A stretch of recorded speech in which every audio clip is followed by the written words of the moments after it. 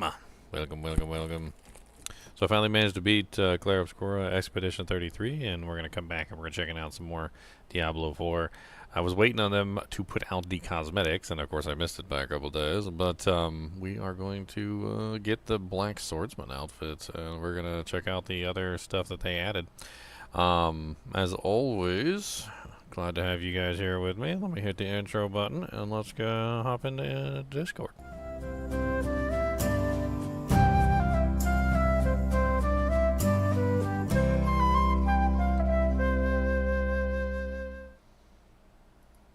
What's up, everybody?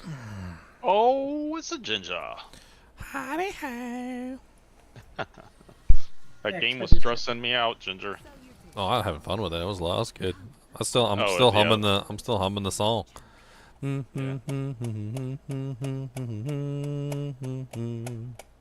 it was it was really a nice looking game. I haven't played a JRPG like that in a long time. It was really good. It was really good. It was really good. I like it a lot. There's actually more. It's like, I'm pretty sure there's like post game and you go around killing a bunch of really hard monsters. Kind of reminds me of Final Fantasy VII, like where you'd go around and like kill the Cactuar boss and fight the red weapon and like a bunch of stuff that you didn't actually have to do, basically. Yeah, that was that game plus you talked about at the end, I think, right? Yeah, I mean it looks kind of fun. The whole story was kind of crazy though. I didn't expect it to be all that now.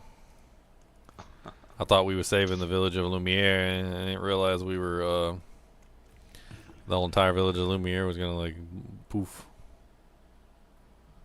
I don't know. I don't want to ruin it, but if you want to check out the game, you can check out the game. I got like 4 episodes. It was really good. Yeah, it was really good. I'm getting my guts outfit. Oh, I like that mask. That mask is cool. I do like masks. I don't got enough doojanks for that. That's a bold choice. Is there a Discord? Of course there's a Discord. I always have a Discord. Interesting choice.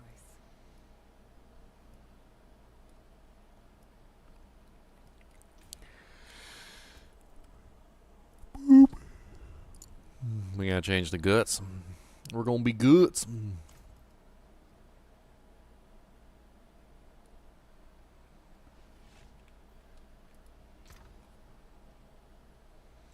I gotta change out my wardrobe so I can be guts. Guts, guts, guts, gutsy, guts, guts, guts, gutsy, guts, guts, guts, guts, guts, guts, gutsy, guts, guts, guts. Oh, we can pigment it too. I forgot about that. I can change it to different colors.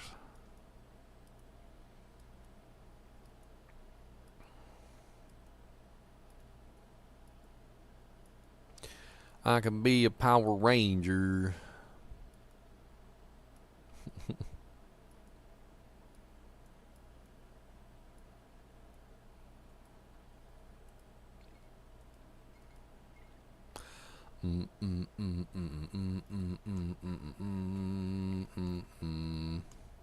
Need my gut sword. Do do do do do do do do. Oh baby.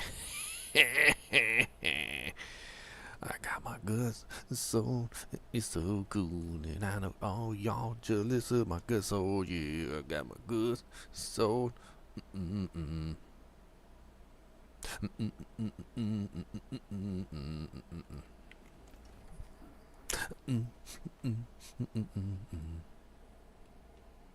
What's up, Jasmine?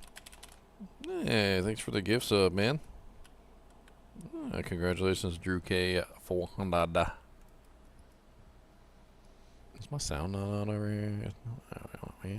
That's right. No, I did turn it down while I was playing the game. Let me turn that back up.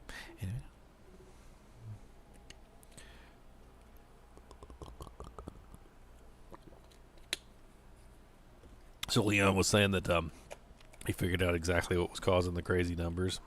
It was because No. Rupture was no. No. No, he keeps saying he can't. Can't figure can't out what's figure it causing out. it at all. No. No one's talking about it either. It's got to be some aspect you're using, or it's got to be the sword that you're using. What if the Crimson Sword is enhancing the earthquakes? So you know how it has that 70 times multiplier on it that is supposed to enhance bleeds? What if it's enhancing the earthquakes?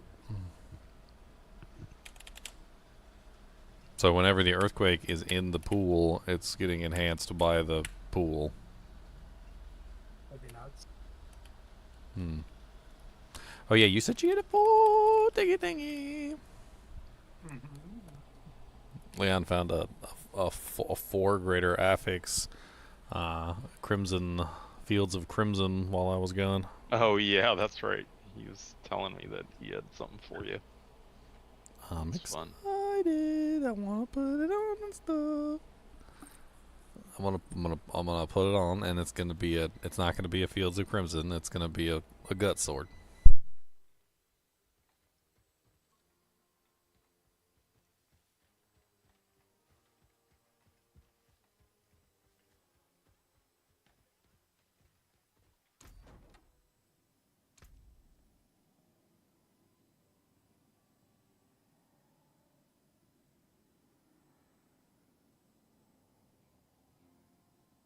I got that song stuck in my head. It's gonna be stuck in my head forever now.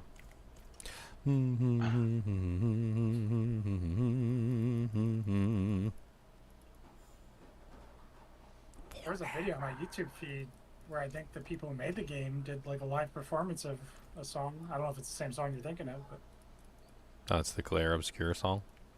it was on the YouTube feed. Oh, maybe it is. Maybe it is.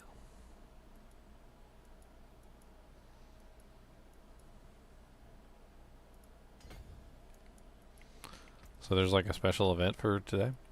For the Berserk stuff? Yeah. It's like a currency you get, and you can get some free stuff. I want it.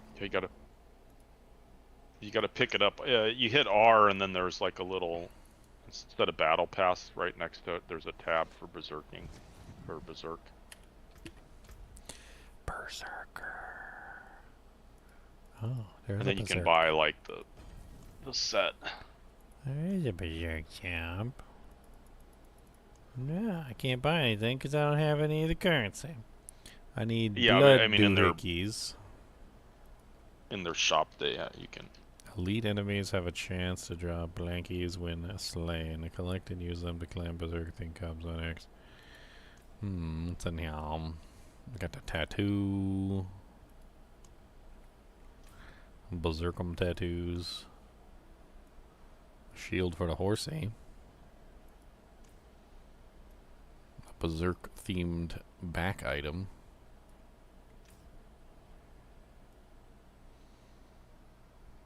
Man has no control. When the Berserker armor was forged, it was infused with a dangerous spirit, one that would align with the violence of its wearer. The alignment would change the very shape of the armor into a beast of darkness.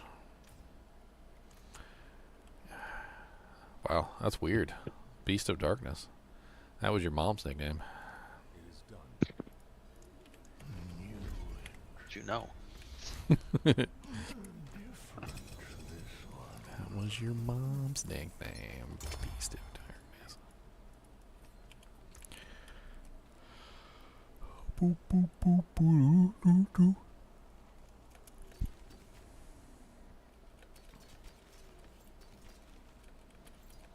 Oh, so Cole, go kill elites. Okay, I'll go kill some elites.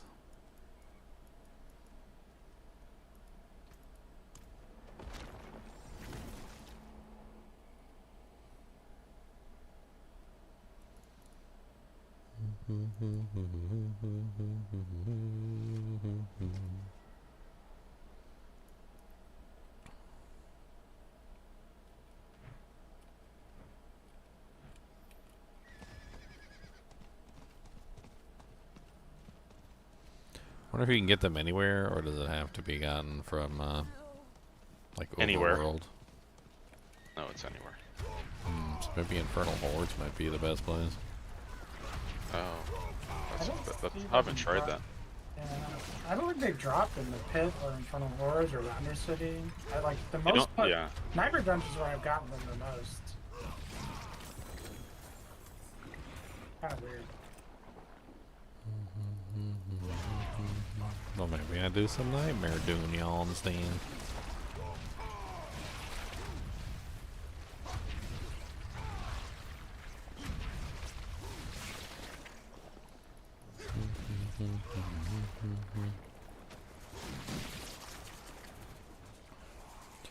I make everything bleed.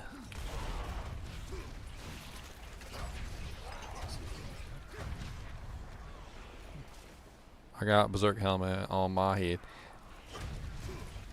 And I got Berserk sword and I'm stabbing everything with it. Stab. Stab. Stab. Stab. Stab. Stab.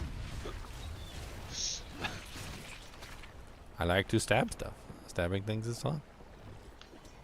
With big sword? Big giant sword? Oh wow.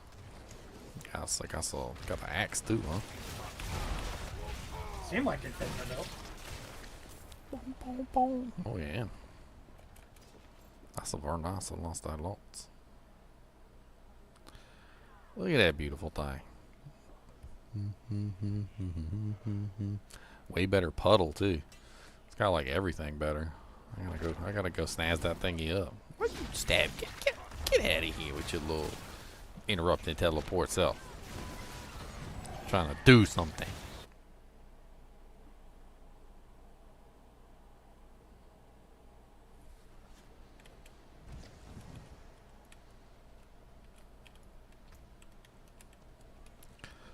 I think Leon actually found the real gut sword. I just got the cosmetic.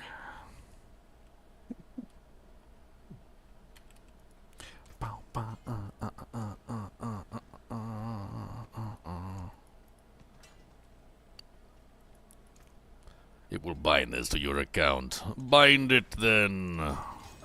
Let it be so. Let's take the old Poodoo one, and we're gonna destroy that Poodoo one, because it's no good no more.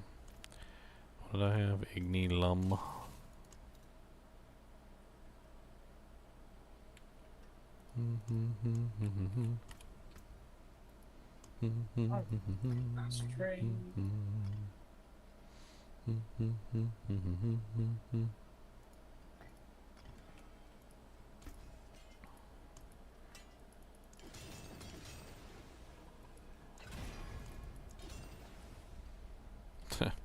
It double rolled on the bleeding damage already.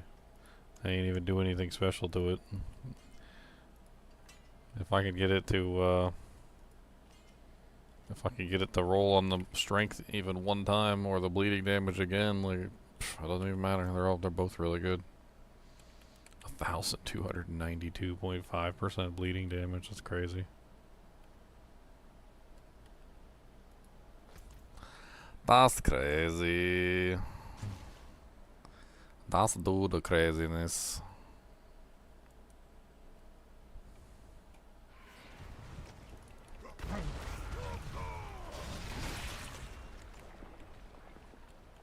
$100 house for 900 million?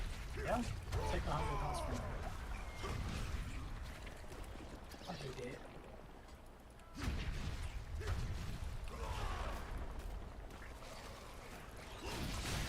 Use it. A change that would improve TZs, huh, Michael? Go ahead and shoot. What do you think would improve TZs?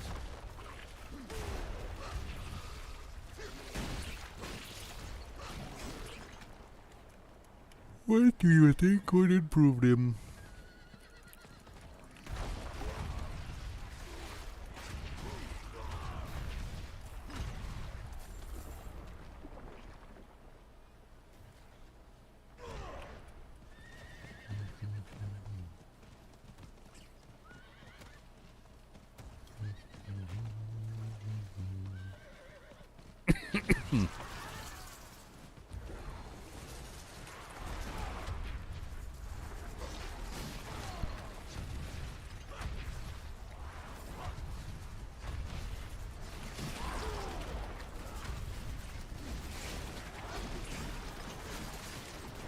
You one-shotting all the bosses yet, Leon? On my one build, this build can tank all the bosses. And kill them. Just that one shot.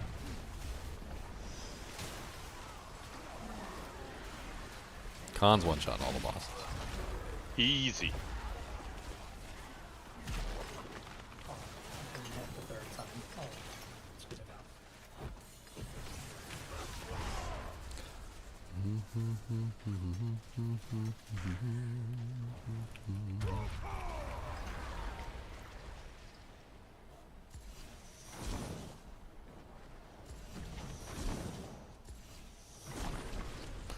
A cursed ritual has started. I actually found like a couple of Behelits already. I got three. 3 whole Behelits, 3 whole Behelits, not enough. I'll try Infernal Hordes if you guys want to try it.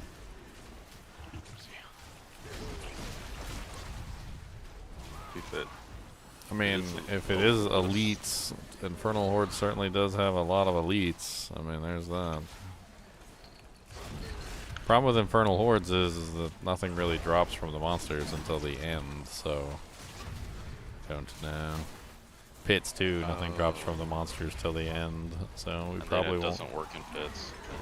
Yeah, so it probably doesn't work in either one of them. Maybe it works from because the boss at the end actually does drop items, so I guess maybe there's a chance at the end to get like one.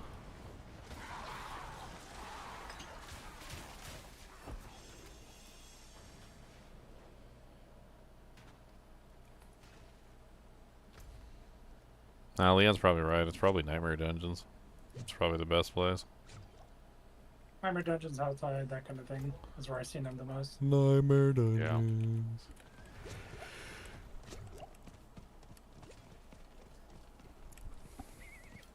I mean, I do like Obdusite, and Obdusite is nice. I guess Nightmare Dungeons is gonna give me some Obdusite.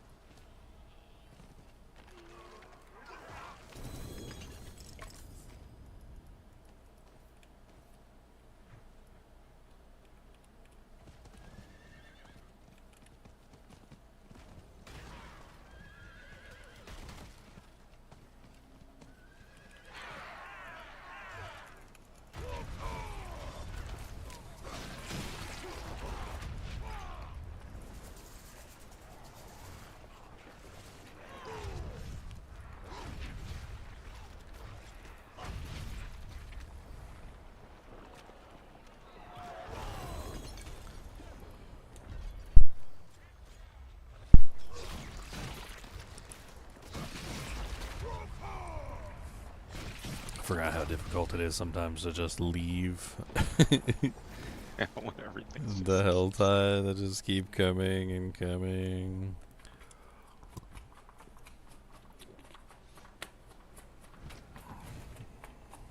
Coyote, quit some digging. I'm about to give you a bath. You want a bath? We're gonna scrub you down from head to toe. Close as a bathrooms. Then the water monster's gonna get me. That's not nice. Not the water monster. Anything but the monster of the water. The water monster's gonna get you.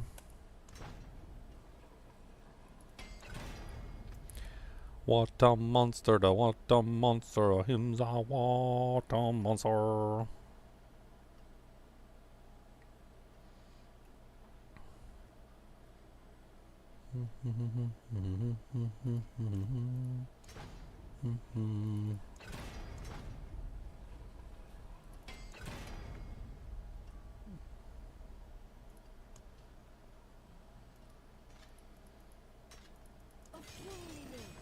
Use it well.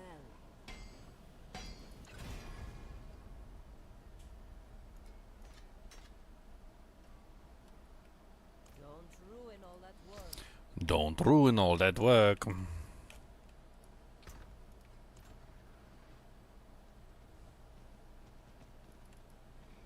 your hands clean? Look, but don't touch. Good business, good business. Yeah, I gotta fix the aspect too. What's the aspect? It's the earthquake aspect. Okay.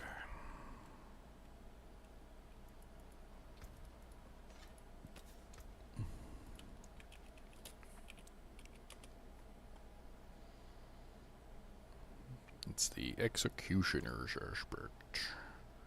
The aspect of execution.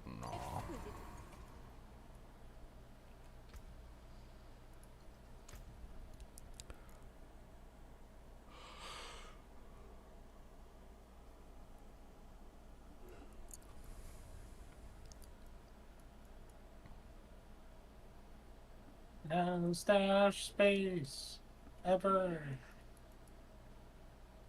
Stash, stash, stash, stashy, stash, stash, stash.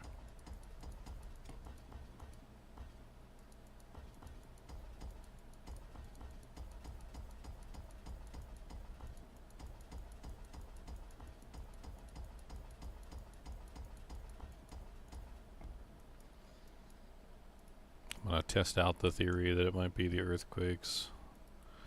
And I'm gonna put in the force of nature glyph. Or board. The last board wasn't really all that important anyway.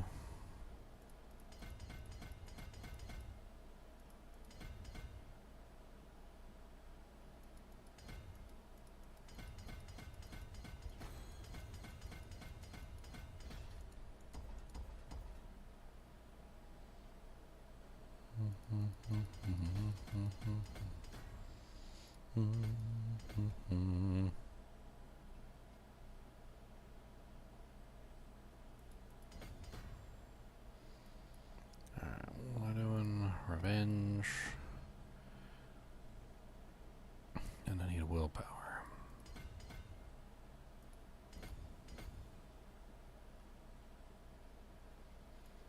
And then I get 2 points. I get the 2 points to do what I want to do with the 2 points.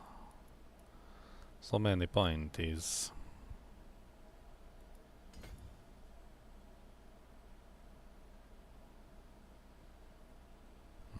That's a really nice one.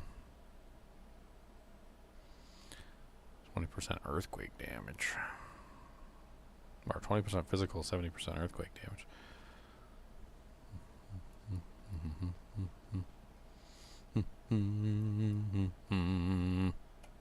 Oh, you needed cooldown, right, Con?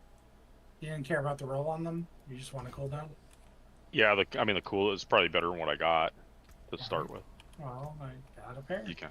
Oh, nice.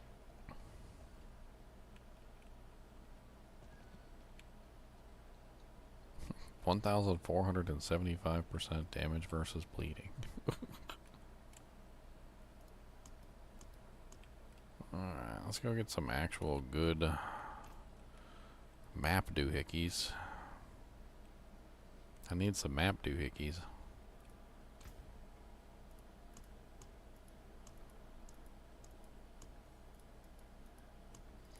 Map keys, map keys. I need some of them map keys. Alright, let's just go ahead and craft like 20 of them. Hopefully we get some good ones.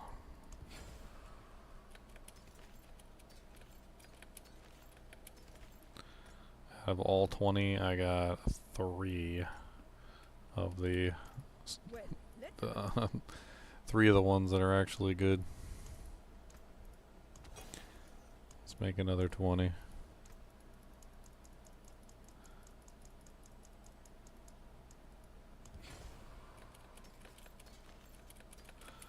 I don't run the old ones anymore, like the old maps. The old maps are so boring, and the new maps are so much more fun. I ain't touching them old boring maps. They need to redo the old ones, and I think they should create up a thing for each zone. Like Fractured Peaks has something special, etc. Well, like first off, there's the treasure things. So there's the whole treasure rooms, which is really cool, and then the zones themselves feel better. Like they just feel better to go through. I think the layout's better. The treasure room's cool. I think they should keep the treasure room for that Nahantu, and they should like do something special in each area.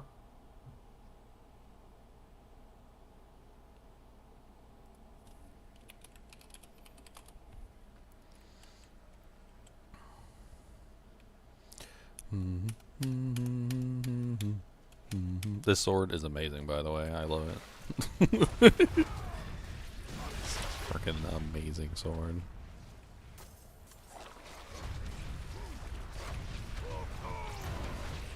Where you at, damage resistance? Yeah, oh, it doesn't matter. That's right, I do AoE damage.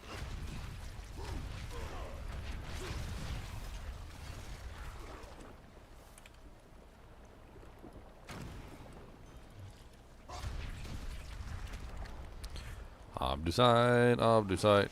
Gonna kick you right in your obducite. Don't tell me what my obducite is.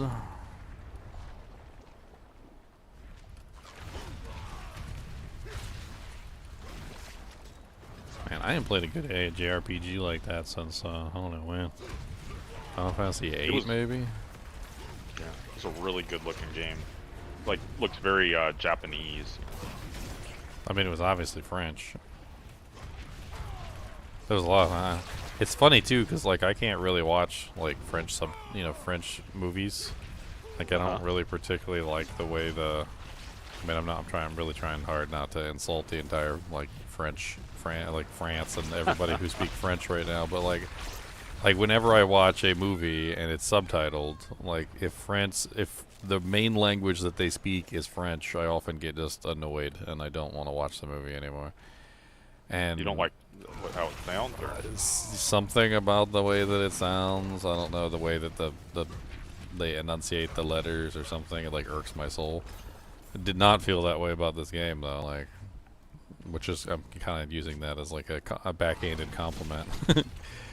Like I don't know. Like, even the music was good. Like I know they were singing French. I don't know what they were singing, but it sounded good. There was even a couple like freaking like hard rock songs in there, where they started singing something in French. I don't know what it was.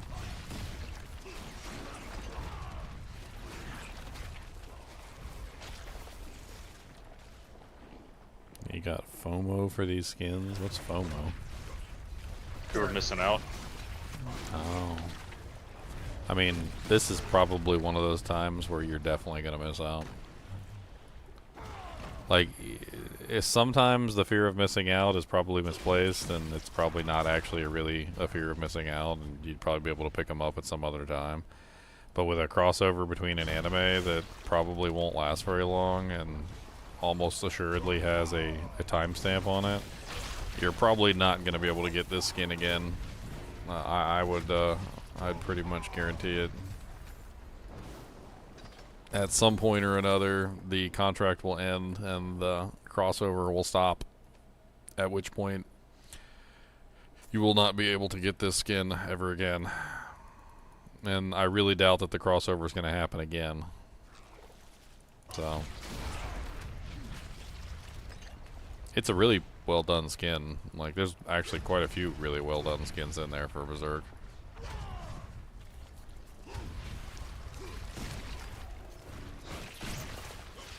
I'm half tempted to buy the nose pet too, but I'm poor. I only bought this one because I already had the currency saved up. I was waiting for something good to be in there.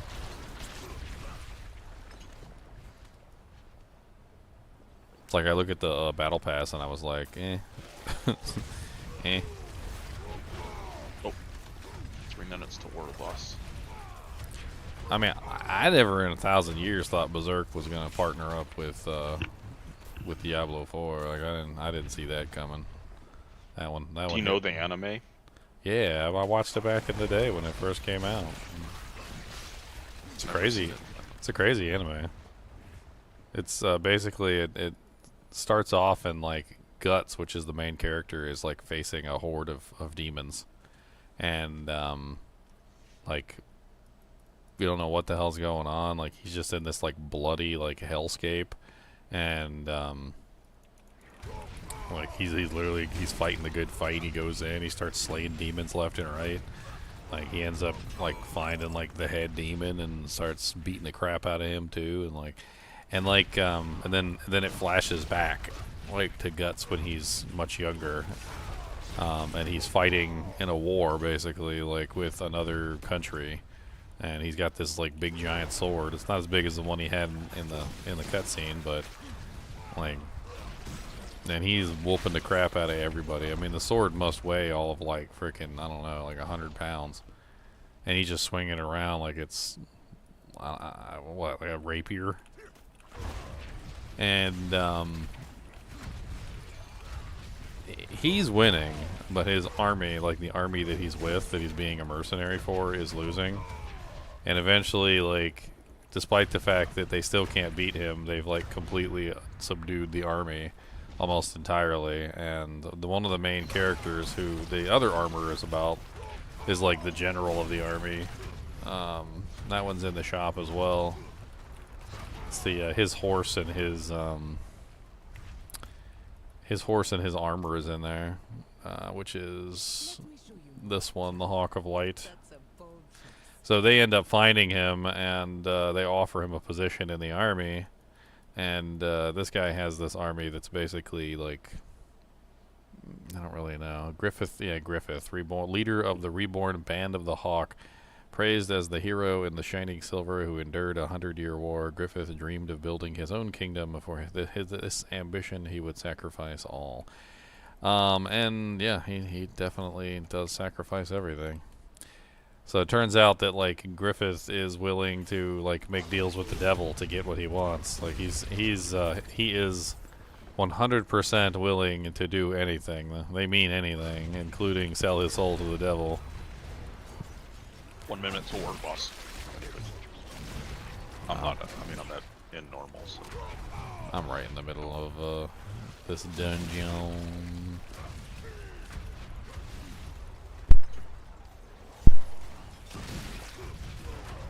I wonder if the world boss drops me a Behelit.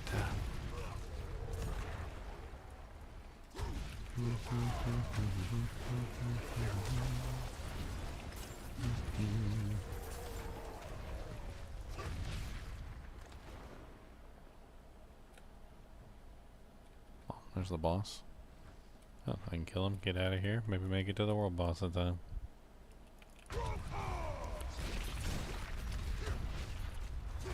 It's one of those ones that likes to fly around.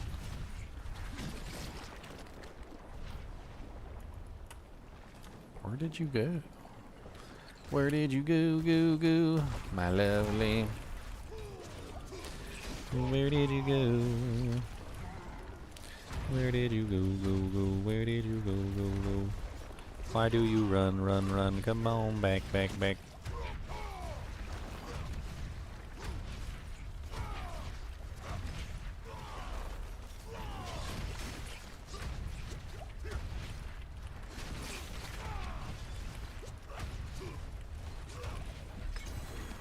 Yeah, get my Dudanks, shut up. Get my Behelit, shut up.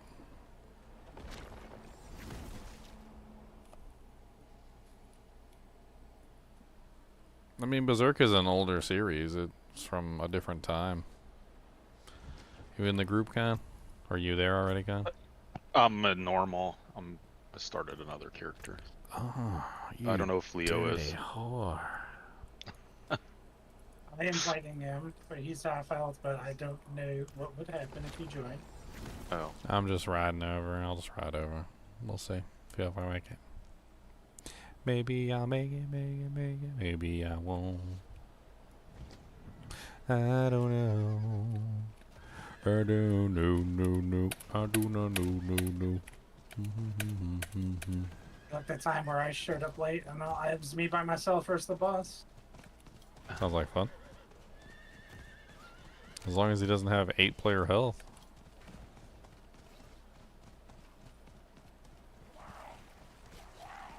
Might actually have time to get there with the resilient buff. If this were the old days, it probably wouldn't even be possible. Like, oh, I'm dead. Oh, you were 1 second late. Dead. Bro, you thought you could get to the boss 1 second late? Like, what is this? 1 second late. Oh, you got there. Sweet. Yeah, they give you a minute now. Yeah, there is, there's like You? three. There's like 3 people here, maybe 4. I don't know. This one's definitely gonna take some time. Maybe I I should think I join showed up and I was instantly the main DPS. I could go up under Barb there. There's a Paragon 5 character here, a Paragon 195, and a Paragon 237. You want me to join, or it might kick you? If you can request to join, I'd probably be fine. Once his layer isn't full, and I only see like 4 people like you said. Yeah, Oh, it doesn't it's look probably- like it's full, that's for sure.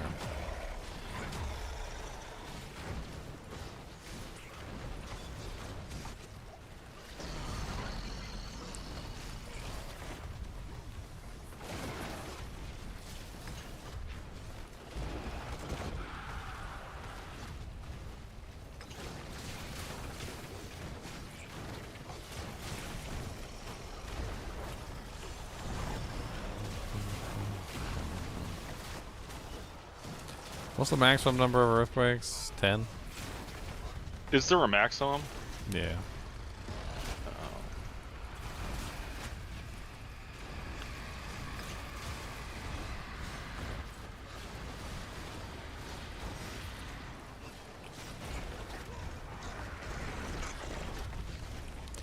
Attack, attack, attack, attack, attack, attack, attack. Stabbing with my good sword. Stabbing with my good sword. Stabbing with my good sword. Stabbing, stabbing a good sword. Don't tell me what to do, 'cause I'm gonna stab you in the poop.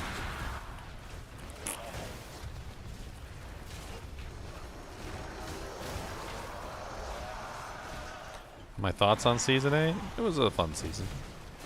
It was. It was a fun season.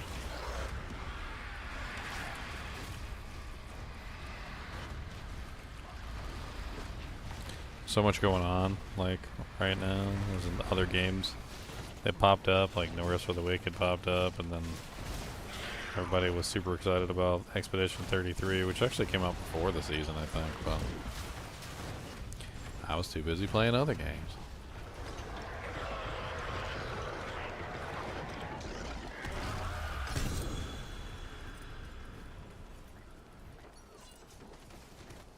A grand cache. A cache of grandliness. And they call this a cache. I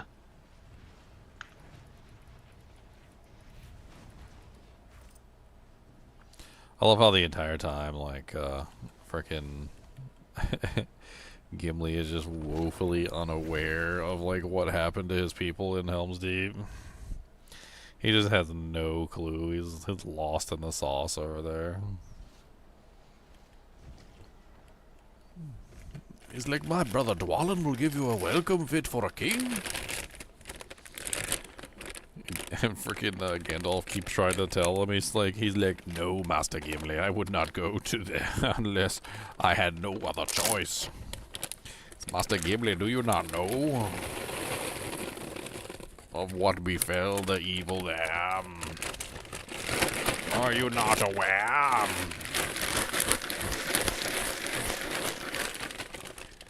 got snacks. Snacks.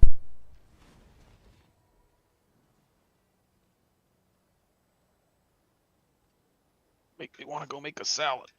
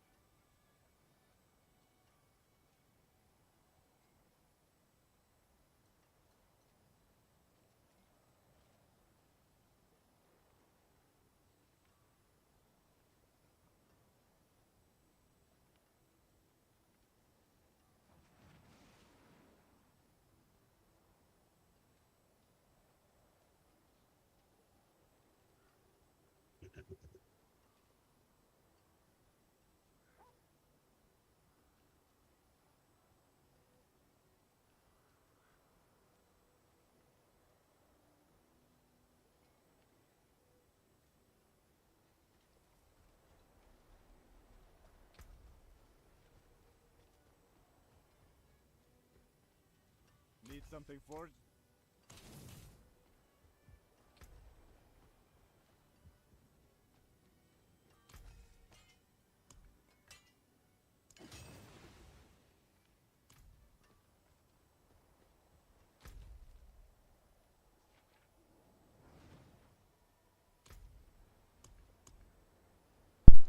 I was chewing. Yes, Monster Hunter Wilds. I played it all the way through. It was fun. There's definitely more I could have done. Like, is there more I could have done? Yes, there's more I could have done. But like, I enjoyed it. I really enjoyed it. Very good game. One of the best Monster Hunters I've played to date. I played a lot of Monster Hunters. Honestly, never really liked the series all that much. If I'm being perfectly honest, like I always thought the series lacked a certain something, lacked a soul. Like mechanically, just wasn't there.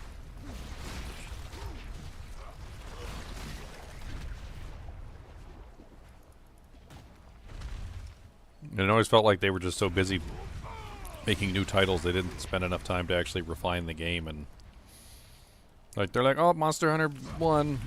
Wait, no, oh, you haven't beat it yet? That's okay. But we got Monster Hunter 2's ready for you when you're ready. There. Oh, but you haven't beat Monster Hunter 2 yet? Oh yeah, Monster Hunter 3's that's out. Like, yeah, 4. Oh yeah, we re-released 1 and we added some stuff, and then we re-released 2 and we added some stuff. 4's out, by the way.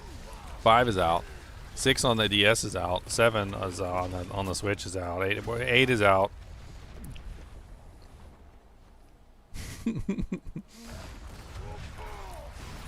I remember I tried quite a few of them, like some of the early ones, which were really not there. And then some of the later ones. And then eventually, like, I just kind of started skipping the series entirely because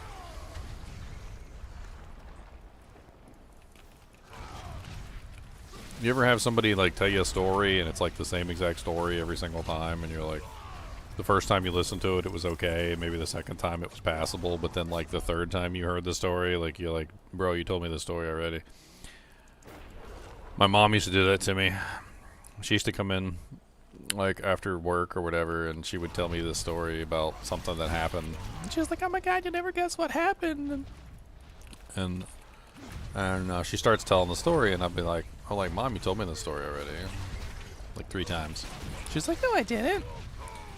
So then, to prove to her that she had told me the story, because she didn't believe me, like, she was very adamant that she had never told me this story before, I would then start reciting the entire story verbatim back to her, because she had said it to me enough times that I literally knew the entire story by heart at this point. I was like, oh yeah, you went to the hospital, and when you got to the hospital, your old friend was there, and she was getting her knee replaced too, and you guys were talking about how you were both getting your knee replaced, and you were laughing because you both have a son, and your sons are both doing such and such. And she's like, oh, well, I guess you have heard the story.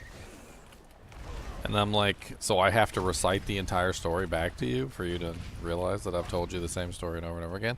And how does that apply to Monster Hunter? Well, Monster Hunter literally just tells the same story, like, over and over and over again. It's like the same exact story, like 1,000 times. And Monster Hunter Wilds is the first time I felt like I was playing like a new title and not just like a rehash of the old titles, and it was very good. Mechanically very good. The focus system was very good. The story was good. Like, just 10 out of 10. I would just give it 10 out of 10. It's amazing. Very fun game. Like, comparatively to the other Monster Hunters, like we're gonna grade it on a what's it called when you get when in school? Like, even if you get like an F, you can still pass because they grade you on a what's the term? Is it a scale? A curve? Yeah, grade you on a curve. Like, if we grade Monster Hunter Wilds on a curve compared to all the other Monster Hunters, it's definitely a 10 out of 10.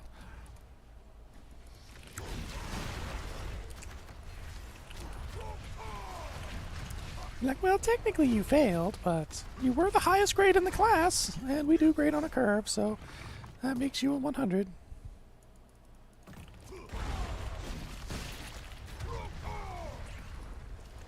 I used to remember we had one teacher that used to grade on a curve, and then there was this one person in class who would always get like 100 plus A's and just completely ruin the curve. Like, there was Like, there was no point in grading on a curve at that point because they were a 100, and that was like they always got a 100, so the curve just always had 100 at the top instead of having, you know, like something else like an 80 or a 70 at the top or whatever. But like it didn't matter. Like, the curve didn't matter because the smart kid, you know, effed up the curve for everybody in the class.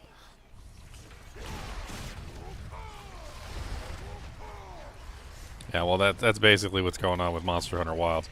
Monster Hunter Wilds is so good, like it's the smart kid that literally just like f's up the curve for the rest of the class, and all the other games look like crap. Like I think that with Monster Hunter Wilds, I don't think I would want to play another Monster Hunter game without that focus system. Like, if they don't carry that focus system forward into the next game, I think I'm just not going to play it.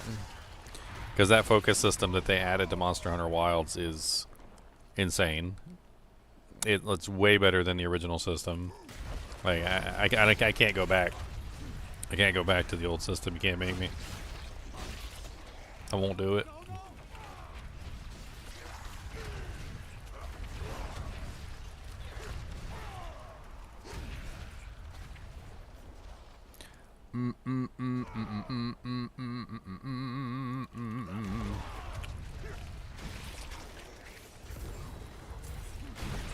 So having completely played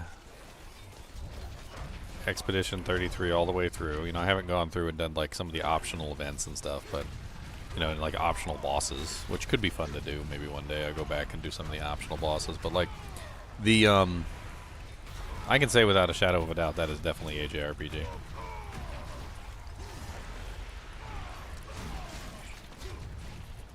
You played Final Fantasy VII, right, Leo? I played lots of Final Fantasies, but no, I never played the infamous Cloud 7. Oh. Well, there's a there's like an 89, Easter egg. There's like an Easter egg in there for Cloud's Final Fantasy VII. You know the logo of Final Fantasy VII, which kind of looks like a meteor.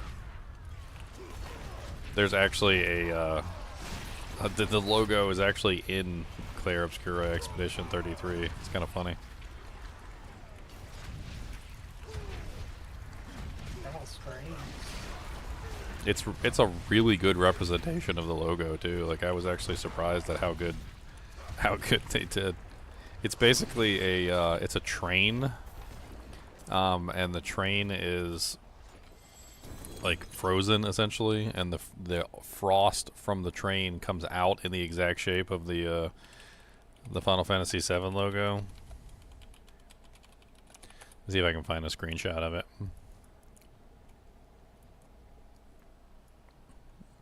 Yeah, this is it right here. So this is the Final Fantasy VII like nod in the game. So this is the meteor, and this is the projection. So like, let me find the Final Fantasy VII logo. So this is the Final Fantasy VII logo, and you can see them side by side. Yep. This is literally, they literally did the meteor with the spikes and everything, and even this is like the little TM thing like up here, or the little copyright logo. Like, they pretty much just put it in the game exactly as is, in the best way that they could represent it without like directly copying it. It's pretty hilarious.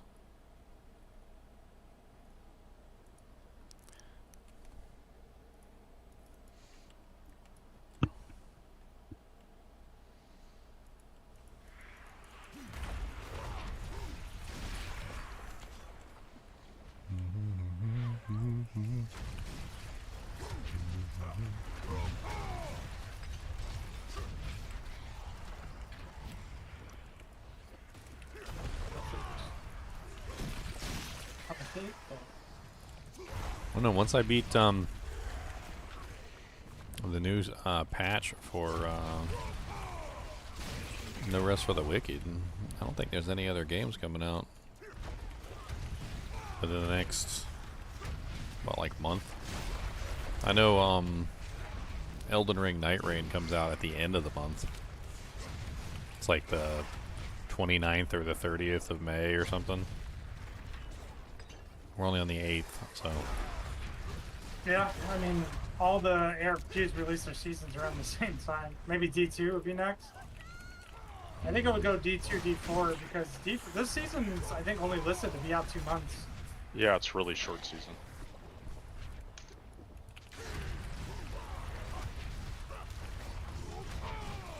So we'll get the Rouge soon. They better do something with the Rouge. Yeah, I saw that they had like they had finally released that thing. I saw Roadmap? the roadmap. It was like a D4 roadmap. Yeah, 2025 roadmap. There it is.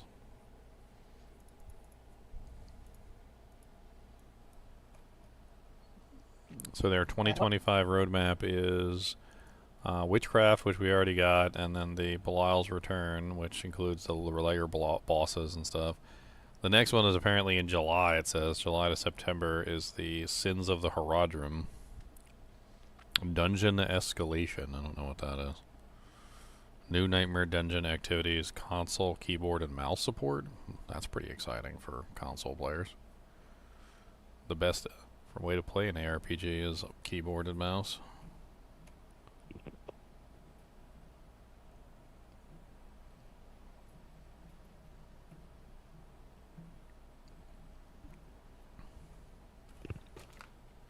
July.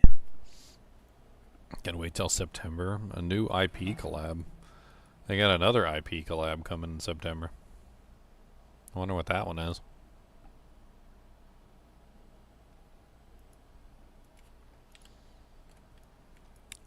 I mean, going by the theme of like hell-related animes, I don't know exactly what hell-related anime they would choose. Berserk was definitely not on the table. I'm trying to think what other animes kind of like fit in with the hell theme and like fighting hell. Something that they could monopolize on with cosmetics, obviously.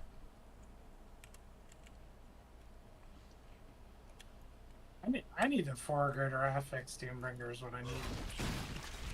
Is that all? I'll take a dual.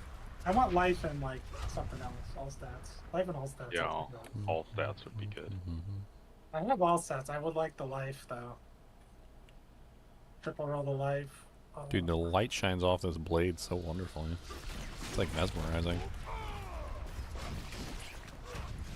You farming a bunch of bosses to try and get the dujinks? and killing Belial 50 times in a row. One way to do it.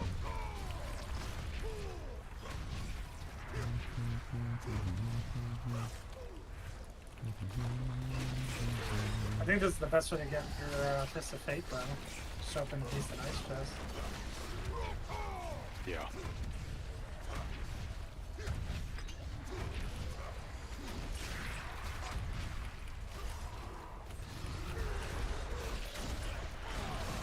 What's You gotta up? get these pants off me, Con. Okay. Wait. Are you taking off his pants? I need his pants. Why are you taking off his pants? He needs to wear them. For the new Barb I'm building. He made a second Barb. Oh, come come. on. Man. The Behelits do not come fast. 50, 100, 150. So that's what? 300, Oh. 4, 5, 600. That's like 600 Behelits I need. I've got a whole 16 so far. Oh yeah, no, they take a little while to get. They do. I only unlocked the first 2. How am I in this dungeon? Because I was TPing out, I think. It's like, you want to TP to your leader? Yes. Boom. He's nowhere there. He's in a dungeon. Psych. Dungeon. He's in a dungeon. Stay still, you puny mortal. Take these pants Mere mortal. alone. So let's assume it's another anime that they're doing an IP collab with. I've got an expansive knowledge of anime. It's obviously going to be Let's- Dragon Ball Z. No, I'm just- That would be amazing. I mean, Dragon Ball Z does have a a hell-related aspect to it, I guess. Frieza skin. Well, I mean, there's obviously the afterlife. Not really sure who they would focus on. I mean, anything Dragon Ball Z is probably going to focus on Goku.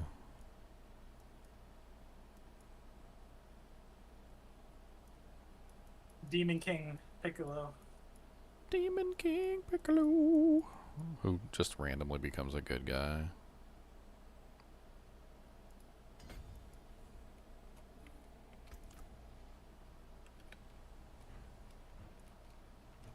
I mean, they're pulling out IPs from like 1,000 years ago.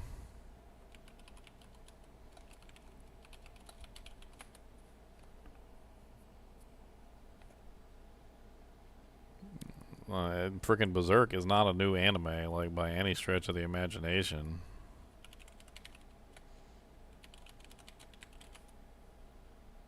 Like Berserk came out. When did the first chapter of Berserk come out? Or when did like the first season come out?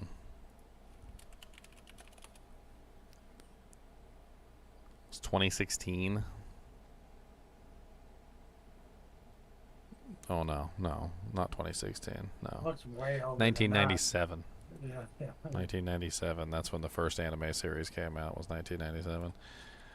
So there must be a new one then. That's probably what it is. Yeah, there was something new on Amazon or something.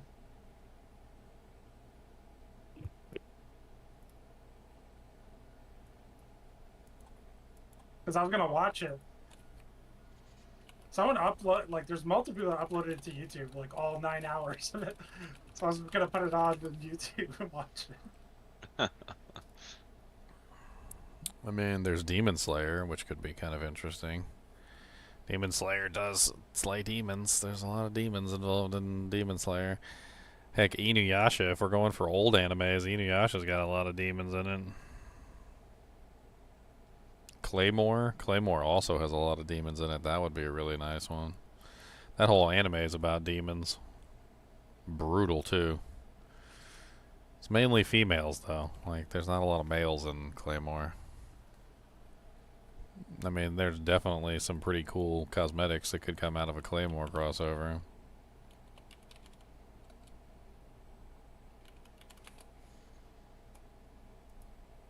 The Claymore girls look like this. And they carry around big giant Claymore swords, which could definitely make some pretty cool cosmetic weapons. The outfits are pretty, like, individual, like, well, not individual, like, uniformish. They're very uniformish, though. So, not a lot of armor cosmetics could come out of it. Claymore, they even, like, cross themselves with demons to gain their powers. It's actually the whole, like, plot to the anime. I ruined the plot to the anime, guys. I'm sorry. It's so old, though. You had to have seen it by now.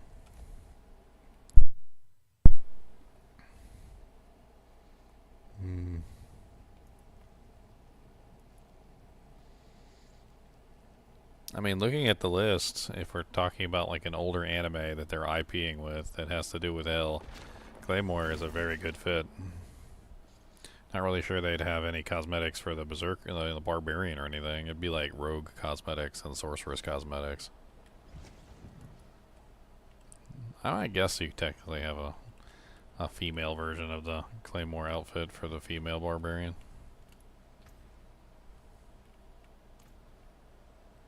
Hey, they did that Beauty and Sin for the Barb, so you can always have a sexy Barb, you know? I'm too sexy for my Barb.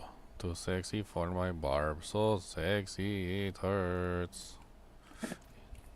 You wish you were like my Barb, but you have no heart. Hard on for the Barb. This is proof. Khan has a hard on for the Barb. He's already made a second one. Oh, I made a Yeah, couple sword. characters on. Yeah. I made a druid. I made a summon Necro. Oh, okay, you're all over the place.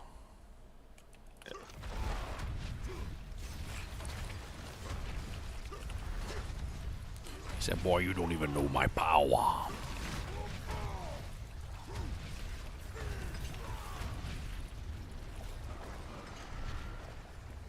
Stab the banshee, stab the banshee. I'm too sexy for Diablo. I have more Diablo. So sexy, Diablo. Yeah, I think we'll do some Diablo 2 challenges soon. I need to finish No Rest for the Wicked, but after No Rest for the Wicked, I think we probably start doing some D2 challenges for like the rest of the month. I don't think anything else is gonna pop up. I'm planning on doing some like some silly roulette wheel style challenge runs, where I just let the wheel of names like take over my destiny. Put stupid things on there, like have like multiple wheels. Have like one for like item restrictions, and then like one for player count restrictions. One for like my character, my class. Just like roll everything, leave it all up to fate. Or a fake computer algorithm.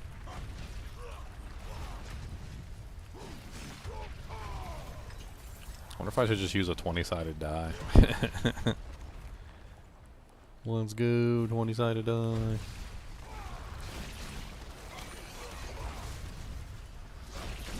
I was thinking of things like only blue items, only yellow items, only uniques. Unique only playthrough would be hard. Because I mean, first off, you'd have to find a unique for every slot. Like, good luck. And then at some point you might have like multiple uniques you could choose from, but I mean, are they actually going to be good for you? Like you're a sorceress and all you find is like really good barbarian weapons, and you're like, damn it. Like, that's it, we're going melee. I'm building a melee sorceress, you can't stop me.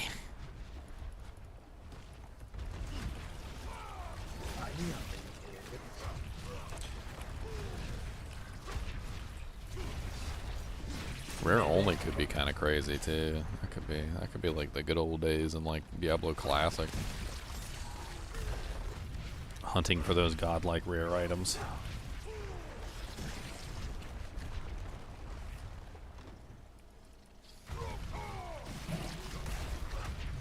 Trying to nail those imbue quests.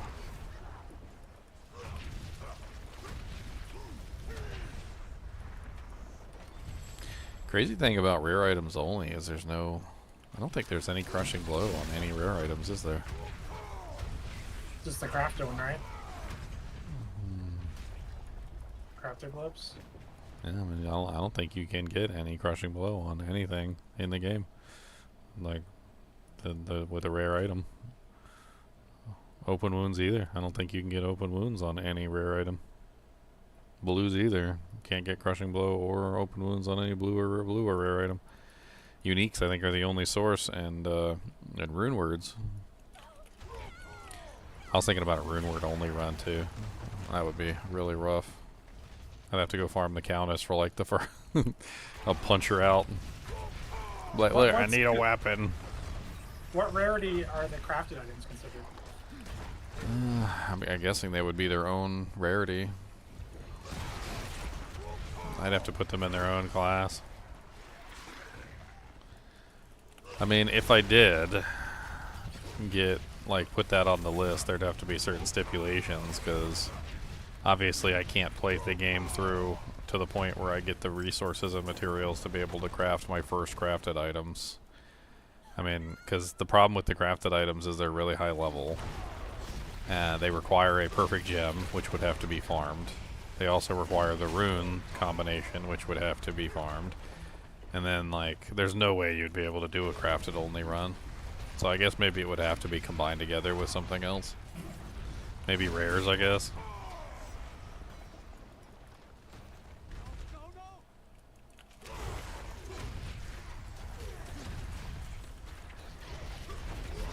I would put it in with the rares and a run.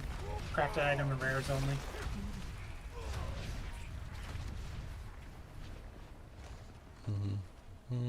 Get some open wounds. That also lets you get some life leech, pretty much guaranteed, right? Crafted belts or whatever. I think rune words would have to be tied together with white bases too. Because obviously, you know, you have to put the rune word in the white base. I don't see any harm in that. Gotta make up all the rules for this challenge in advance.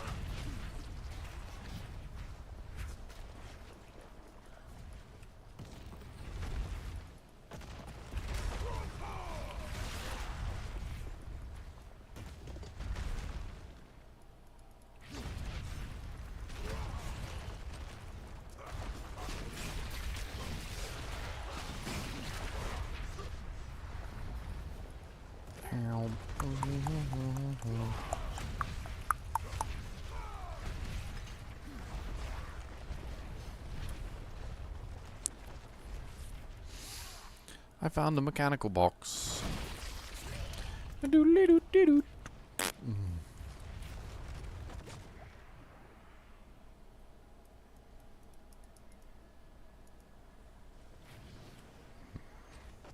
I don't really think this one's possible, but D. Gray Man is another older anime that is about killing demons. That's a demon-related anime. Very good one too. I never did finish that anime.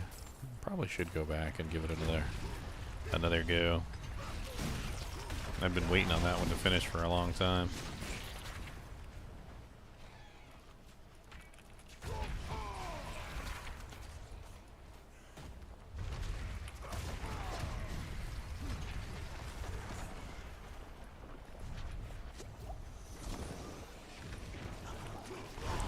Very odd anime. Kind of similar to Bleach in a way. A little. Because like in Bleach, there was two factions. There was the Quincy, and then there was the Death Gods. And the Quincy basically were destroying the Hollow, killing them. And the Death Gods were essentially like, what's the term? Like freeing their soul, essentially, so they could pass on to the afterlife. Which were like two different things. One of them was destructive, and the other one was, you know, like actively trying to save the souls of those who were involved. And then in D. Gray Man, it was kind of similar. Like up until that point where D. Gray Man exists, everybody is destroying the demons, and then come to find out the demons are actually like humans that got corrupted or something, and he actually makes a second arm or whatever, because he has this arm that kills the demons, and eventually he figures out that the demons are humans, like they got turned into demons, and he figures out that he can save their soul essentially, and he has like another hand that he can use to save their soul with. That's about as far as I got in the anime though. That was like hundreds of episodes though. Like, oh my god. You know, some of these animes, they go on forever and ever. Like Naruto, hundreds and hundreds. I mean, actually thousands, isn't it? Like, and then One Piece, like thousands of episodes. Freaking Dragon Ball, thousands of episodes. Like, get ready to invest your life. If Bulma becomes a frog, okay? Very important. Bulma becomes a frog? When did she become a frog? You change now! When did she become a frog? Frog, froggy, frog, frog, frog, froggy, froggy, froggy, frog.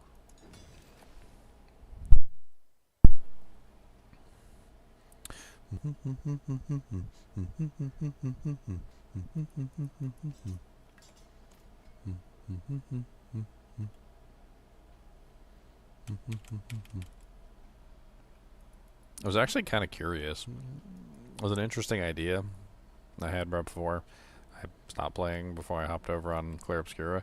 Was what if I could just do this build without using, without using the third blade at all? Yeah, with just a lot of cooldown. Yeah, range of hair could probably do it. Just take third blade out of it, and I don't even think third blade is really all that important to the build. No, it's not. Because we used to use it for spamming, but range of hair can do that alone. I mean, as far in big groups, I can literally spam it. Yeah, especially with the freaking quad greater affix sword you gave me, so the cooldown's like as low as it's ever gonna be. Yeah, then you just get a bigger multiplier going. What's up, Miles? Because third blade actually reduces the damage. Yeah, it reduces it by a portion. So you It's it's like damage. Even at the max version, it's what, 70% of normal value. But you don't get the core skill tag. That's what you lose. The what? The core skill tag. Oh yeah, because then it's no longer a core skill. That's right. I was thinking about that too. What am I losing by losing the core skill tag? That's the question. Just scaling. Anything that has to do with core skills, scaling, like plus the skills, anything like that. Well, so slaking no longer works, but then I no longer need slaking because, well, I'm not. So I'm not spending resource, so it doesn't matter, right? So resource becomes no longer an issue, which at point I can take slaking and I can put something else in its place. None of the other abilities or aspects that I'm using specifically state core skills. I do lose the +2 core skill bonus for Rupture on the gloves. And I think that's it. I think the only thing I lose is the +2 core skill bonus on the gloves. Let's check the tree real quick. So, Blood Rage doesn't care about core skills. Decimator doesn't say anything about core skills. Force of Nature is close damage and doesn't care about core skills. And Hemorrhage doesn't care about core skills, so I don't think it hurts me. The only thing that I'm losing is +2 skills. That's it. +2 skills from the gloves, which I can then re-roll to something else. So I can re-roll the +2 core skills to something that actually helps the damage output. One of your aspects.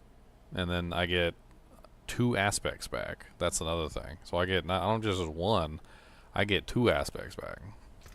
You're using you're not using Unbridled Rage, and are you using Limitless Rage? I mean, I have unlimited because I can spam Wrath of the Berserker. I have unlimited berserking, no matter what. So that doesn't matter. Oh, I'm just asking if you're using the aspect Limitless Rage, because that's core skill related. Limitless Rage. I don't think so. Is Whirlwind good now? I mean, it's better than it ever was before. I'll say that. Better than it ever was before. And depends if you mean raw Whirlwind or you mean Whirlwind acting as a conduit. Yeah, that's kind of the crux of the issue, right? Because you can spin. Well, I could throw in Edge Masters. So that's I'm trying to think what I can throw in aspect wise. I don't know if Edge Masters, because Edge Masters is skills. I don't know if that affects the bleeding specifically because it's not generic enough. I don't know. Let's see what's in the offensive category that we could potentially use. I could get back core skills. Allow for faster attack speed, but that doesn't work anymore because it's not a core skill. That's right. I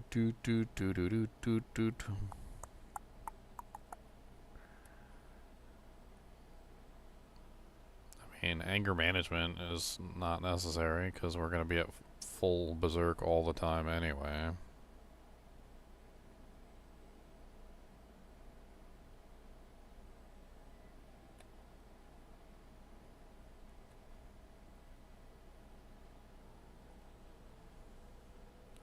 I guess I could pull in Creeping Death, which I haven't been using.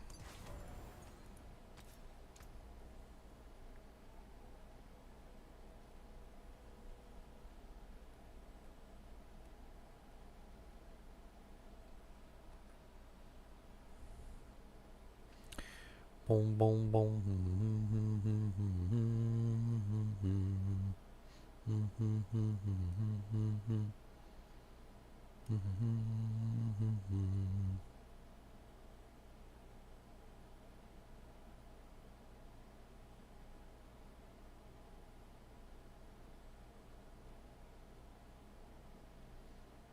Inner Calm. Man, my Inner Calm sucks. I only got a 9% out of 13. Should be able to find you a better one than that.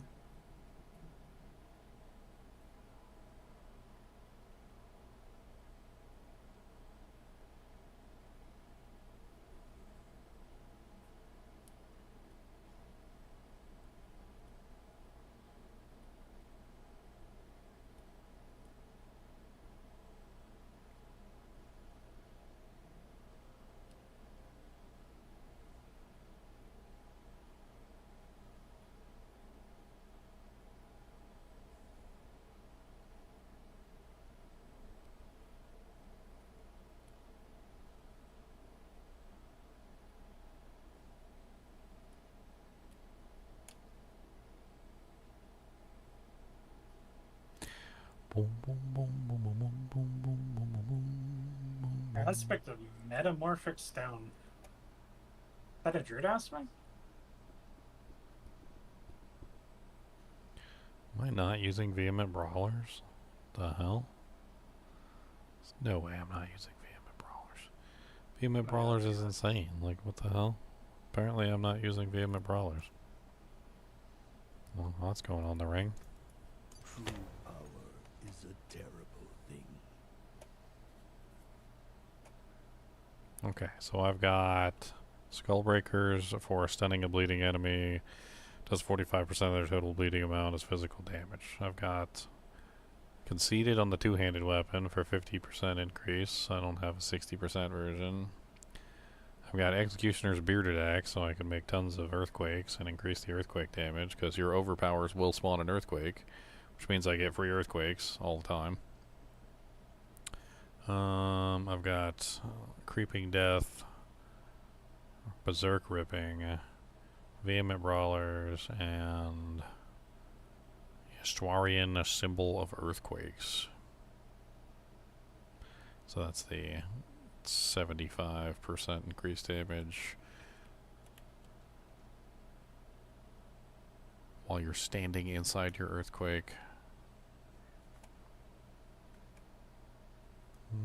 Walk with the spirits, wanderer. Where do you find the aspect of Metamorphic Stone? I mean, there's a lot of places you could potentially try and get it. Let's take a look at the Doojink, shall we?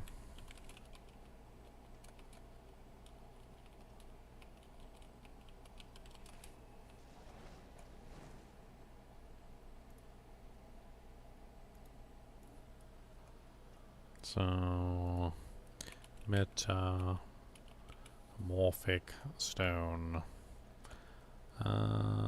Apparently gambling offhands on a druid. That's your best bet.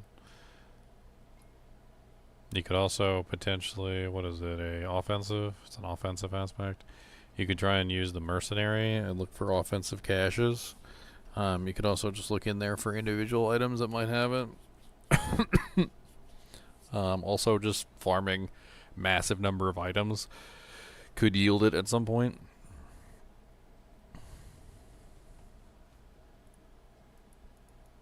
If you need to gamble some items, some aspects, it's a pretty good tool.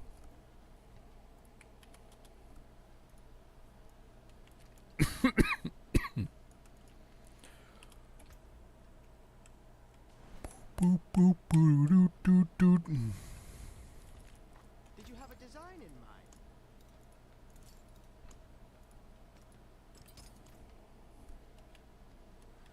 What the hell am I doing? Why do I have these in here? No, no blue gem.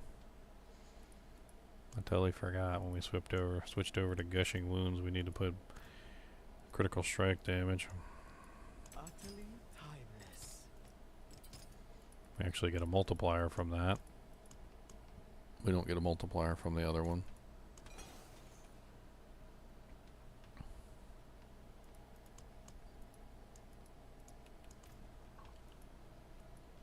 Yeah, let's go play with this real quick. New setup, new rules. Let's see. There's not a dungeon version of that aspect, is there? I mean, I guess you could check on a druid con. You're the man con to do that. I have my druid.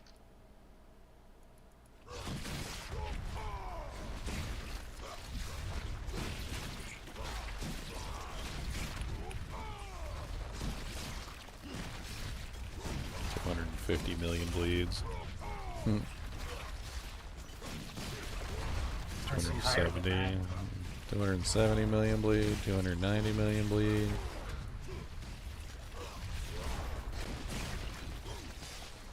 And what's the rupture pulling for?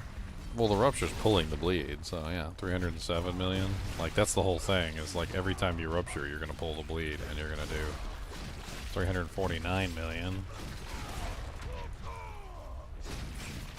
Damage has definitely gone up. I think I've probably doubled my damage at this point.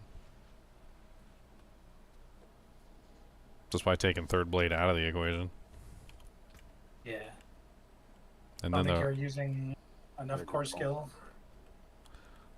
which means we can also remove Fields of Crimson, which was our primary resource. There's a lot of small, subtle changes we can do now, since resource is no longer an issue. Like, we don't need that. Why don't I have a second Igni? Where'd that come from? Look at me with two high dollar runes. Alright, so what do we pair up with the Igni then? Maybe we put a tech rune in there.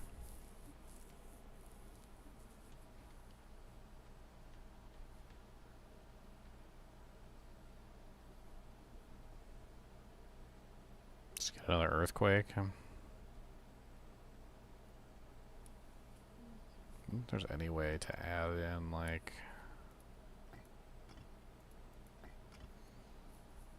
stun grenades.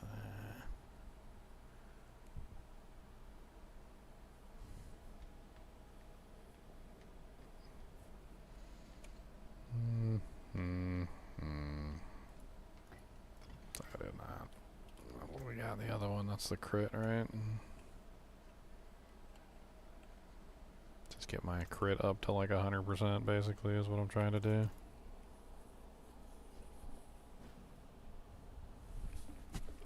Yeah, it sucks when you're trying to build a specific build and you can't find the thing that you need to build the specific build.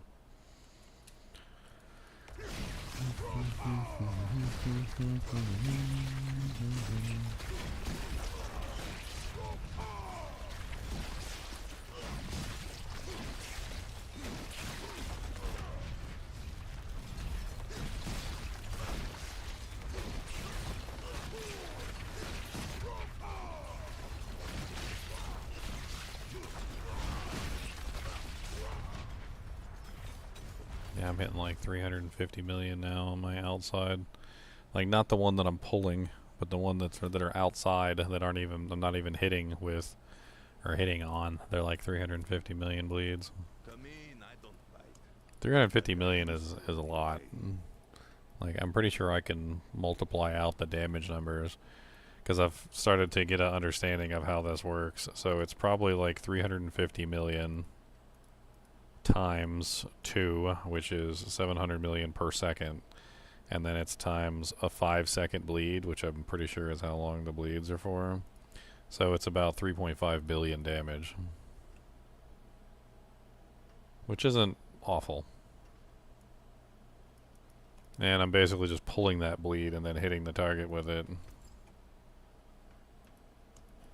What's the rupture hitting for? Like when you pull it? Doesn't that pop up in number 2?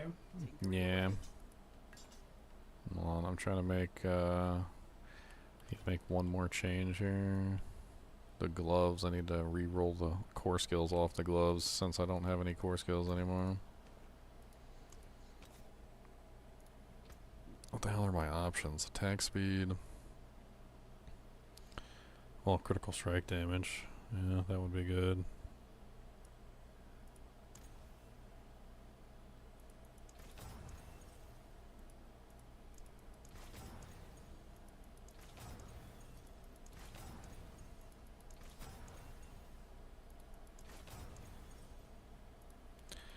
$49.5 critical strike damage. That is a very low roll. 57 is the high roll on that. Disgusting.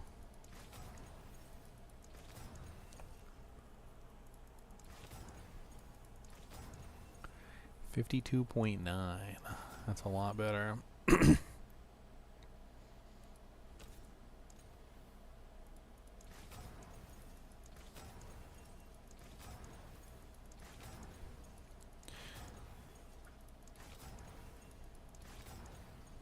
Are you running Gushing Runes?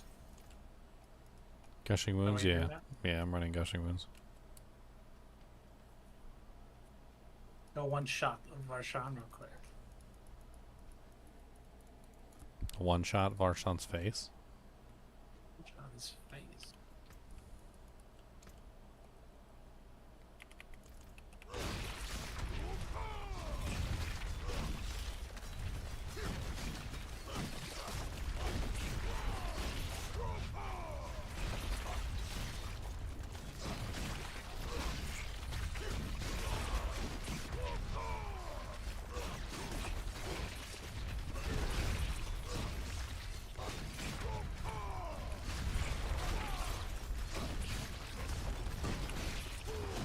You know what, if I'm gonna use...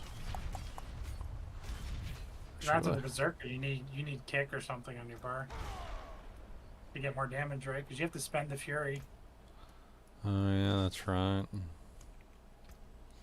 I gotta spend and I don't spend at all.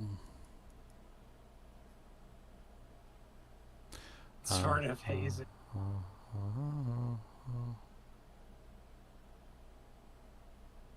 don't even know where this guy is. I'm not spending at all. It's really strong.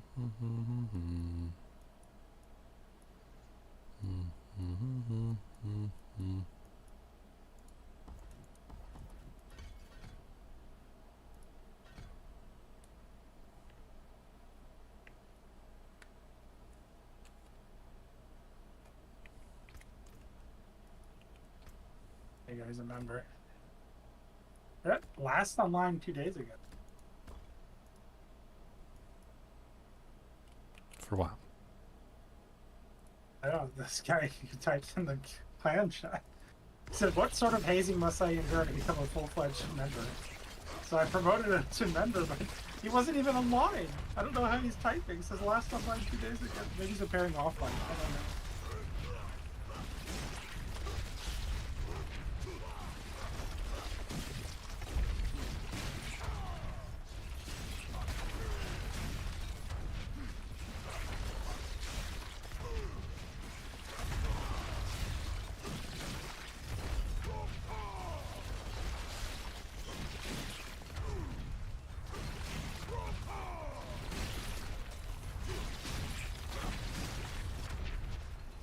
This build seems absolutely silly at this point.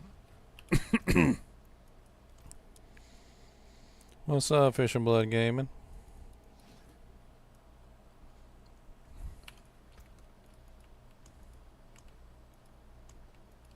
Got a giant sword.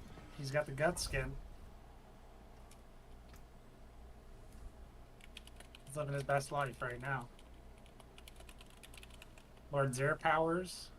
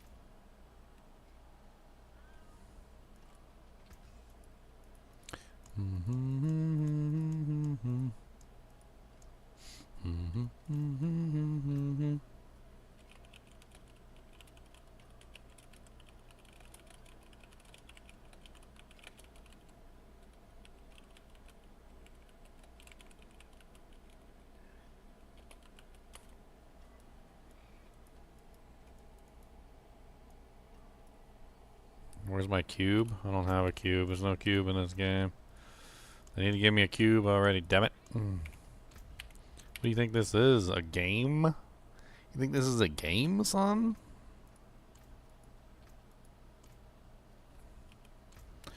You think this is a game? This is not a game.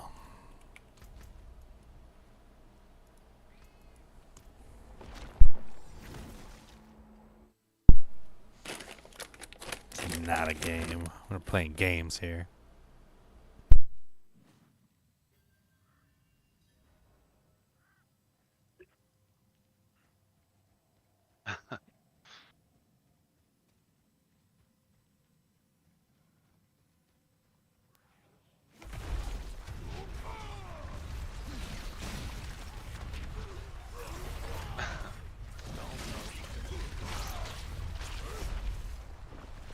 Oh no, I don't.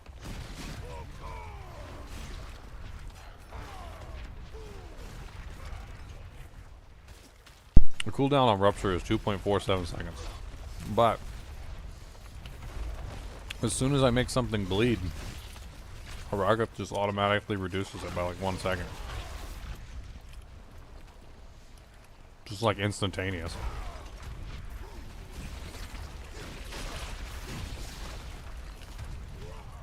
And since Rupture literally applies bleeds, and I'm applying bleeds non-stop, Rupture is literally never never down. Who needs that stinky third blade anyway?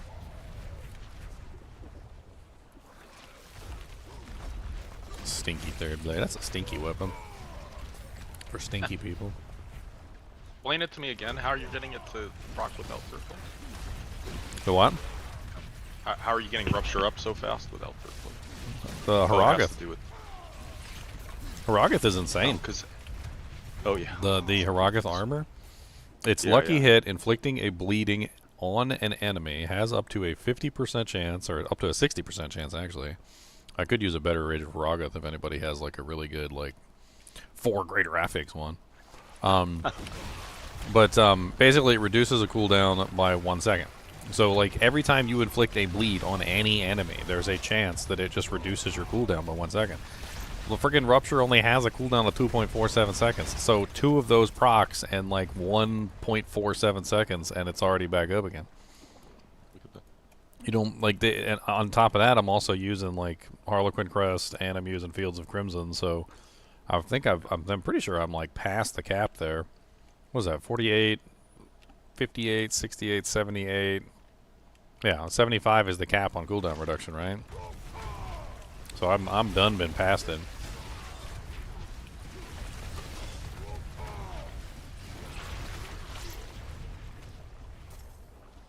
I get it up fast? Yeah, that's what they call me. Quick Shot Jones. I mean, dang it.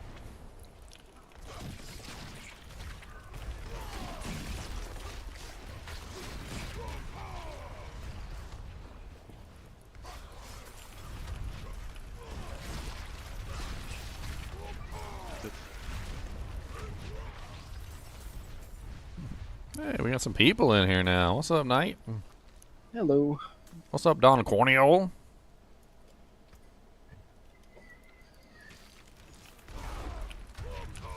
Yeah, that guy. I'm not sure if that guy is Don Corneo, but like people come into the Discord and they're join the clan and then they just join the clan and never actually communicate with everybody. And they're like, "This is the most boring clan ever. I've been playing by myself." And I'm like, "You're in the Discord? Like, cause we've been in here like since launch." Huh. Except for my brief sojourn on other games.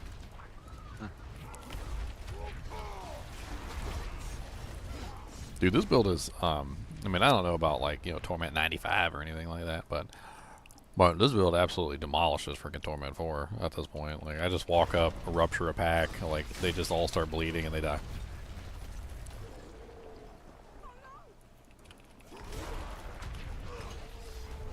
Blood puddles everywhere, earthquakes everywhere, friggin' dust. I don't even know where the dust devils are coming from. Where am I making dust devils from? natural, your the legendary aspect on the Paragon tree. Is it every time you make an Legendary earthquake node. you get a dust devil? Yeah. Well, that'll do it. That'll do it, pig. That'll do it. Trying to collect these Behelits.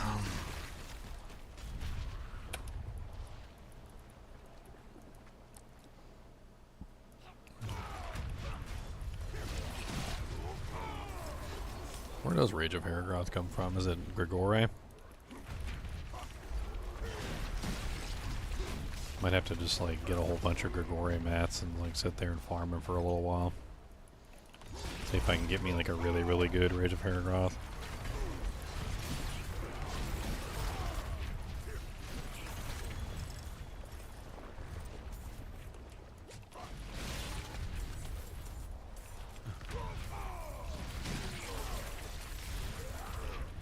I think it's like the sheer number of bleeds that I'm also applying, which is also a big part of why this is so ridiculous. Because I'm applying the Rupture bleed, I'm also applying the Rupture puddle, I'm applying the Fields of Crimson puddle, I'm applying the 3 Belial puddles, and then I also have Berserk ripping, which is any direct damage that I deal can also create bleeds. Then I also have the two-handed sword expertise, which I just realized because I was using an axe for a long time. I have the two-handed sword expertise in my expertise slot like an idiot. So there's a damage bump right there from switching back over to the axe. But the two-handed sword expertise also gives 30% times increased bleeding damage for 5 seconds after killing an enemy, and then also 20% of direct damage you deal is inflicted as bleeding over 5 seconds. So that's another bleed. So like the sheer number of bleeds that I'm putting on a target is kind of insanity.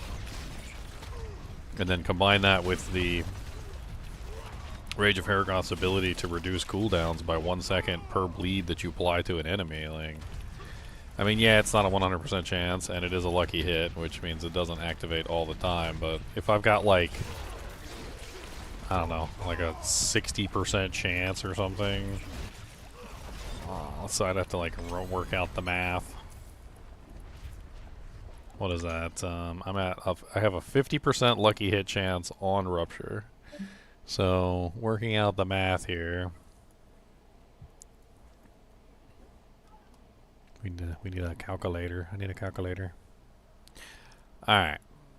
So 50% lucky hit chance on a 50% lucky hit chance. So I have a 50% chance of activating the effect and a 60% chance of getting the effect times essentially, what is that?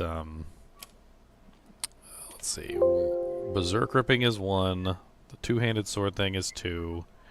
The Rupture bleed is another 1. The Fields of Crimson puddle is another 1. The 3 Belial puddles, so 1, 2, 3. So that's 5, 6, 7. So I have at least 7 bleeds. Not sure if I have any more. I'm trying to think, like, because that counts as 1. Oh yeah, there's another one. There is another one. It's this one right here. It's the Overpower puddle that comes from Gushing Wounds. Yeah, so 8. So 8 different bleeds essentially going off all the time, everywhere. So I have 8 50% chances, which, given the law of averages, I mean, let's see here.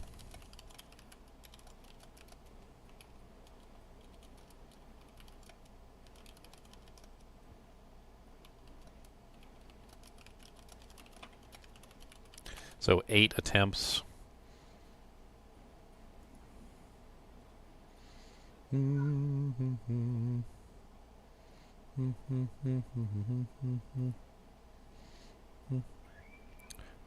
Probability of A 50%, probability of B 60%. When trying 8 times.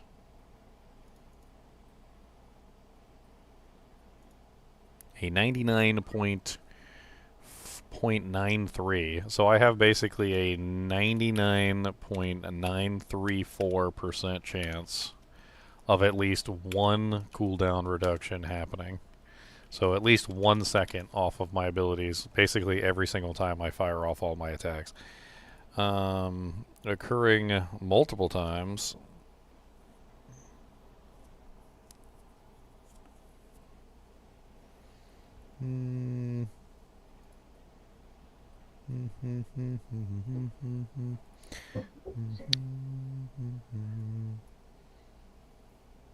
Yeah, it's a pretty dang good chance. Like with 8 different bleeds all constantly ticking, like or being applied constantly. It's nuts. Bleed, bleed, bleed, bleed, bleed.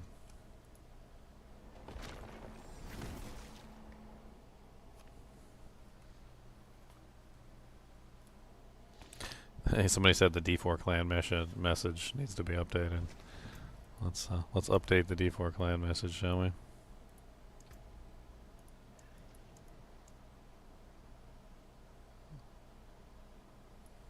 Oh, Leon just updated it.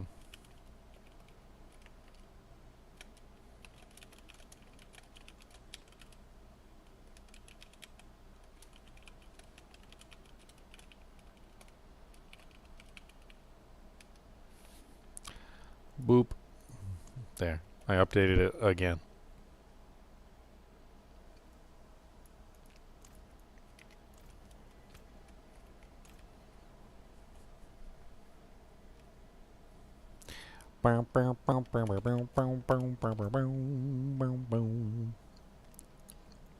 Does anybody have a pair of gloves that are greater affix strength and crit damage?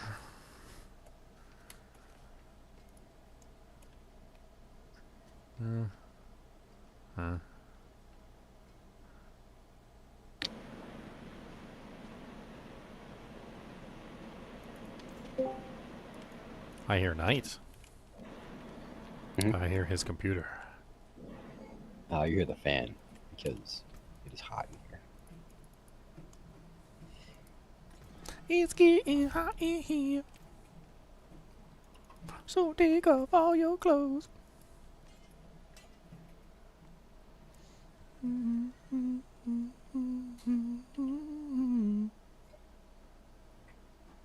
Evening, guys. What's up? You finished the game? Yep, I finished. It was pretty good. Yeah? I liked it a lot. Definitely worthy of the JRPG name, and a very, very good addition to like anybody's JRPG like list. I'd put it right up there with Final Fantasy VII. I'd put it up there. It's a masterpiece. A masterpiece. Try it. I'll have to try it when it comes on sale. I'll grab it when. It's only $50. It's actually really cheap. Yeah. A lot of people were commenting about how cheap it was. They're like, oh, they're not going to charge like $70 or $80 for like a They're a new studio, weren't they? Aren't they? Yeah.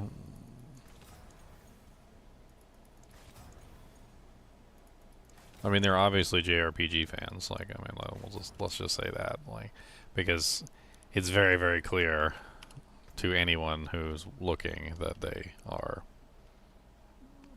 you know, they definitely enjoy the JRPG genre for sure.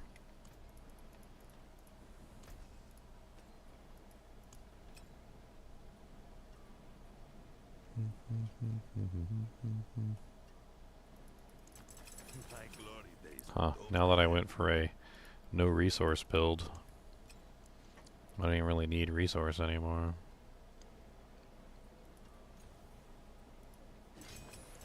Sturdy and balanced. Damn fine piece.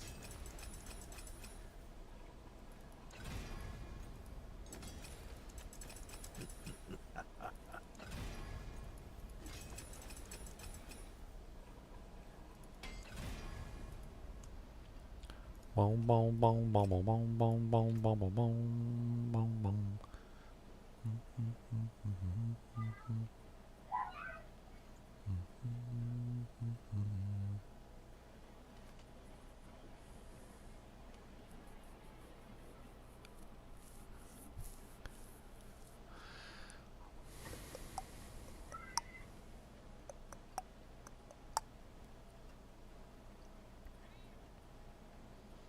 Trying to think if I've got enough cooldown reduction for Wrath of the Berserker.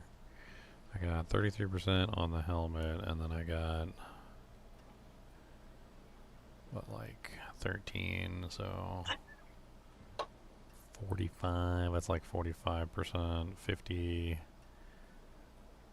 657, so I could definitely use a little bit more if I can get it.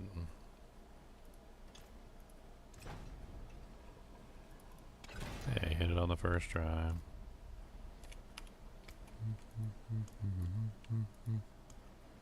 I'm using Wrath of the Berserker as my pull-in. Get over here!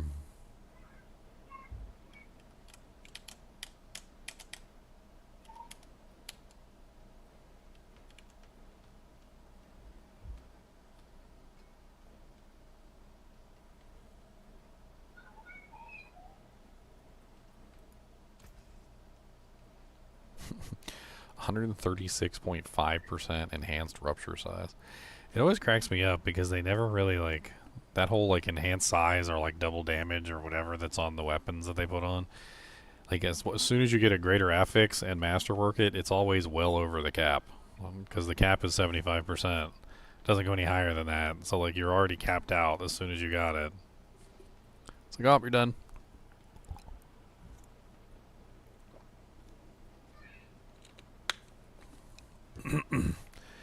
Rage of Haragoth is the I'm pretty sure that's Grigore. How many Grigore mats do I have? 51.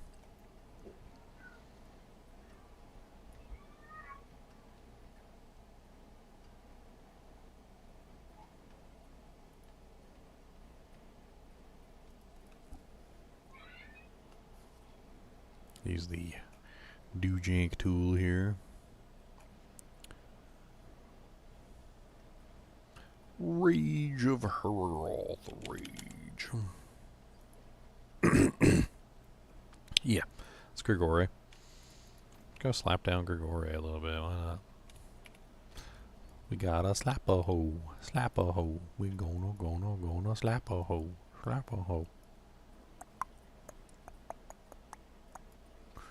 Anybody else want to kill some Grigores? Not that it really matters.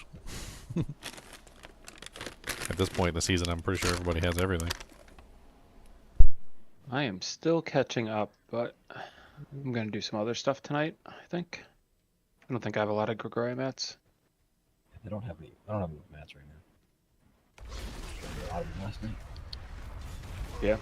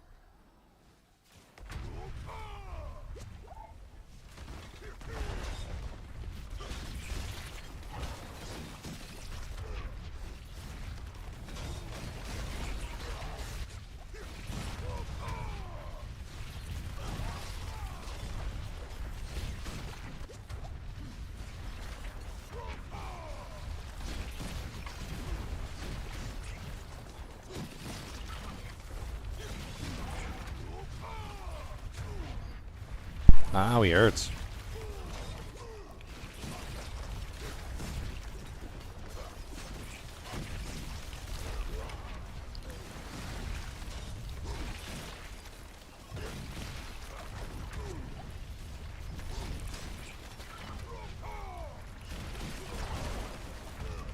No. I died, dude. Want to come and help you? Well, I need to fix my survivability issues. I think I may need more fortify, because that would get me more barrier from what I'm using. Definitely. Oh yeah, that's right. Invigorating Fury is well, that's mild. Oh, Well, it doesn't really help me anymore. That's right, because I'm not spending resource anymore. I would explain that. So I was using Invigorating Fury because I was spending tons of resource to heal myself. Now I don't have that heal anymore.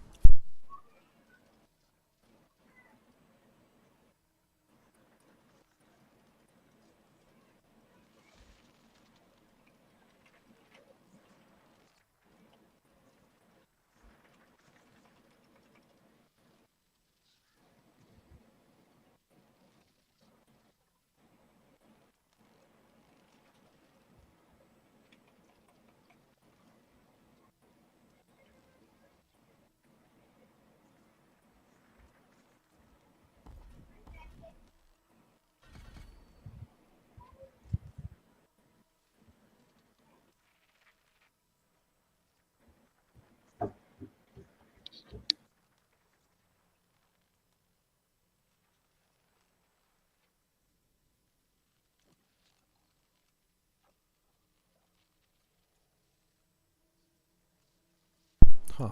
Not using any of the iron skin buffs? That's weird.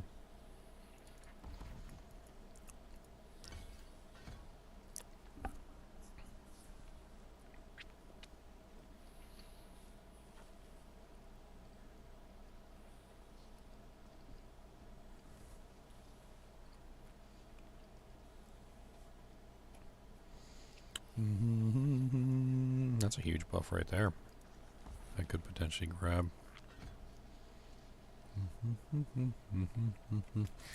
Alright, let's try that. Some complications from switching from the core skill to the weapon mastery only skill. Just gotta figure it out. Upping the amount of fortification that I make will up the amount of barrier that I create, which it should potentially fix a lot of the issues.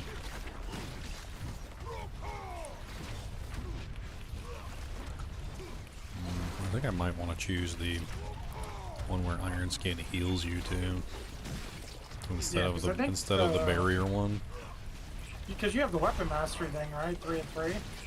Because that could give you 30% every time you use your Rupture. Well, yeah. So like that's what I'm trying to do is optimize the barrier, but then I'm also trying to optimize other things too. Oh, he just knocked me right through the lightning thing. That was cute. Rupture also has a crazy heal built in. I don't know if you even need the attack speed.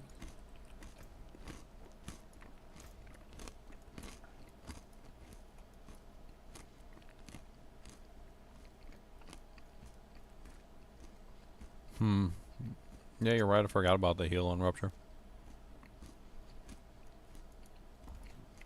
I don't even know if the attack speed really helps me.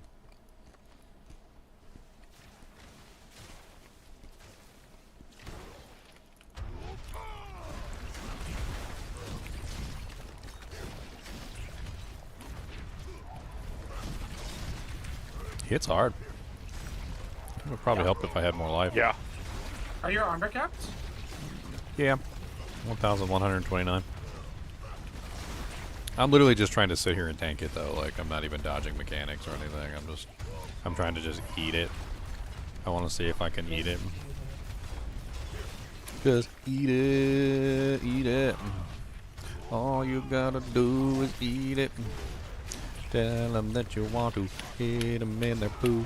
Don't let them go, just hit them in the doo-doo. Eat it. Why you gotta put yourself over there in the corner? I can't get to you. That's rude. Come over here and stop being a rude punk face.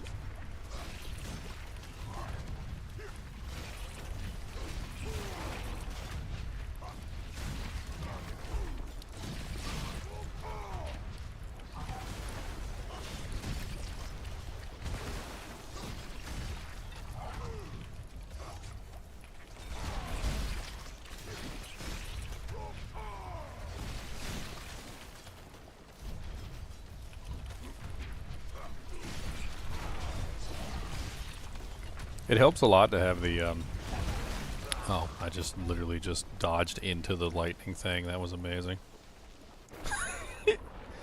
That was beautiful. I was doing just fine, and then I literally just hit the space bar in the wrong direction and went straight into the lightning wall. You know, it's kind of a bad idea to stand in the lightning wall. Kinda. A little bit. Multi-target helps you, right? Yeah. You should try the Lilith power. Yeah, that's what I was just saying. I have the Lilith power with the things, so I'm getting multiple bleeds on the... it helps out a lot to have those extra little blisters, like, in the pack. Because I'm making them bleed, and every time I make them bleed, it helps get my cooldowns reduced. Because that is kind of a downside of the Rage of Haragoth, is that it doesn't really work very effectively in,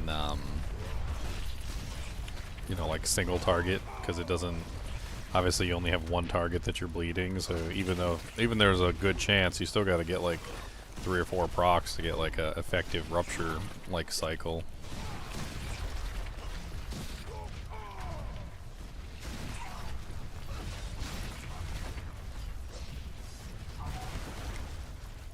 I wish he would stop going over into the corner though, like he keeps like disappearing over into the corner for some reason. Yeah, it's hard when he gets in there. He wedges in there like a little tick.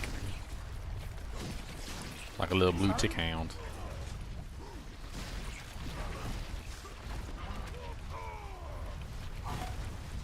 What exactly are you saying, Tom? It's hard. I know Ginger's Berserker skin has a little emphasis on that area. Get out of the lightning, dude, Jinx, please. And then you teleport right back into the lightning, dude, Jinx. That's not nice. Oh. Dude, his ability to knock you like halfway across the arena into one of the lightning things is such BS. You're like trying to position yourself correctly, like you think it's far enough away, then he just taps you and just knocks you all the way back into one of the lightning things and kills you.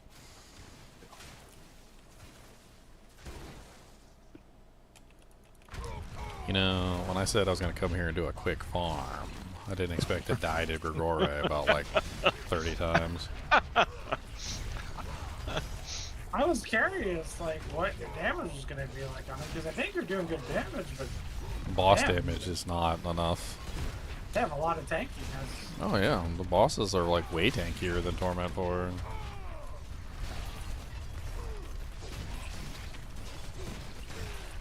Yeah, Torment 4, it's a big chunk.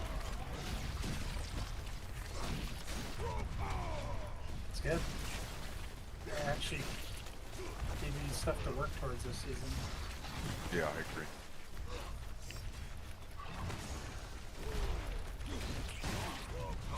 Stop trying to knock me back into the wall. Stupid lightning things. I don't care about your stupid lightning things. Your lightning things are stupid. They're stupid. Your mom's stupid.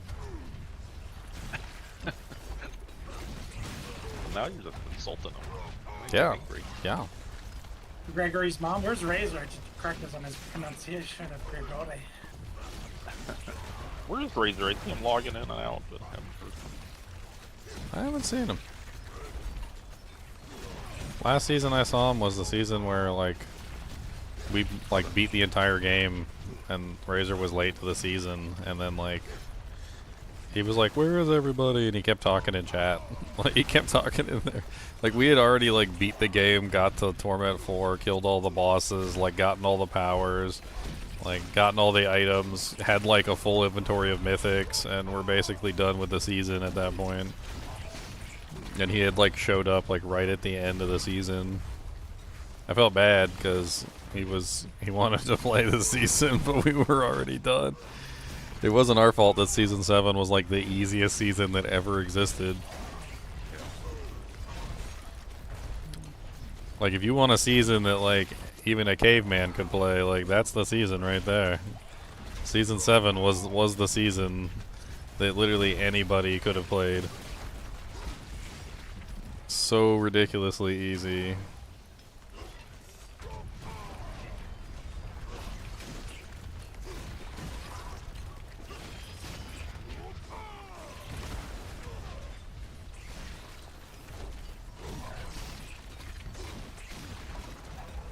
Oh, I saw 500 mil there.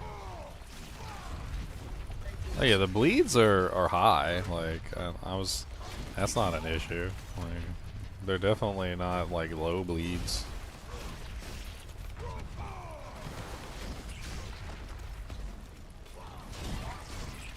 I am running into some issues sometimes though when he oh, he's gonna knock me back into the wall for sure. I hate your guts.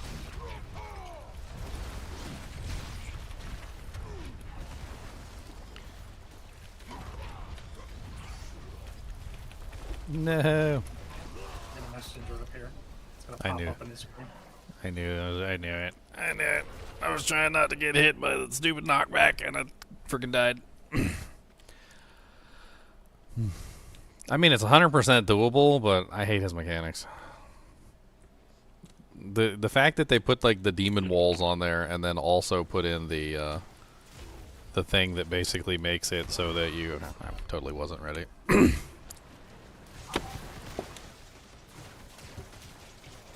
That makes it so he can just knock you back into the wall.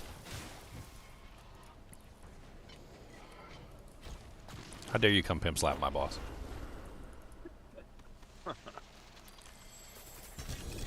Double swing, dude. Oh, you finally got your double swing set up? Oh yeah, my double swing setup is really good.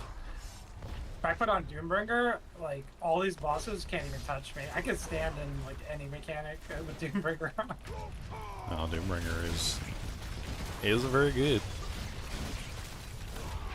I have like 70k HP and barrier.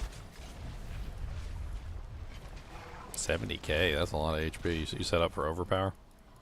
Yep. And that's where the Doombringer will have the greater affix. I need the greater affix Doombringer, then the build will be complete. What with the HP? Yeah, that'd be great. Masterwork it 3 times.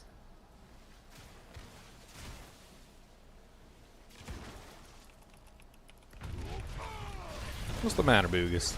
We've only been up here for 2 hours. Saw a 400 mil bleed there for a second.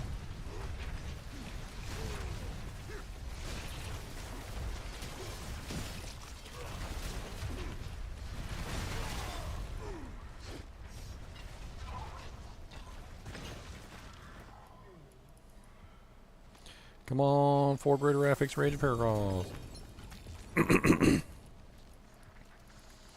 Yeah, third blade. Have I even gotten one yet? I haven't even gotten like 1 Rage of Paragraphs yet. Wait, no, there we go. I got 1 regular one. Yeah, I got like 1 regular, 2 regular. I got enough for 1 more chest. Alright, I ate. 1 more.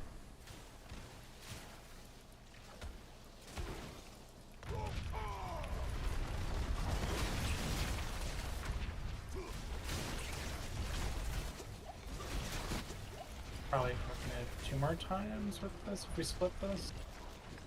Here, I got some mats. There's no guarantee he drops anything. I think we got a vendor anyway. I can vendor real quick. Cody, can I Paul? You said you need a Rage of Paragon? Yeah, like a really good one. I have one. I just wanted a really good one. This is my current one that I'm using. It's just a 1-star with the damage reduction from bleeding enemies.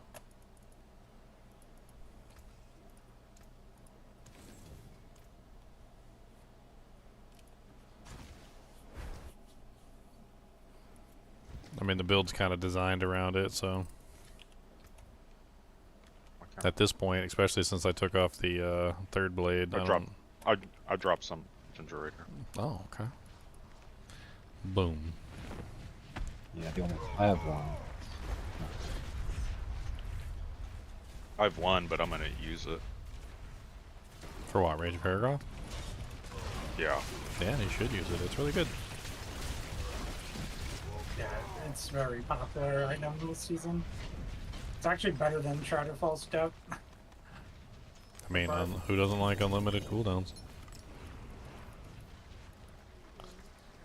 Cody, why does you do the cry? Is you's upset about something? Do you's got you's horn?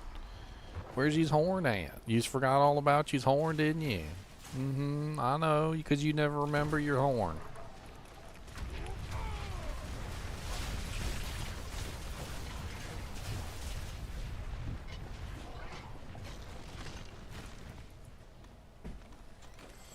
Hims never remembers him's horn.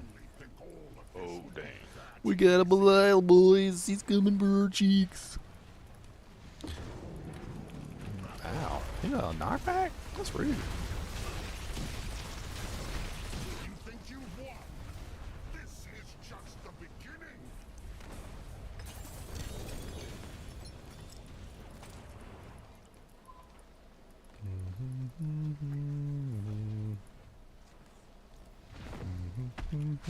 Mate, how much gold do you have? Only 1,100,000,000. So for roughly 900 million, you can get 100 Betrayer's Huts. It's not bad. That's... Huh.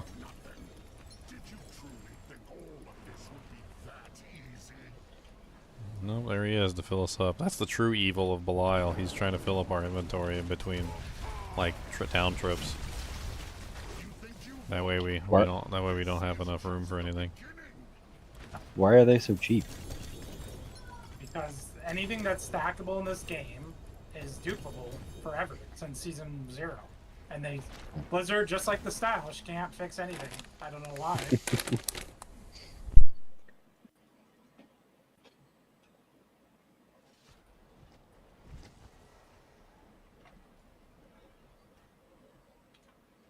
I'm pretty sure one rune costs more than that. Plenty worth keeping.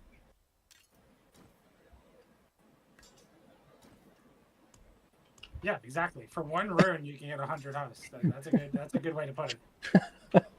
That is actually a good way to put it. Trade a rune, get 100 house. It's crazy.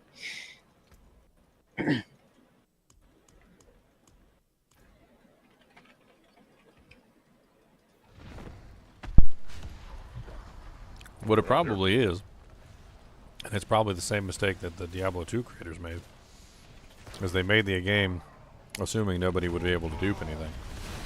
Why do we need to have anti-duping mechanics for the game when nobody's going to be able to dupe anything?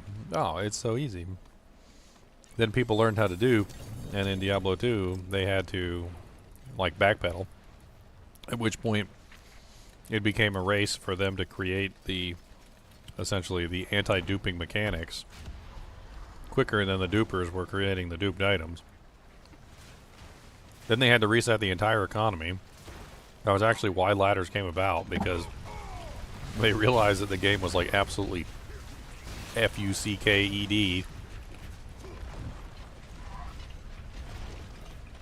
They're like, you know what, let's reset the economy. I think it's a good idea. And then, they probably didn't put any mechanics in this game either. Like, unique IDs on all the items. Like, so they could basically go through the process of finding out whether they were duped or not. That way they could just do like, unique ID checks and just delete all the duped items whenever they feel like it. Another thing is that consumable items are eminently targetable as duped items, even if you do potentially create a system that can weed them out. Because consumable items are burned, it doesn't necessarily matter that they're duped, because you're just going to take them to the thing and destroy them when you use them in the altar, right? So like with consumable items specifically, you could dupe those to hell and back, and as long as they don't disappear immediately, like out of your inventory, as long as it takes like a day or two for the system to catch up, you just use them. Convert them into actual real items, which is the same thing they used to do with rune words and runes. They would take the rune words, or the runes, dupe the runes, and then cube them up, which would then refresh the item ID and essentially Only bypass 24. the system. it was all very interesting. Them like trying to come up with ways to fight the duping, while at the same time the dupers were coming up with new ways to exploit the system. I mean, what they should have done was they should have instituted a check when runes were up transmuted to see if the two runes had the same unique ID, which probably would have been bypassed by using two different duped runes and making sure that you have two different runes in the cube. It's all very... Blizzard force you to take down a video explaining to people how to not get scammed? I don't remember. I thought that was you. Maybe it was someone else. Okay. You're like, yeah, if it was you, the person was like, yeah, just, you know, make your rune, go ahead and make your rune word so you don't get scammed. Don't hold on to anything you traded for. I think I did make some video kind of like that. Sorry, I was dying from coughing. I remember telling people, I don't think we got taken down, though. I remember telling people, like, if you're making a trade for runes, you might as well, you might want to put it in the item. They, when you go and you get, like, an item, Got like one an more. enigma or something like that, if you buy it off of a, I got 10. Oh, here I got. Might go for 3. If you buy it on a trade website, one of those like RMT websites, a lot of the times they'll give you the armor, and then they'll give you the runes, but they won't put it in the item, and so that you have to make it yourself. Because the reason why they're doing that is because it's all duped anyway. Because that way, when you create the item, you perm it. You're basically perming the item.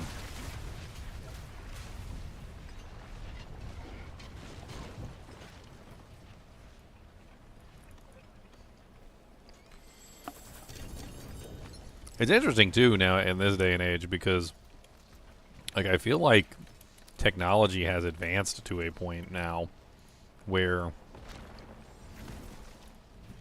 the like they keep track of almost everything, right? In Diablo 4, they keep track of almost everything, like how many items we find, how many times people die to a monster, like how many monsters are killed. They got like metrics on everything now. They didn't have metrics on everything back in Diablo 2. A lot of it was like guesswork and trying to figure out how things, you know, were functioning. And so like in this day and age, it kind of surprises me that they wouldn't be able to immediately pick out the people who were duping. I think what happened was they had really junior programmers work on this game, and they copied so much of D3's code over, like the stash problem. I feel like they just, I don't know why they slacked off on this game's code. I still don't understand how they can't fix the stash, how they can't fix duping, like, especially now that Microsoft owns them. They have access to some of the best programmers in the world. Like, you got to put it up the chain. Put it up the chain or something. I don't understand how they can't fix this stuff. I remember when Lord of the Rings Online came out, and it was an amazing game. And for the first 3 years, I think, of its existence, it was like one of the best MMOs on the market, I think. Like, bar none. But then something weird happened, and I remember like the original developers had some sort of exodus, and they left. And I remember for years afterward, we were asking them for changes, and they would never make them. We could never figure out why. And come to find out later, we found out that the developers, the original developers, had fled the scene essentially, and that none of the original developers were left. Eventually, they actually told us that like they didn't know how to actually like manipulate the code properly. Like basically all the talent that had created the game was all gone, and there was no one left that actually knew how to properly manipulate things within the game. And so they were like extremely limited in what they could achieve because they didn't know how the code actually worked and what to change with it, and that they were trying to like backwards engineer it, but none of the original people who designed it were there anymore. And I wonder if it's kind of a similar situation, because didn't Blizzard have like a mass exodus a couple years back, like where literally almost everybody got fired. So like if we think about it in terms of years, because the game launched what, like less than 2 years ago, but the exodus was happening more than 2 years ago, right? So all the people that were designing D4 probably ended up getting like either fired, they quit, they left the company for whatever reason. There's probably very few people left that were actually on the original design team for the game. That would be my hunch.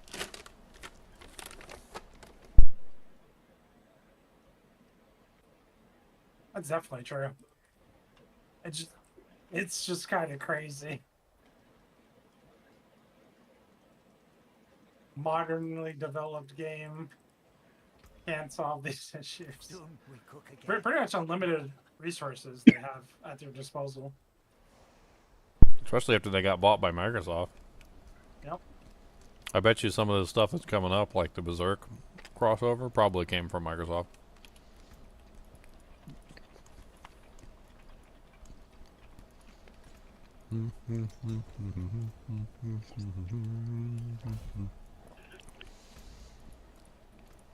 I need more doohickeys.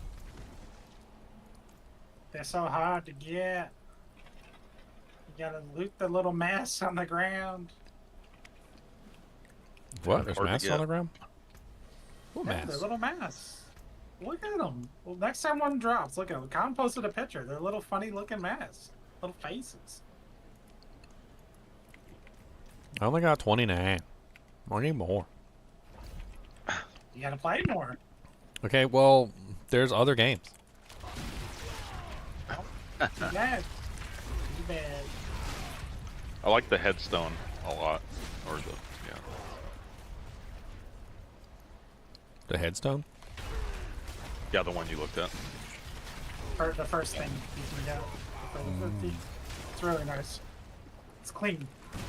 Yeah, it's super clean. It's my favorite headstone. It's clean like peanut butter jelly. Sticks to the roof of your mouth. Nom, nom, nom, nom, nom. Speaking of, I hate being on the internet these days. I was on some stupid post and somebody was like, somebody had like a video giving like peanut butter to a dog, and like the first post, like literally the top post, peanut butter's awful for dogs. You shouldn't give it to dogs. Yeah, okay. Definitely not where you put it. Not what?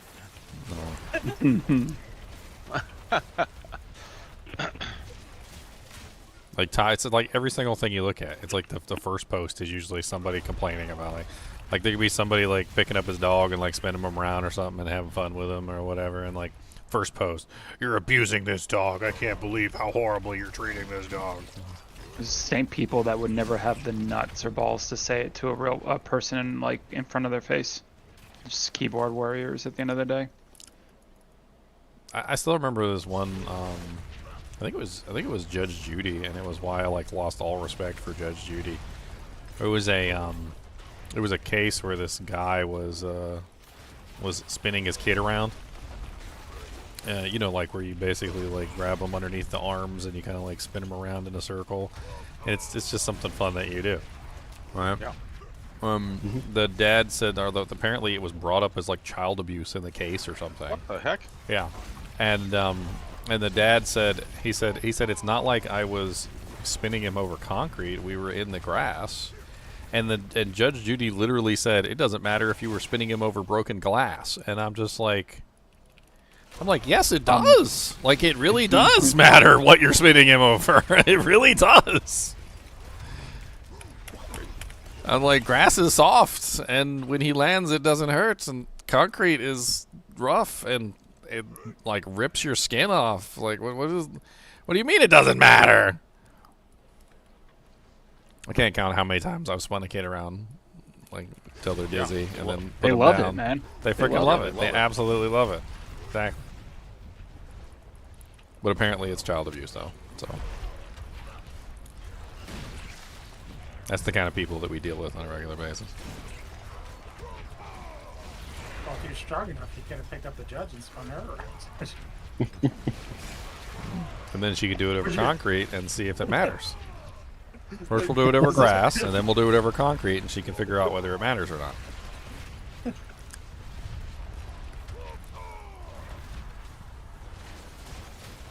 This build is so ridiculous, I could just stand here and do nothing, and everything would die. You know? Like, 'cause there's so many puddles, and earthquakes, and everything else, like, it's just...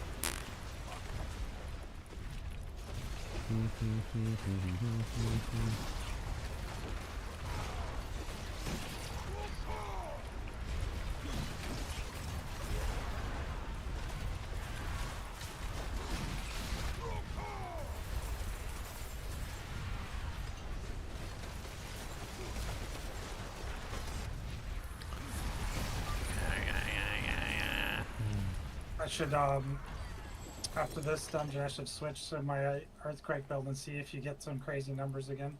Try to figure out what's going on with that interaction. Oh yeah, could be. There's probably because you're scaling the earthquakes. I tried to scale the earthquakes a little bit though.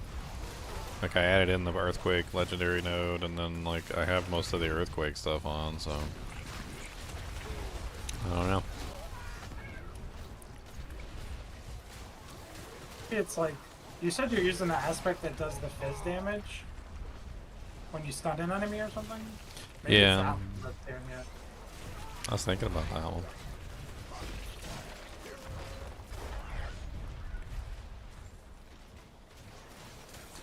I really don't know. I mean, I'm not built poorly, that's for sure. It's, the only thing I'm having trouble with is like, I don't even know if it's really trouble. Just like, because I can't kill the boss, it's just a matter of sometimes staying alive. Survivability issue, I guess.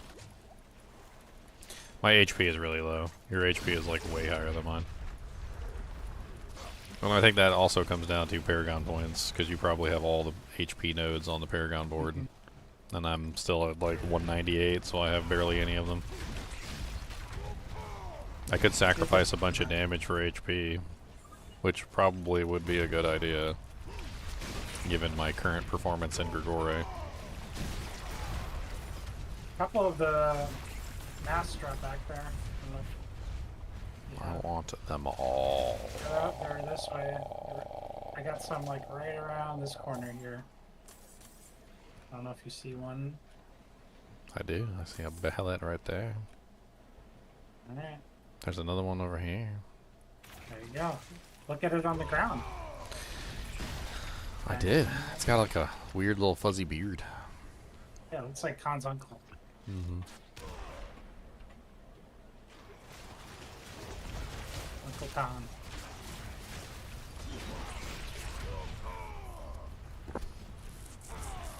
That's where it's like some sort of weird cycle with the beards. Like I grow my beard out, and then it'll get really long, and then I'm like, eh, it's too scruffy. And then I'll want to shave it off.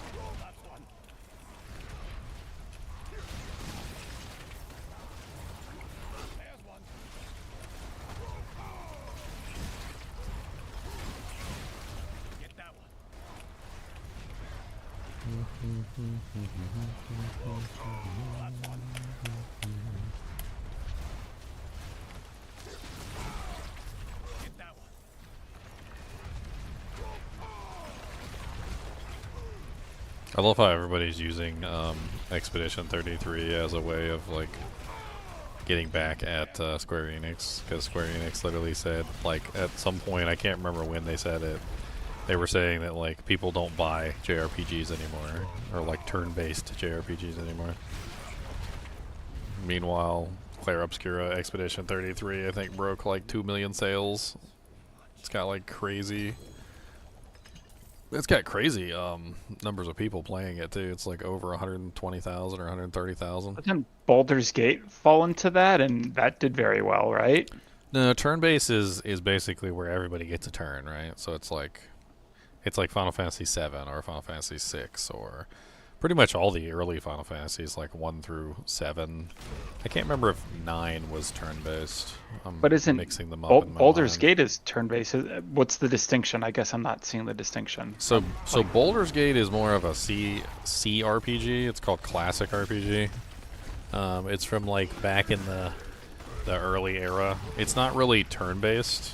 It's it's different. Like, I don't think any of them were ever really turn-based. You can sort of set it up as turn-based, like if you really wanted to. Like, there's options in the menu where you can have it like pause on like spell casting, pause on like hit, pause on this, and it will sort of allow you to function it like a turn-based RPG where everybody gets their turn. But for the most part, it is not a turn-based RPG. It's very much so like almost like an action RPG in a lot of ways, just with like you controlling multiple characters. Not that I want to like besmirch the holy name of like Baldur's Gate, but Dungeon Siege. Did you ever play Dungeon Siege? Mm-mm. No, you didn't play any of the Dungeon Sieges? Mm-mm. No. Oh man, those are great games back in the day. Well, like in Dungeon Siege, you basically control multiple characters. That's kind of how the whole thing functions. Is you get like I think like 3 or 4 characters, and you have to control all of them in battle at the same time. And you can set up like AI controls on like what they do, because obviously there's no way that you can micromanage all 4 people and have them do all the things you can do. You can really only control one character and then like maybe control a second, but like you have to kind of rely on some of the AI functions to like you can usually program them on what to do and what to cast. So it's not really turn-based so much as it is like the control of one character while also controlling like 3 or 4 or 5 other characters at the same time, with like AI elements involved to try and help you, so you can like go in and like tell them. Like in Baldur's Gate, you could be like, okay, primary weapon, bow, like, you know, stay back, you know, cast these spells, etc. And you could tell it to do certain things. It would still end up effing it up, though. Like 9 times out of 10, it would just like completely ruin it. Oh, ain't no way I'm keeping up with you. You got a shroud. You got the speedy Gonzalez armor. And Air of Perdition. Have you seen my helmet's movement speed? Oh, you got Air of Perdition movement speed too? Look at the helmet's movement speed. 49%. Doesn't it cap at 200 or? Yeah, I'm over cap. In town, I can run max movement speed. I got town slippers all the time. Town slip'ems.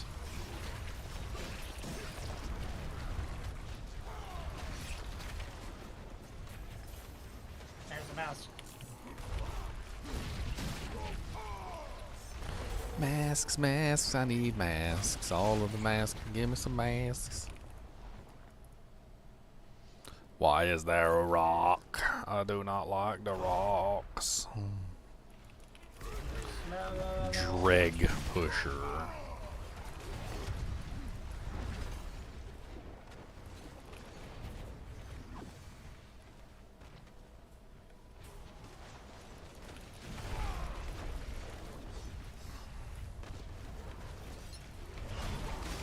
Treasure room key.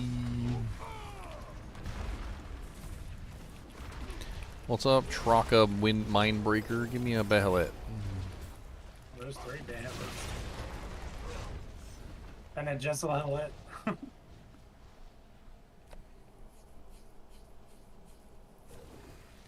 Eh?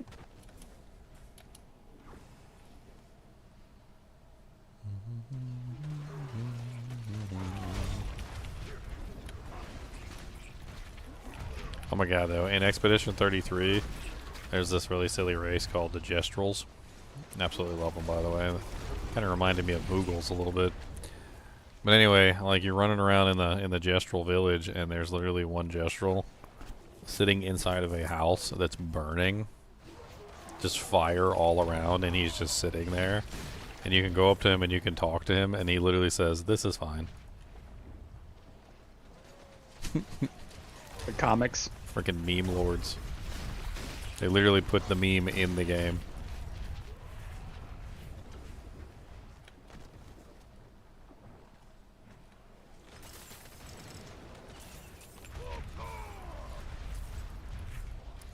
$198. I'm almost there.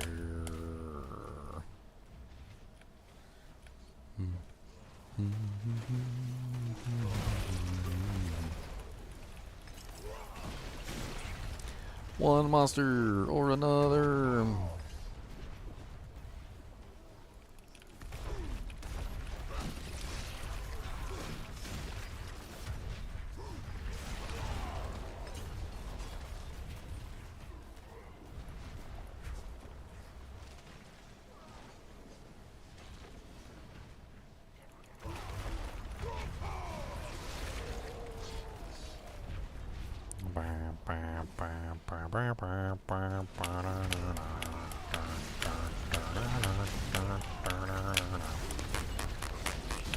Behelit.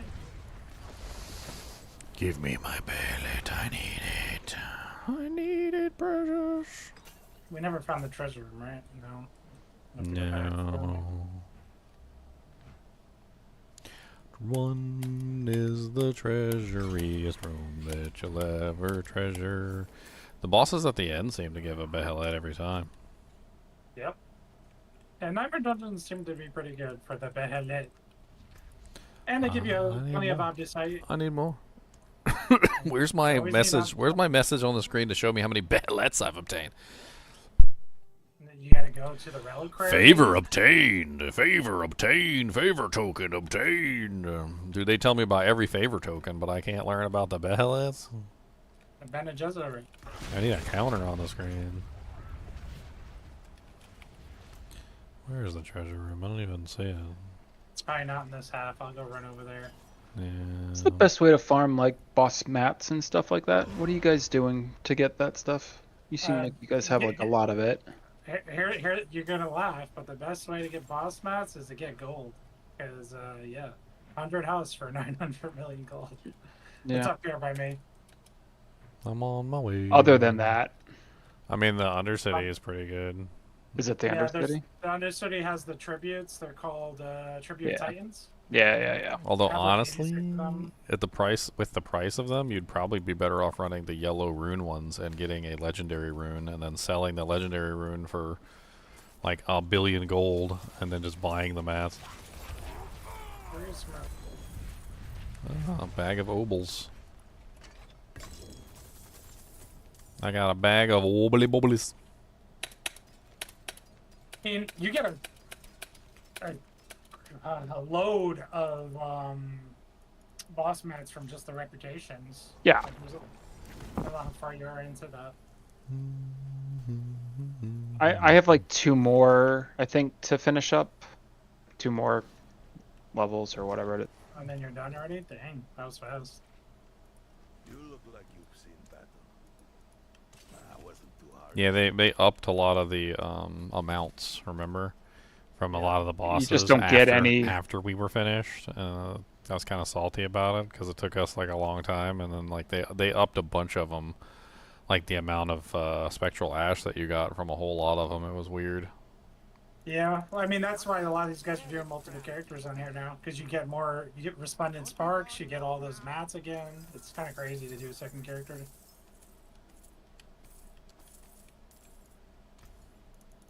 I do so love it's this. Yeah, I'm not getting any rep right. I'm doing pits right now, and you just don't get the rep in pits. No, the rep is literally just spectral ash, and what we figured out is that spectral ash is just best gotten from the actual bosses. You just go do the actual bosses. Yeah, just the farm events, them. right? No, The events. the bosses. Oh, the the layer bosses. bosses. Oh, okay. The layer bosses give the best rep out of everything. The honestly, the event sucks.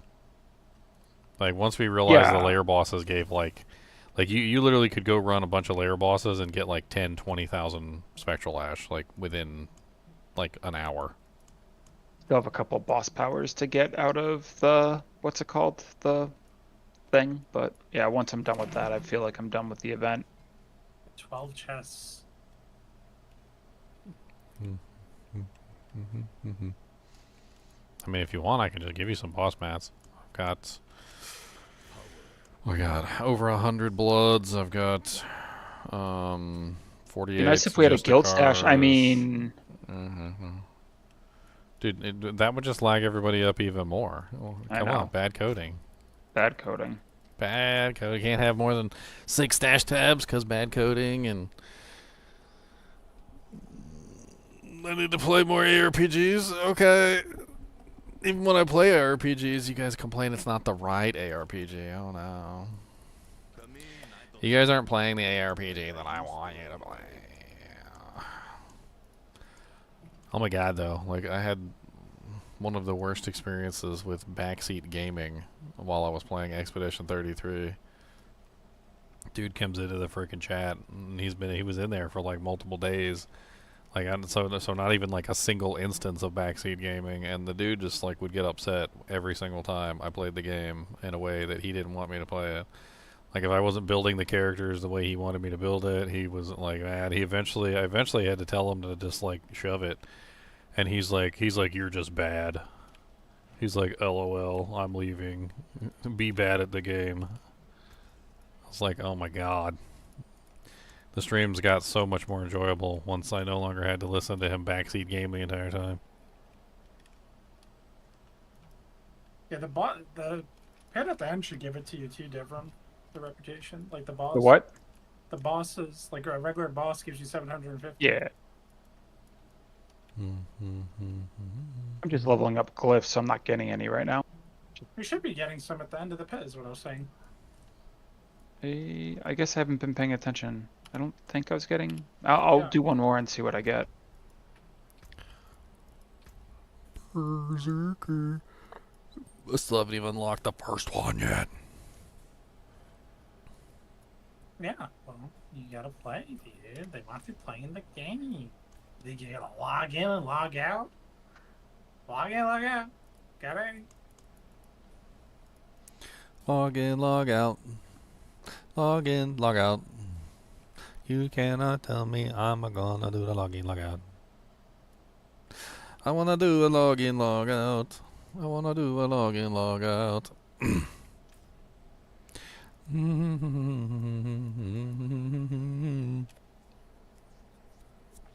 Log in, log out. Are we sure the pit doesn't give any? Because, like, the pit has a lot of elites. Well, at the end, the boss... You don't get any from the middle, or like the actual pit. Oh, you mean the Behelits? No, you get nothing. Oh, no, I'm talking about the rep, too. You get no rep. The boss should give it. I'll let you know when I get to the boss. The regular boss should give 750.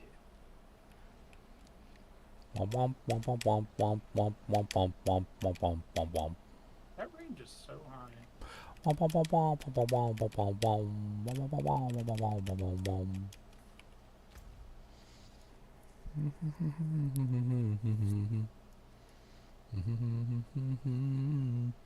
trying to think if there's a way I can farm them. I'm trying to finagle. Finagle some doojanks. I mean, HellTide's pretty good too for it. I like it. I'll be sad. Well, I'm trying to think if there's a place where I can kill an elite that constantly respawns, that I can, like, force respawn. As an idea. Like, I mean, there's tons of places all over the game, and, like, I mean, there's bound to be something. It doesn't have to be high level. I could even drop it down to Torment 1 for all I care. I really doubt it even matters. They probably even drop in, like, lower difficulties. It would have to be easy and repeatable. Like, just, like, sit there and just, like, boom, boom, boom, boom, boom. Just knock them out one at a time. 1, 2, 3, 4. Got a bit of 1, 2, 1, 2, 3, 4. He's about to burn it down. What about something as simple as a,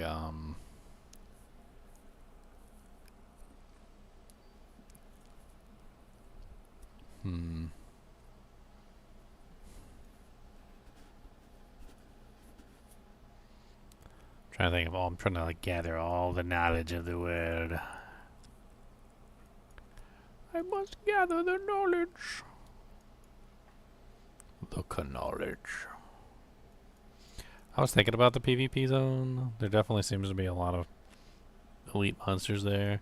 The big boy in the center, he just doesn't respawn fast enough. That's the main problem with him. He just doesn't respawn fast enough. If he did respawn fast enough, maybe. Like, you'd have to kill him, like, over and over and over and over again. Because I don't even think it's guaranteed that you get a Behelit. It's like a chance. So, The Blood Maiden is guaranteed, I'm pretty sure. You just do the Blood Maiden over and over and over and over. Blood Maiden. But then you need the mats to do that. yes, I need the mats. The materials. The materials. Have you been getting viewers on Tick? I mean, Kick, yeah, I mean, people stop by. I'm mainly using it as a way to draw attention, like, to my channel. Like, it doesn't really matter so much if I get viewers over there. It's more or less just like, am I getting people to recognize that my channel exists? Because a lot of the times, once they find my channel over there, they just end up looking at my YouTube channel, which has all my videos on it, and then I get a conversion, so to speak, or whatever. Like, it's just conversion rate for me. Streaming multiple platforms just enhances the overall ability for people to see me.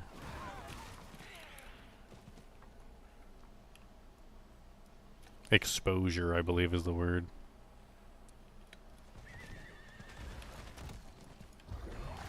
Greed shrine, shrine of greedliness. Greed shrine, your mom's a greed shrine. I've only got 19 baneful hearts, that's unfortunate. Unfortunately, the maiden doesn't really spawn fast enough. I guess I could go down to a lower tier so it's only 2.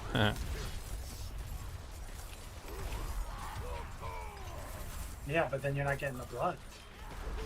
The blood from the Blood, Blood Maiden. blood, bloody, blood, blood, bloody, bloody, blood, blood, blood. You get so much blood from the Blood Maiden.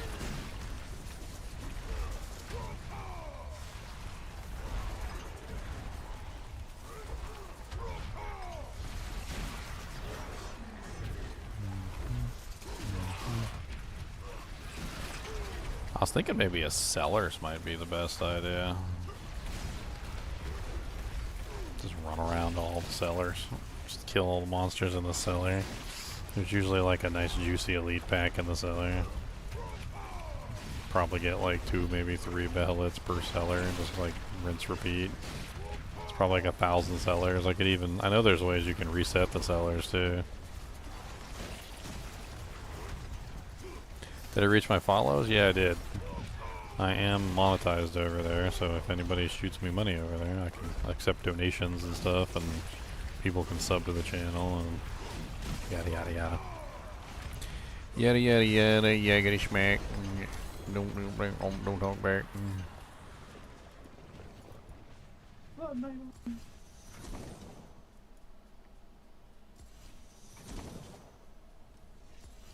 Behelit. Behelit, do you want a Behelit? I need one. Anyone have a Lum and a Gar rune? They wouldn't mind Yeah, sharing. we should have tons of lums and tons of gars, actually. I've seen lums and gars. I've seen them. I seen lums aplenty, and gars and rice, 'cause somebody dropped 'em in the toilet twice. And I think to myself, man, that rune's got poo on it.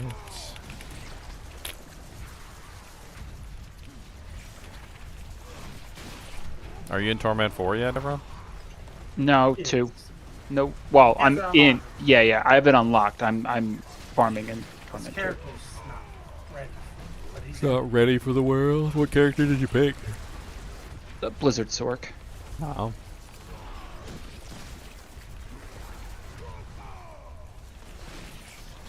building it up.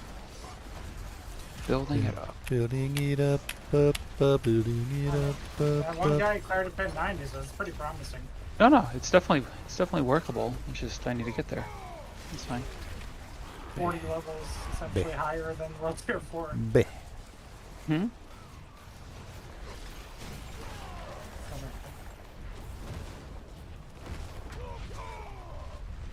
Let me turn in this whisper. Wispums. Dang nabbit.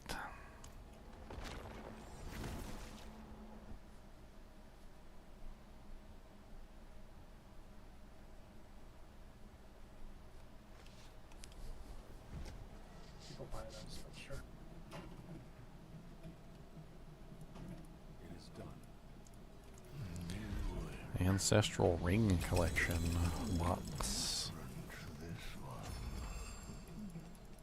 Let's see. Inside the box of Ancestral Guaranteed Rings, there was one whole Ancestral Ring.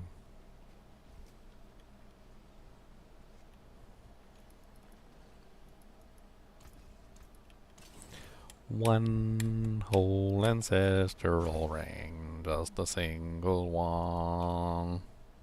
Number one.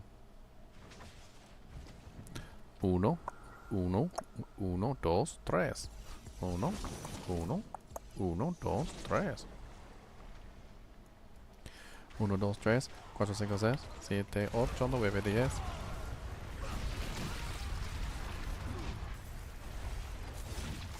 What boss are you looking to farm anyway? Reno. And the answer is usually tied to that too. What do you mean? Well, like Distilled Fare is Nightmare Dungeons. Oh, Blood I, is Lemonade and yeah, I. Fire is HellTide. He probably Yeah, needs. for me, he probably needs I- the amulet, don't you? He's got one. Cal gave him one or two. Oh. He's got every base version of the item he needs. yeah, no, I just need the stuff. Like, I need mythics now at this point. Like, I have. Oh well, good luck. Yeah, I know. He's got two so far. I mean, I read that tribute United, and I don't have any others. I need to burn that staff to the ground. Mythics are back to being rare again. It's fine. It's good. It's They're good for the game. fairly rare actually. I've gotten what? Actually, I have 3 mythics. I have Tyraels, I have Doombringer, and the staff. Basically, the tributes are the best place to get mythics, better than the bosses. Oh yeah. And just I got creating none from multiple those characters. unfortunately. You get 3 spark. Did you kill Lilith yet, everyone? Because you get a spark from Lilith. No. So that's a spark. You get a spark from the season chapters. Yep. And you get a spark from the reputation. So it's 3. Mhm. And then you have the staff. So you should be able to craft 2 things technically. Yeah. Cody, what are you borking at? You need like, Is it 2 sparks per craft? Doing a heckin' 2 borkums. sparks per craft. Yeah, and then I just need the runes anyways at the end of the day to Or you craft. can go for the random swings. Yeah, I think that's gonna be. I'm just gonna be pissed off that I spent that and got nothing out of it. So, do you have the runes? The runes for what? Sorry. Power Lung? Yeah. Check.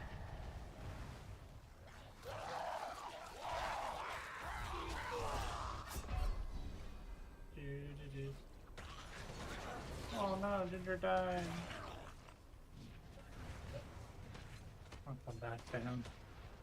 Let me check for the Garen Lum.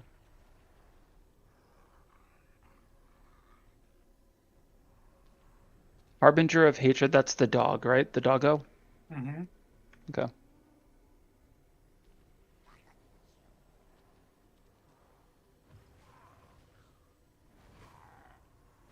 Got the Gar. And then you need the Lam, right? Mm-hmm.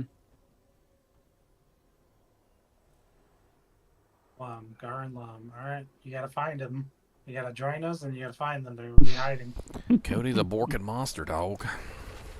I can never see what he's borking at. Never. Can never see what he's borking at. He's always borking at something. I always go to the window see what he's borking at. I can never see it.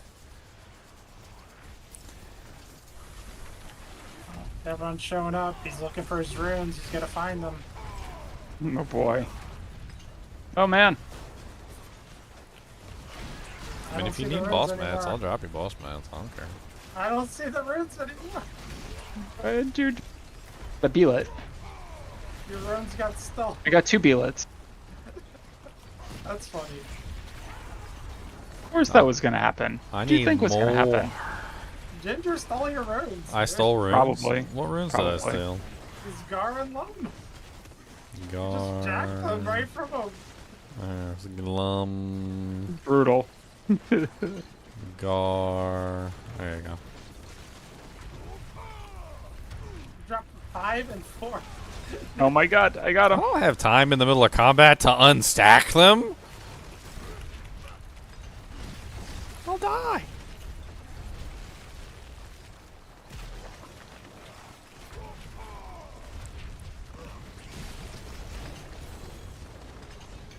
Yeah, give my Behelit. He was like, oh, piece of candy, piece of candy. These runes are dropping out of nowhere. That's what I was saying. Do you need any boss mats? I could just drop you some boss mats. I don't care. What do you need? You need bloods? It's 1% chance to drop a mythic from a boss. You need this? And What do you want? 2% from Belial. You want some of these? That's it. I need to farm Belial, apparently. Yeah. You need gold is what you need, because good luck getting husks. There. Yeah. A bunch of crap. Take it. See that? Hey, Morgan LaRose. Thanks for the raid. I appreciate it. Raid. Raid. Every time I hear raid, I just can't help but hear that old commercial from the... Remember the cockroach spray? Raid! And then all the bugs explode. Like, they literally had them explode on the TV. Like, they were like... like little firecrackers. Freaking hilarious. Not raid!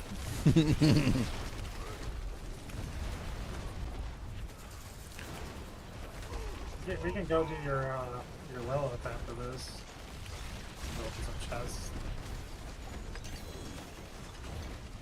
All these I'm Behelits only going to be dropping on for all another over the like place. 10-15 minutes. All these Behelits. Up to you. It's whatever you want. It's for you, not for me. I would do Lilith after this whenever you guys are done. Oh, he's gonna do Lilith. We gotta turn off the cameras, guys.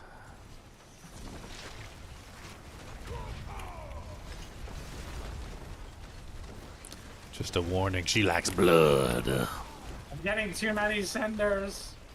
I got 300 some odd cinders already, I don't even care. Must open testicles. Let's say there's a shrine. Oh, there is a shrine here. Okay. What was that? Oh, there's another Behelit over here. There's another Behelit over here. What boss power do you need to beat her with? Is it Belial's? I think you're gonna have to... No, I Well, Beast I and mean, Ice for is the... I want to get you a 2-for-1. Not just a spark, but you get the chapter objective. The last chapter has an objective. It's like kill Lilith with the Belial boss power or something. I think that's what it is. Well, I've killed Belial once with you guys, so I have the power. Yep. I I have think the that's power! I can double check. I got a Dujang. I can get a Dujang. I can get one Dujang. I can claim it. Yay! Claim it, claim, claim, claim, claim, claim it, claim it, claim it, claim, claim, claim. Ah, now I have the Death Dujang. I've got the Dujang for when I die. You can stick a needle right in my eye, and when I die, I've got a cool Dujang. 476 doohickeys. I guess I need to go open a chest.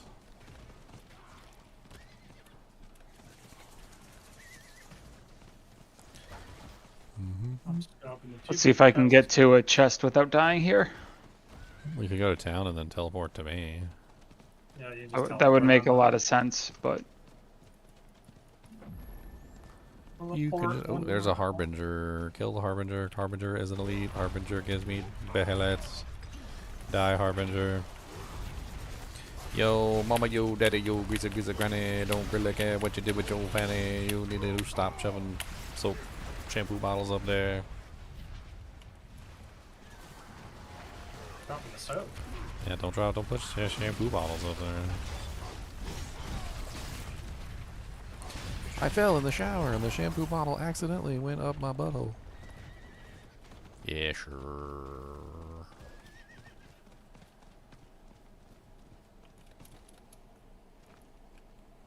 Alright, Morgan LaRose, I appreciate it. Beef on the mic, his bars might meet mine. Dude, I'd be singing all the time.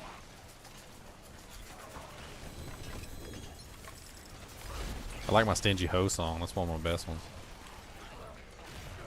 Dude, I catch myself singing that song every now and then.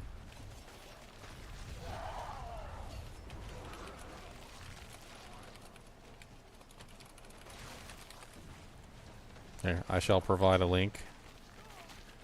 Actually, you know what? Let's play it on stream. Why not? Sounds like fun. Stingy, stingy, stingy hoe. She's a stingy, stingy yo. Stingy, stingy, stingy hoe. She's a stingy, stingy yo. He got them flames coming out of her hair. Spent all of her gold coins on her derriere. And she got them gold apple rings hanging low. She ain't got no money for you though. She's a stingy hoe. She's a stingy hoe. Come on back, come on back. She's a stingy hoe. He gonna spend every penny that you got at the store, at the lot, at the cars and the places.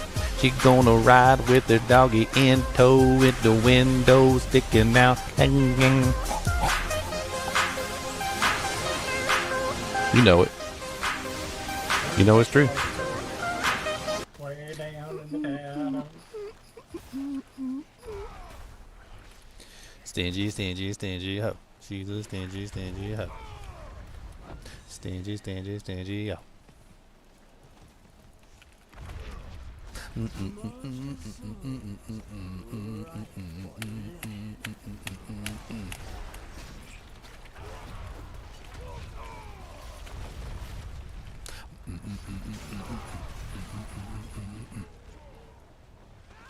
Did they take away the living steel chest?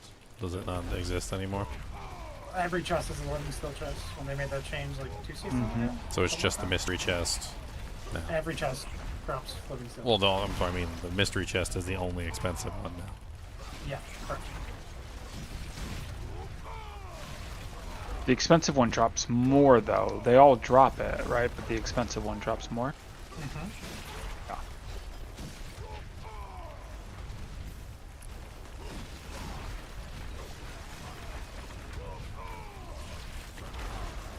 Blizzums, so many blizzums everywhere. So many blizzums in your hair. Don't really do a lot of damage, but it builds up on itself. Pressing lots of buttons, pressing all the buttons.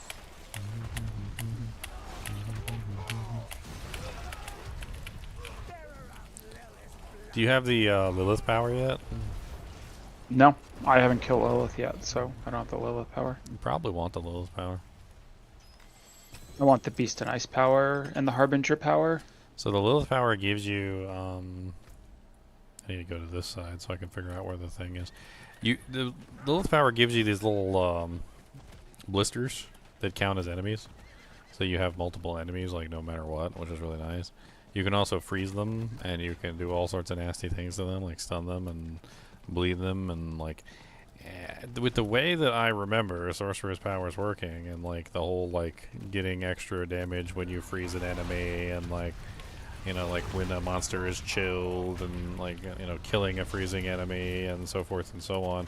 I would assume that like the blisters would be a massive boon to your like specific build, because it would allow you to have something to freeze at all times, regardless of whether or not there is something to freeze. Like, you know, if you're fighting a boss that you can't freeze, you would still be able to freeze the blisters. I'm using them right now similarly to like just create additional bleeding targets so I can bleed while I'm fighting bosses, and it helps out tremendously, because then I have other things to bleed and other things to like crowd control besides the other stuff. I'm at the other chest if you want to teleport to me. Once you're done with that chest, you can teleport to me. Nah, I don't have enough cinders. I died twice. No. I got knocked off. I was killing well, and then another pack like appeared, and I was like, yeah, I got nothing. Fine. It is what it is. I'm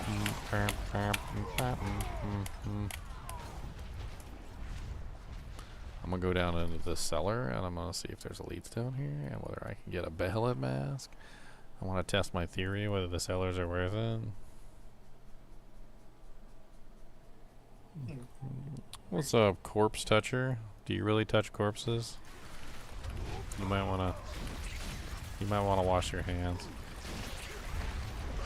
Hey, been watching a lot of enjoying your Diablo 2 videos. Was curious, have you tried a summoning druid now that you're allowed to have all the wolves? Yeah, it's so-so. It's not really the most amazing thing in the world.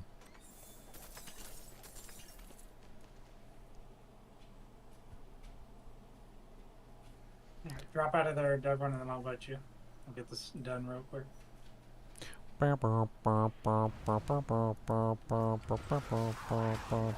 Yeah, I dropped. Ah.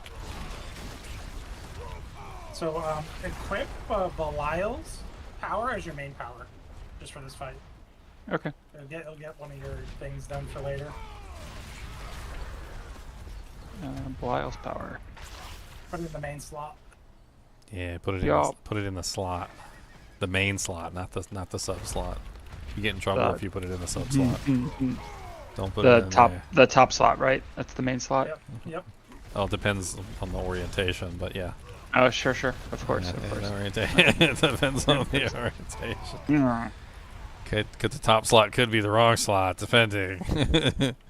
There is a possibility.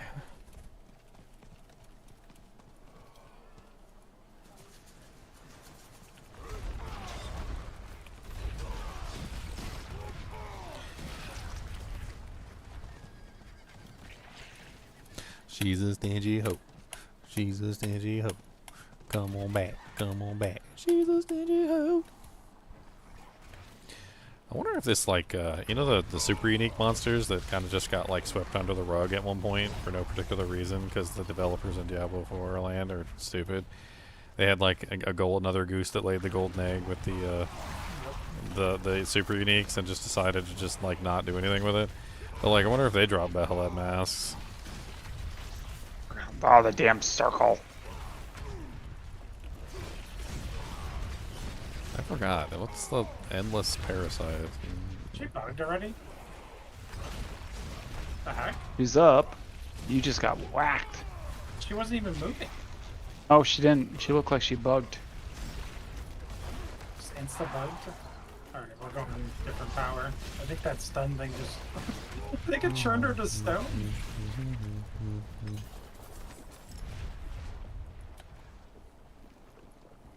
It should be. She's a stingy hoe. She's a stingy hoe. Come on back. Come on back. She's a stingy hoe.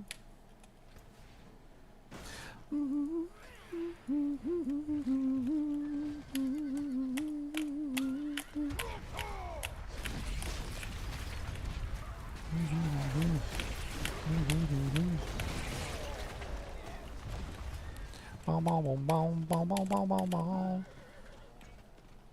Take this seriously. No level 28. Blackmailer's on. Should turn that into a ringtone. That's what it should be. Like you'd be out in the middle of like a Walmart or something and your phone starts ringing and everybody around you just hears, she's a stingy hoe. She's a stingy hoe. Come on back. Come on back. She's a stingy hoe. They changed her model. She looks different. I mean, they changed everything about every boss, but maybe. I don't know. They keep messing with stuff. They stop messing with everything. They're messing with stuff. Cody, what are you grumbling for? Why is you grumbling? Grumble butt. Do you want a hug? Is that what you need? Do you need a hug'ems? Apparently not. He said no. So dark, cold. Please stay. Grandfather was supposed to walk me home. Grumbling, bumbling, bumble, bumbling, rumbling, grumble, bumbling, rumbling, bum bum bumba. Where'd she go? Where'd you go? I'm trying to think if I actually want to make a new character.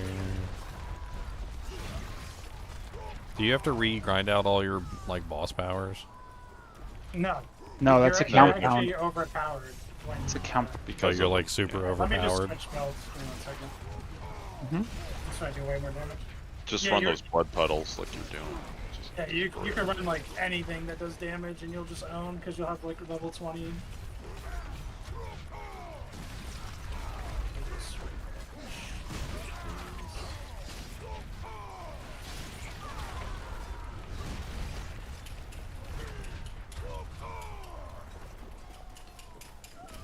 Where'd you go?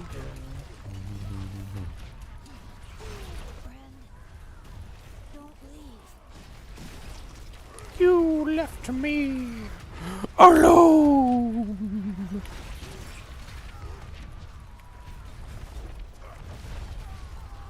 That's a song you play at your kid's birthday? Yeah, definitely.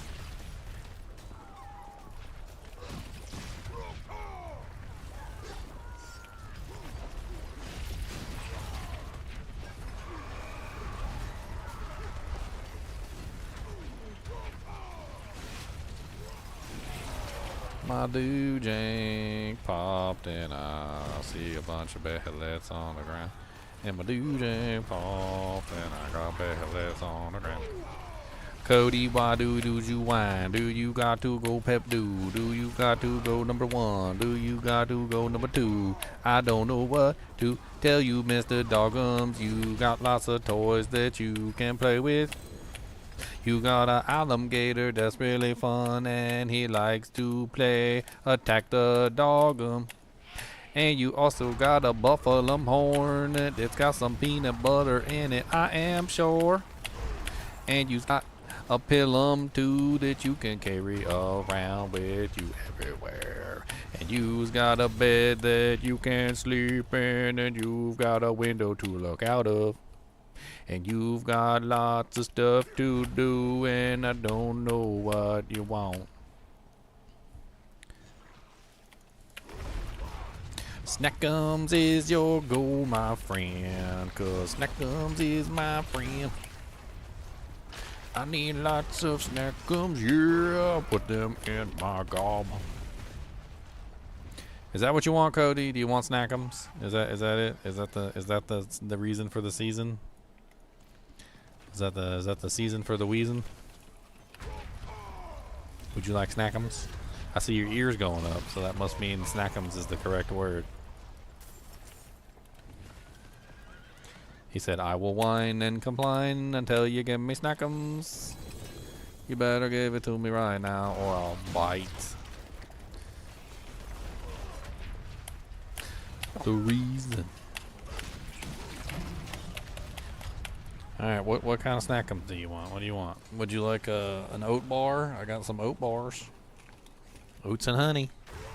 Very delicious. Nature Valley, crunchy oats, How'd you oats die? and honey bar. I don't know. You want me to come help? No. No. I got the blisters, which would definitely give more damage. You can kill the blisters. Can you kill the blisters? Oh, that's what I forgot to do. Hold on. I forgot to change all my boss powers. Yeah. Cody. That's You what I want forgot another to one do. of these? You gotta come get it. This, you see, this is good, and this is a honey oats bar, and they're very delicious. And you drop a bunch of crumbs on me, and I don't like that. It's gross. It is crummy. Get your crumbs. Get your crummy crumbs. Now go drink some That water. should be way more damage. Oh my god, you're just dropping stuff all over me, Crummo. Crummy boy, get on, Crummy boy, get on. Get. Crummo. I'm still alive. I'm still alive.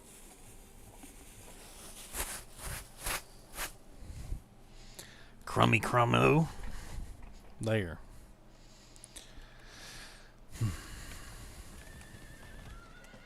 Nope. Missed that one.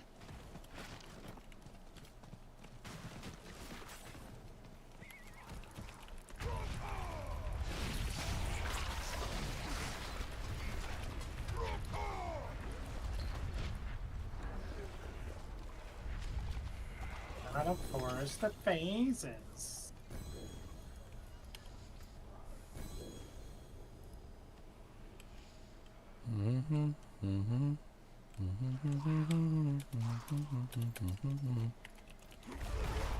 Doing now. One stack of elites. Demons need to get punched in the winter. Punch. Eat these Big- blizzards, Lilith. Follow. Go to the left. Go to the left and just stay over there. How can I help? Don't listen to him. He's trying to get you killed. I'm already dead. Happy customer. I think I have like 6k health. Like one thing looks at me wrong and I flop over. So Flippity floppity. under res cap, under armor cap, just doesn't not good. I just realized I have a cool cape. I didn't see there was a cool cape attached to that. That's neat.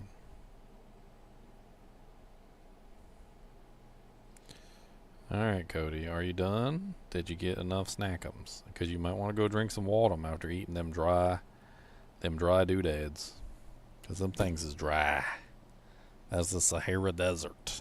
You're going to need some watums. Go get yourself some watums. You waiting for more snacks, huh? Look at you. Snack waiter. It's like, I am patient like the hunter in the desert. And I shall wait for We will get snackums. this. We will get this. If it's the last thing we do. There you go. I have faith. She bugged out on us quite a few times when we were doing it.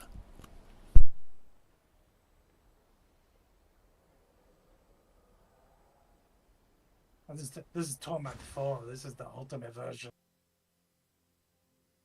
This is so scary. Everything one shots you. Hang on.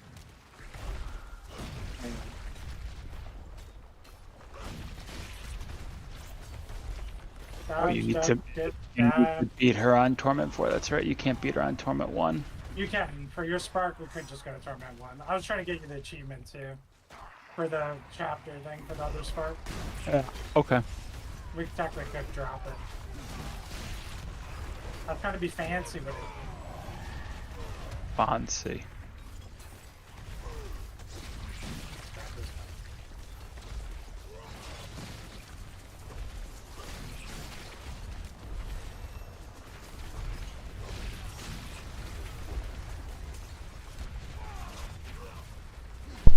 I might as well just live at the mistress if I want to get like the Behelits.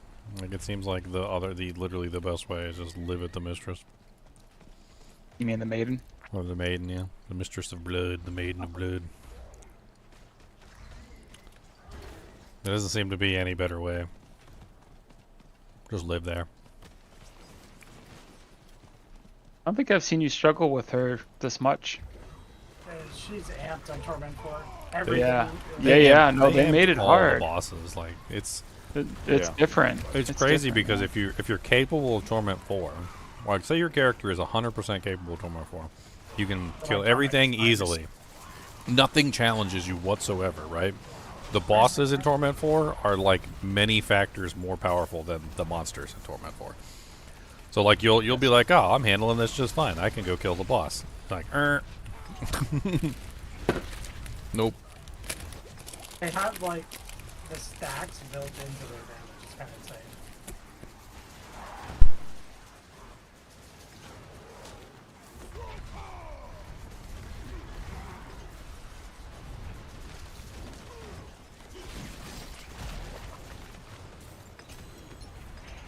Can't see anything is the problem. Am I making it worse with the blizzard? Yeah, you Probably. All right. I'm just gonna stop then. So bad the effects on this round. Could be worse. I could be meteor, but yeah, I'll stop. Well, the earthquakes you can't see anything either. No, Devron. Yeah. After he lagged the crap out of me in Path of Exile 2 with his stupid lightning rod build, you need to lag him every chance you get. Yeah, but I actually Don't let want up. something out of this deal, right? Don't let up. Show him the pain and the suffering that he caused others. I think he just didn't realize what was going on either, because he like had his settings saw. super low because he of saw. his bad PC. He literally background. was in my group one time, had my stream pulled up, and he was literally playing with it, firing off shots and watching my FPS hit 0 and laughing the entire time while he was doing it. He was like, "Watch this," and he would come up and he would go 0 FPS. That was normal gameplay for me. Without that build, any build. 0 FPS was normal gameplay. Okay. If he appeared next to me and started using his ability, my FPS went from like 140 solid to like 2. How many stacks do you have right now? I don't know. There's no stacks anymore. Oh, they don't have that anymore? The one-shot mechanics? The... They're built into the bosses now. Just have their stacks at all times.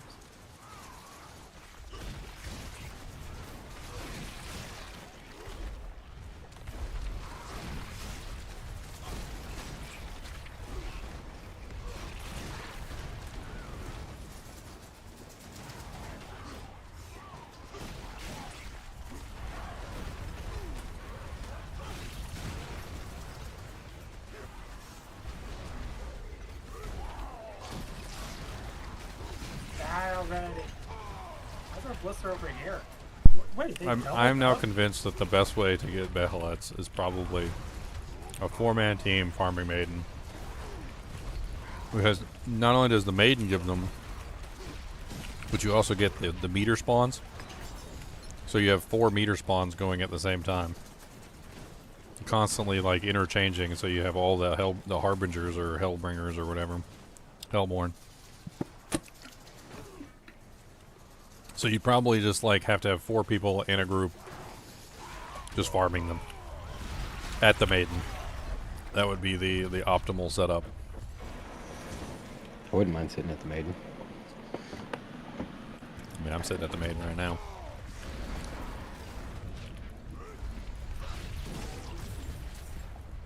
Murdering everything. Eating McVitie's digestives. These things are delicious. I don't know why they don't have a better name other than digestives. What'd you say? I have to repair. Yeah. She broke me. You don't have a grandfather? Not on this build. I don't think it's Do you have the Baleful Hearts? Or? I have hearts, yes. Yeah. The one in, like throw in another one. I only have 9 of them, so I was trying to like see if other people would put them into. I need to go open a bunch of chests before this thing ends. Because I got like 437 doohickeys.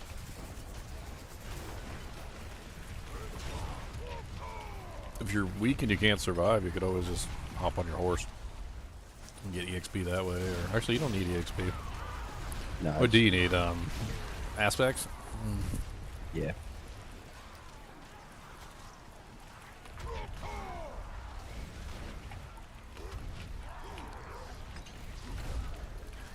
Aspects and destroys. I'm just here for the Behelits. It's good for boss mats too.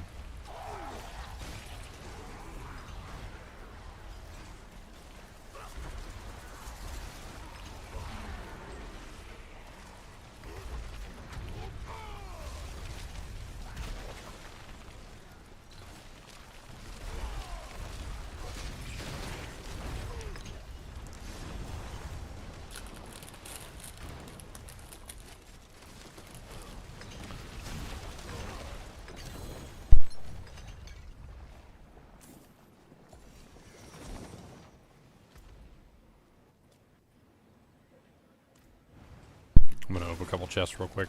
We got 6 minutes left. I don't really care about the chest, but opening the chest gets me more Baleful Hearts, which feeds the machine.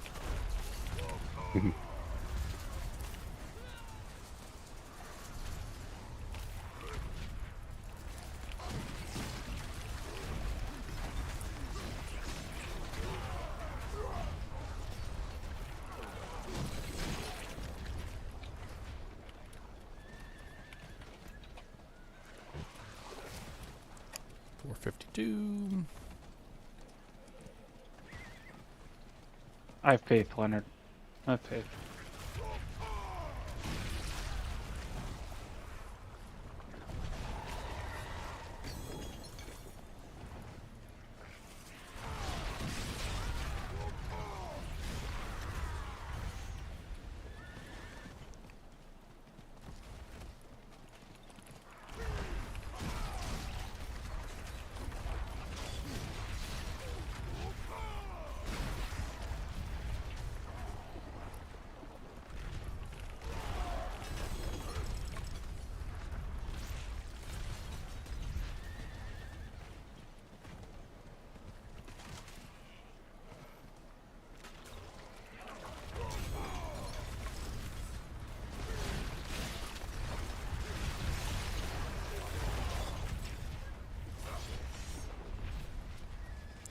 Okay, that's all my chests. Why are you dead, Knight? Because I'm not ready for T4 on this character. I revive you and I make you whole.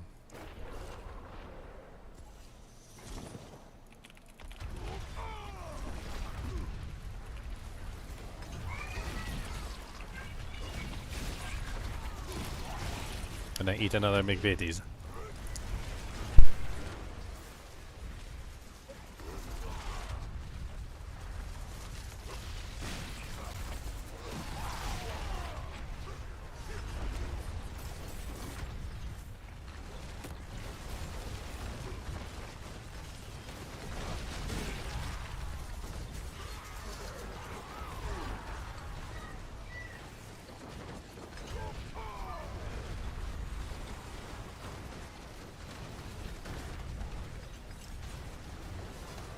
Sorry about that.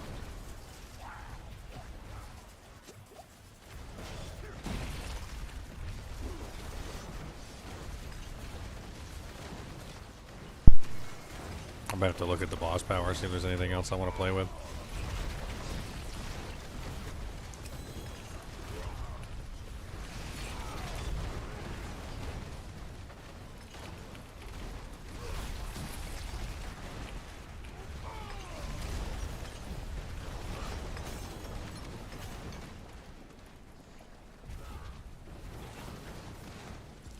I mean, like, speaking of the boss powers, some interesting, like, secondary modifiers for some of these. What the hell is burning my HP away? It was like nothing even there.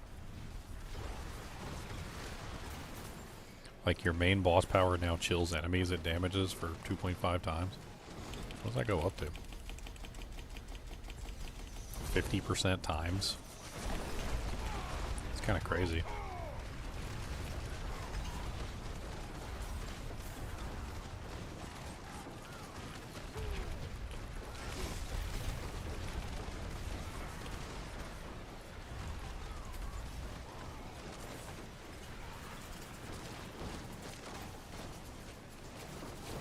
The Harbinger of Hatreds thing is kind of interesting too, casting a basic while maximum resource.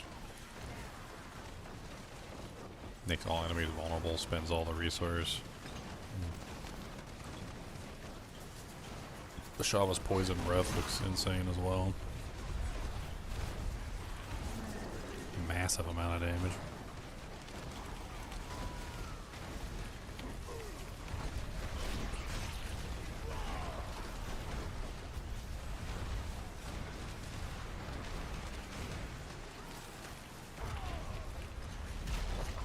I wonder if that poisoning thing is, the Shava's poisoning has a very interesting effect that I didn't even really read. It says, applies 10% more poisoning for each 1% of the target's current life is affected by damage over time. So it scales its poison damage with damage over time. It's kind of nuts. I'm gonna try it out for a minute and see how ridiculous it is. I'm a DOT build, so...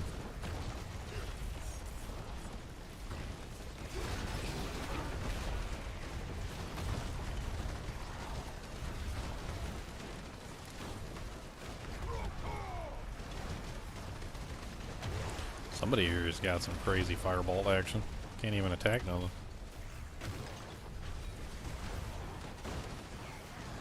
It's one of those Fireball spamming builds from one of the previous seasons. Like hits like the whole screen everywhere. Feel nice and safe and comfy in the center. I had fun with that.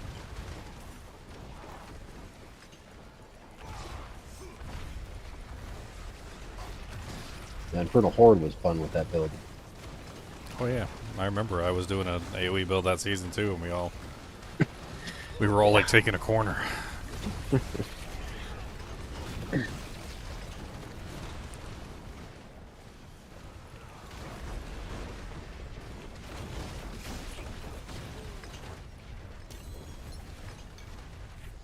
Another Behelits. Another hand touches the beacon.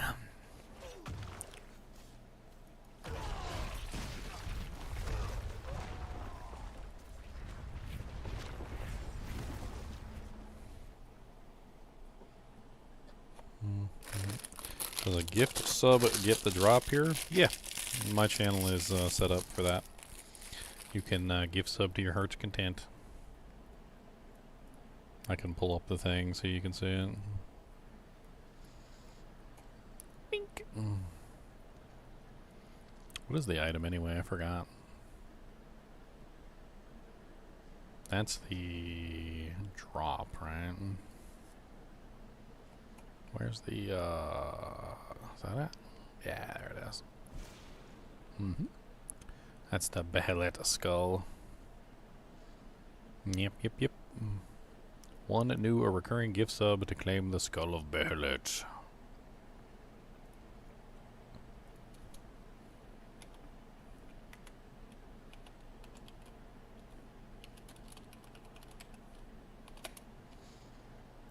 Beep, beep, beep, beep, beep, beep.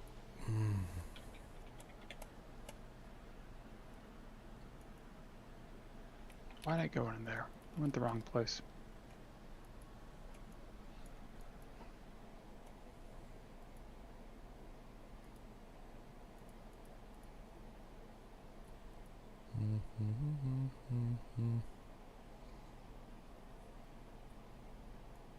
Apparently I haven't watched my own channel enough to earn the 3-hour drop. It's pretty funny. I have to pull up my channel and watch it so I can get the drop. Hey, thanks for the gift sub, man. Congratulations on your skull. There you go, Leonard. Much easier. Do you guys get it? He will. Dropped it down to T1. Oh, yeah. I think you, like, look at her the wrong way and sneeze. You know, I didn't even think about it. What about the boss thing? Like the apparition doohickey. Like, doesn't it spawn multiple bosses? You fight the apparition, and then you fight Belial. So that's 2. And then you run, and then if you fight another one, I wonder if you get like 4. Maybe you get like 4 from it. Let's do a quick check-a-loo. Check-a-loo, check-a-loo, my darling. Come on down and you can see everybody's got to pee. That's why we got restrooms on the right everywhere you go, my friend.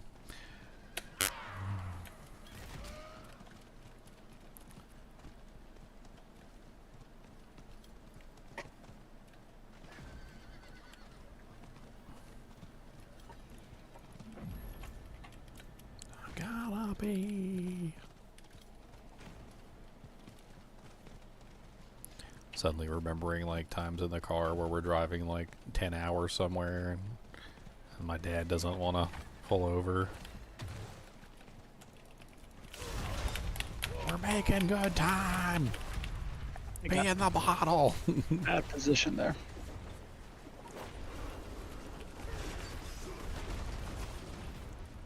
You'll get your spark here. We'll get your achievement done next I'm not time. worried about it. I'm not worried about Well, it. we'll get it done. I just have to change his character to the tanky. Yeah. He's just not tanky at all. Yeah. Did you get the spark? Yeah, I got the spark. Alright, sweet. All set. All set. All set. You have failed this, Devron.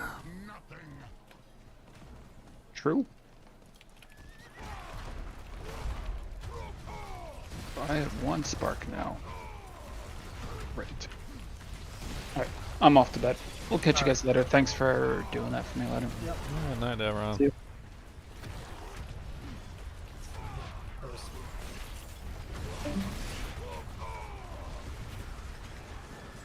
I'm out for the night too, you guys.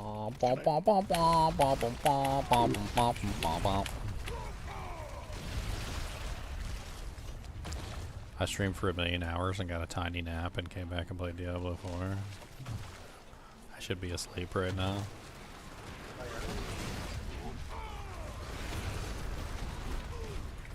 Get something to eat, something actually like real to eat, and then maybe go to sleep.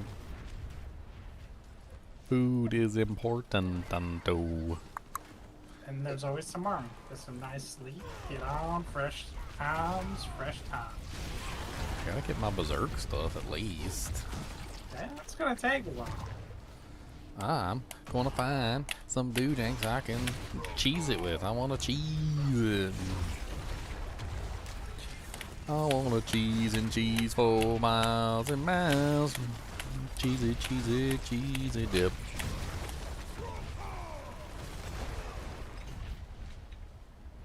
Are we done yet? Are you done, Belial? Because I wanna. I don't like you.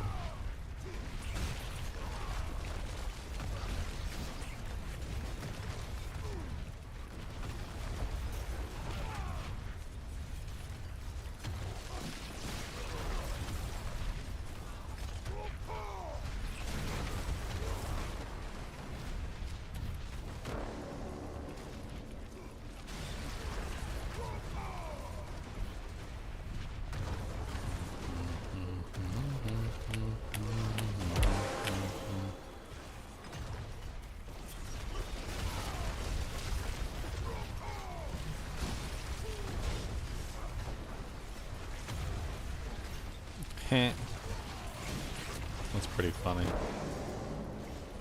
So I was playing Expedition 33, and you eventually find out that, like, I don't know if I should say that because it's pretty spoilerish, and I don't want to spoil it for people who haven't played the game. What the hell is that?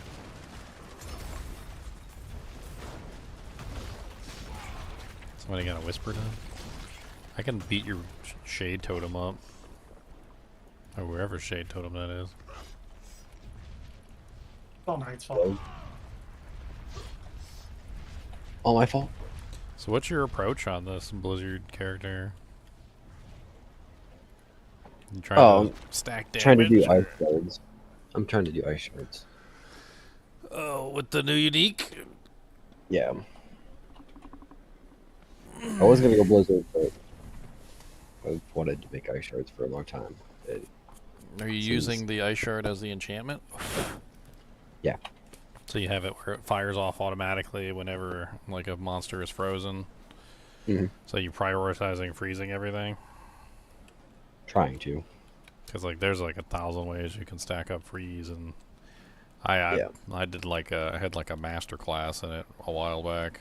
I had it set up where literally I was like, my character wasn't even capable of doing Torment 4 or even like Pit 90 or whatever. And I remember that season I had that character set up, like I could literally go into like a Pit 100 and just freeze everything and they couldn't touch me. Like I could literally just sit back and annihilate everything from a distance. Mm-hmm.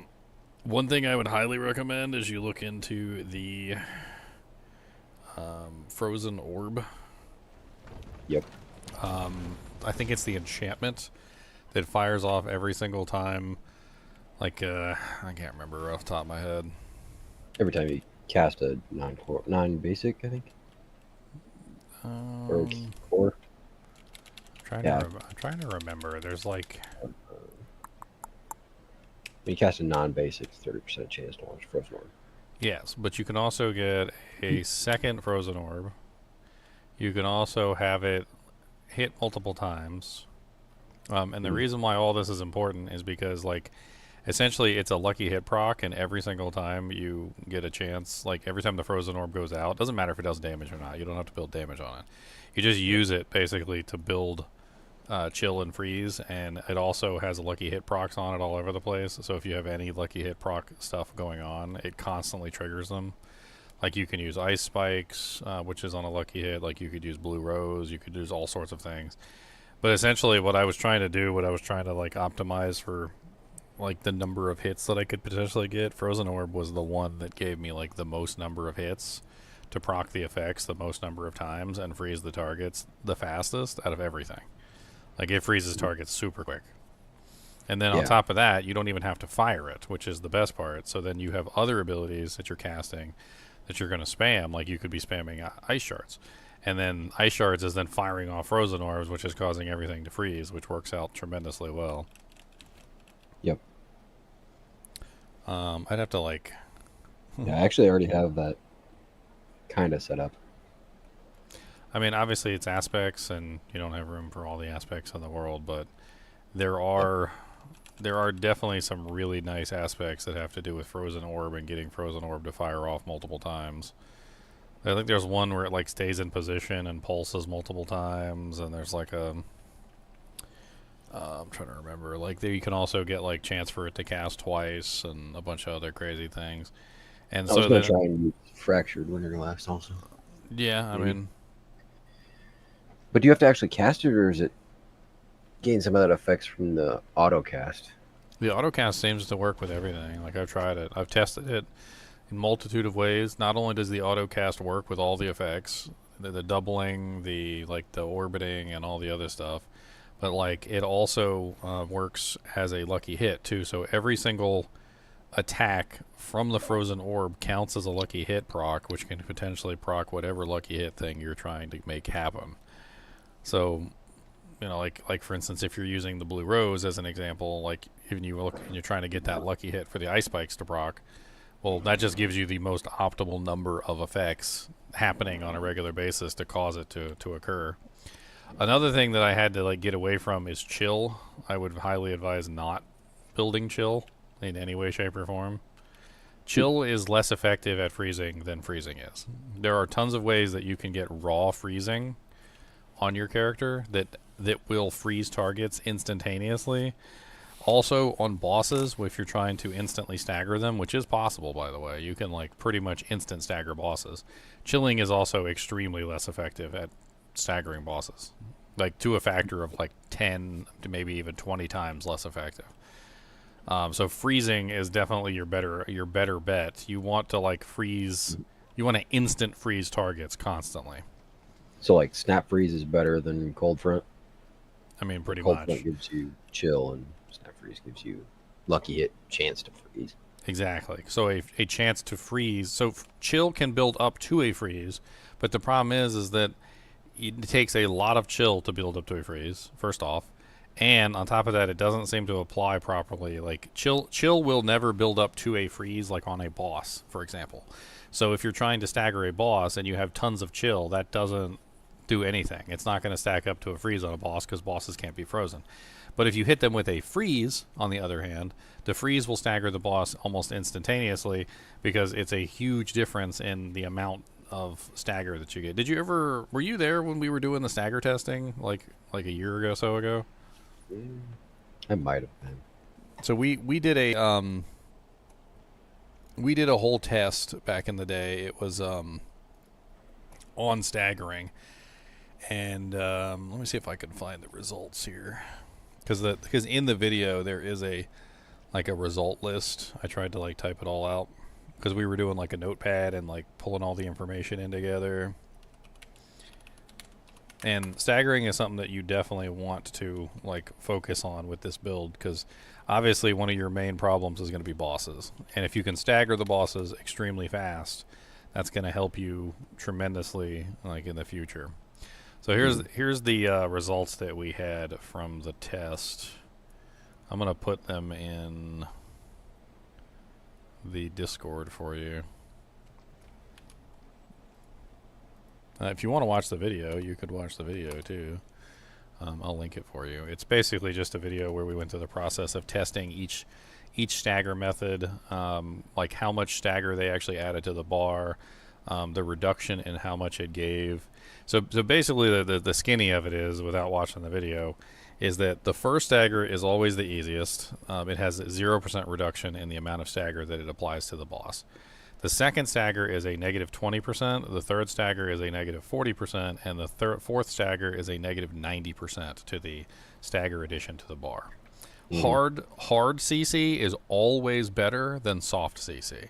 So things like chill, things like slow are absolutely worthless. They do basically nothing to the boss's stagger bar by comparison. Like for instance, Penitent Greaves, which applies a ticking chill, is 1.28 per tick, whereas a freeze, on the other hand, or like for instance a challenging shout, which is a taunt, is 51 stagger per effect. So you're talking about a factor of, what is that, 50? It's almost 50, a little bit less than 50, like 48 or something like that, but still a lot. Yeah.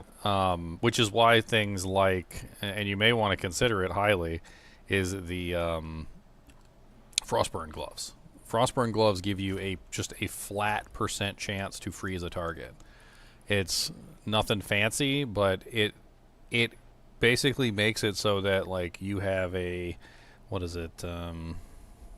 Oh no, they took it away, didn't they? That's right, they took it away. I forgot they took away the freeze from Frostburns. They nerfed them finally.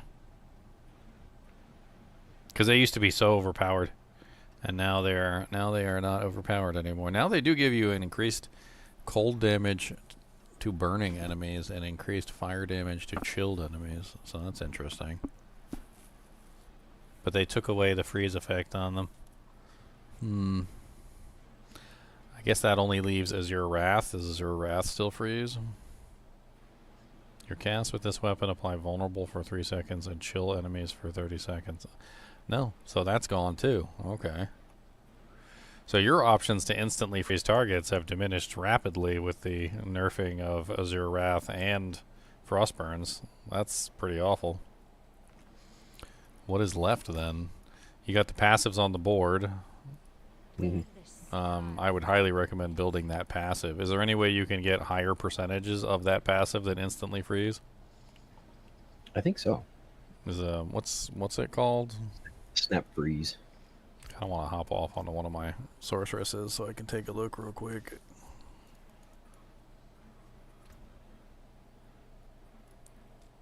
Sorceress.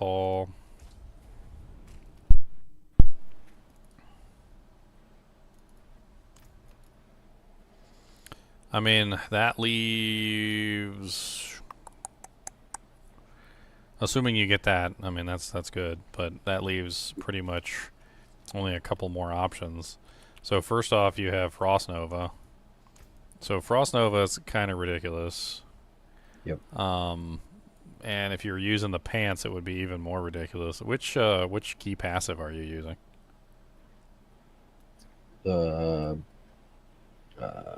Avalanche. Avalanche? Yeah. And then I am using the rune to auto-cast Frost Nova. Well, there's also the pants that causes Frost Nova to go off automatically too, which could be interesting.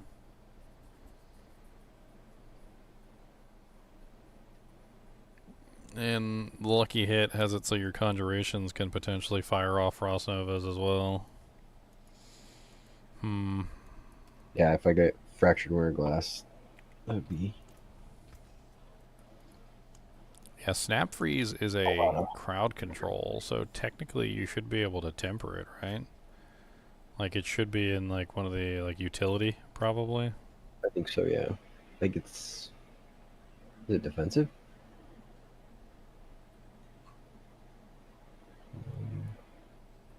Snap Freeze is in utility, elemental control.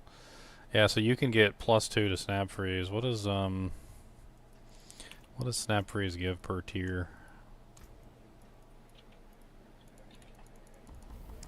It's what, 7% chance per tier.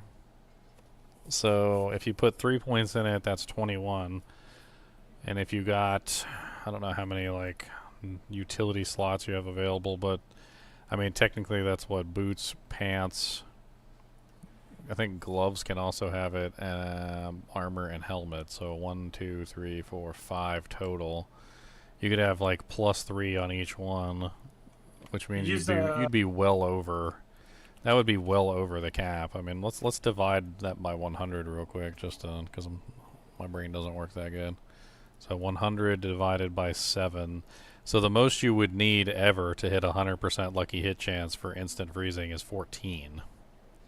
Which, if you divide that by, or so hold on. So subtract 3, which is the base points that you put into it. So that's 11 more. Divided by 3 on your pieces of equipment, you would only need 4 pieces of equipment with snap freeze. And that's assuming you don't get higher than that. So if you get like a 2 roll, and then you greater roll it, you could potentially bring it up to like 4 or something. Depends.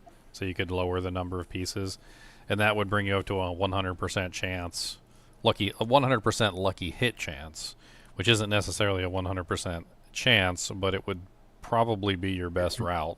And then you could stack on like the lucky hit bonus, because sorceress does have like a flat lucky hit chance increase, and get some other lucky hit bonuses.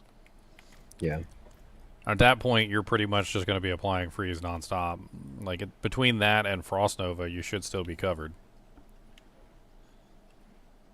I'm not entirely sure if freeze duration might not be a good option for you too. Because freeze. I was thinking about that too. Because the more that they stay frozen, the better. There is freeze duration. I'm trying to remember. I can't remember. I think it might also be a utility thing. Let me see. Is freeze duration also in the utility section? Snap freeze, crippling freeze. Yes, it is. So 25, yeah, okay. I mean, you could get freeze duration in other places. I'm pretty sure there's freeze duration on the skill tree. It's surprised you're doing the ice shards and not the ice spikes. Ice spikes look fun with the blizzard. I mean, honestly, you can work them in easily. I mean, do you have room for a blue rose? Not really. I mean, there's other ways you can get ice spikes. The blizzard has an aspect. Yeah, well, it's which scales with blizzard. If stack blizzard to the moon, that's what Devron's playing. Yeah, if I go ice spikes, I probably wouldn't go shards at all. I'd just go blizzard, ice spikes. The irony is that I usually never actually cast ice shards, but I always go ice shards whenever I'm an ice sorceress. Like, it's too good. Like, you pretty much just put points into it, don't actually put it on your bar, use the aspect, freeze everything, and the ice spikes just shoot off automatically on their own. Do the ice shards actually interact with the unique item if they auto-cast? Not when it's auto-cast, just when you cast it. Because, I mean, they've always been extremely effective as an additional damage source for any, like, freeze build. Doesn't matter what freeze build you do, whether you're doing Blizzard or Frozen Orb or whatever. Like, putting 5 points into ice shards and grabbing the appropriate things, like, for instance, the vulnerable, as an example, like, makes it so that you get, like, permanent vulnerable uptime, because the ice shards are just constantly shooting off every single time you freeze a target. And you get so many, like, if you set it up properly. Like, you can eventually get it to the point where everything on the screen is frozen at all times, and the ice shards are just shooting off constantly. And then you use the pierce aspect that lets it pierce through targets, and then you just get massive amounts of ice shards hitting everything. It's never had a problem with clear, which is why I don't understand why the unique item focused on clear speed. Like, it doesn't... I don't understand that at all. Unless you can shotgun. Can you shotgun the ice shards into a target and deal multiple hits? Yeah. if you cast it right next to your character, they spread out really wide. If you shoot it like at the very edge of just the like screen, multi-shot. it's like just super close to each other. So, I mean, I guess it's got a little bit of extra single target there, I suppose. We still got to get close to the target, though, to make sure all the small shards hit. Mm-hmm. Time to be tanky.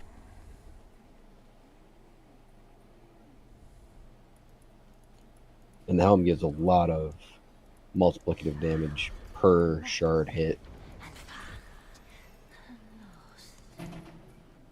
It's up to 75x per shard. It doesn't seem like there's a limit.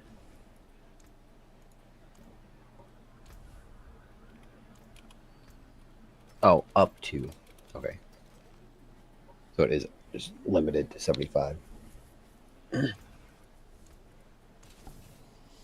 Limited. Unlimited.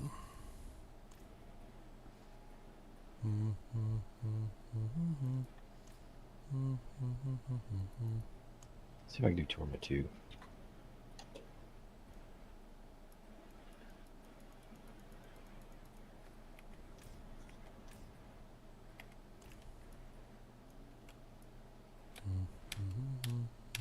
Oh, I'm back on my character if you wanted to rejoin me. I was just messing around on the sorceress. I'm just looking at the stuff. I do think Snap Freeze is probably your best bet, though. I think if you optimize for lucky hit chance, and you optimize for, like Snap Freeze at 100%, I think that'll help you with staggering the bosses, getting everything frozen constantly. You might not even need to, like, do Frozen Orb, I don't know. And that'd also give you more ice shards, obviously, also, because you're enchantment. Mm-hmm.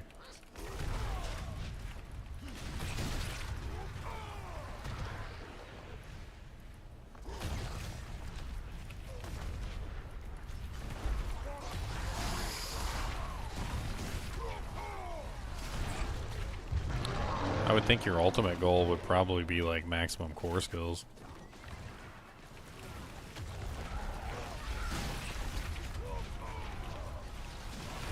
You probably want the core skill helmet, the Ring of the Starless Skies, and well, I need the unique helmet. Oh, that's right. But I can get ranks to ice shards on gloves. Get ranks to ice shards. Does the helmet give you ranks to ice shards? Yeah. Okay, well then it works just the same.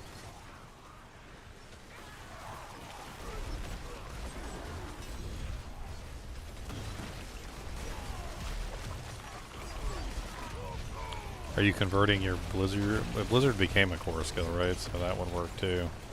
Then you'd increase the level of your Blizzard as well. I'm actually not using Blizzard. I'm using the Ice Spikes and then the Frozen Orb right now. Hmm. You could have the Blizzard cast on top of you automatically. Mm-hmm. It's actually very effective for damage reduction. It's one of my favorite ways to get damage reduction on that character. Just have it auto cast, and then I don't know if you're using the Enchantment Master on the Paragon board, but like between the Enchantment Master and the auto cast, and like because it stays on you for a couple seconds after you leave the Blizzard, so you basically just get like a massive amount of damage reduction for free, and then you have Blizzard casting on you all the time. Mm-hmm. And there's a lot of good benefits to having Blizzard cast on you all the time. Like, it has like a, you can do the cost reduction. I'm pretty sure that one of the options was a cost reduction. So like whenever there's a blizzard running or you're standing in a blizzard, all your spells cost like 20% less or something. That sounds familiar. It's a really good skill to just have auto casting on you, like as a. It takes up a lot of aspect spots. Well, defensive. The defensive one is the damage reduction one. What are you using for your damage reduction right now? Right now, the Snow Veiled Ice Armor gives me 25% damage reduction. Pink? Pretty much the same thing as Blizzard.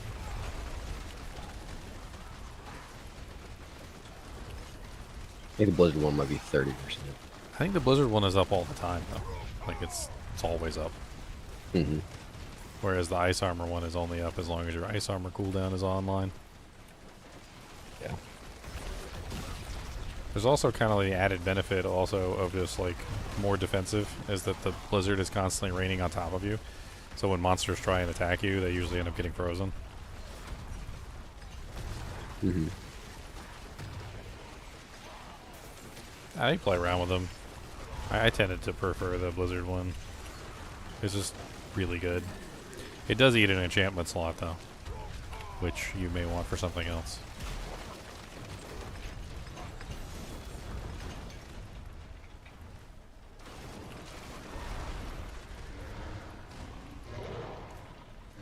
Sorceress needs more enchantment slots. Yeah, it really does.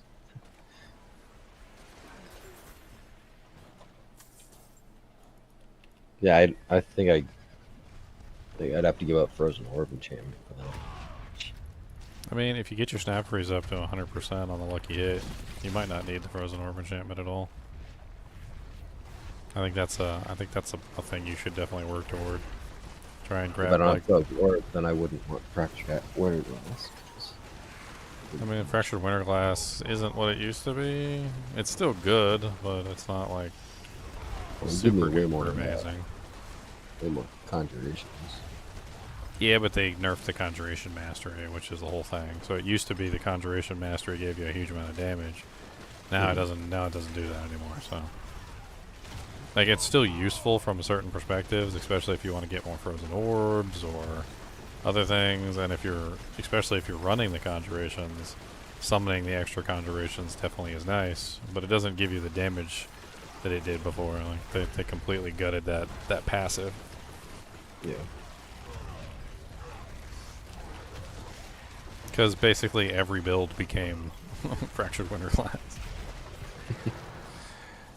And it's something that they should have realized when they threw in a huge damage bonus and then gave people the ability to summon like an infinite number of conjurations.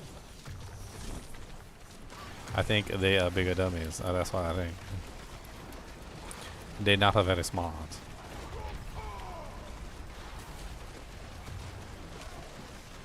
Right now, I do have the Familiar and Ice Blades that I'm spamming on my bar. Ice Blades is nice for the cooldown reduction. If you don't need the cooldown reduction, though, I don't know. Might drop it.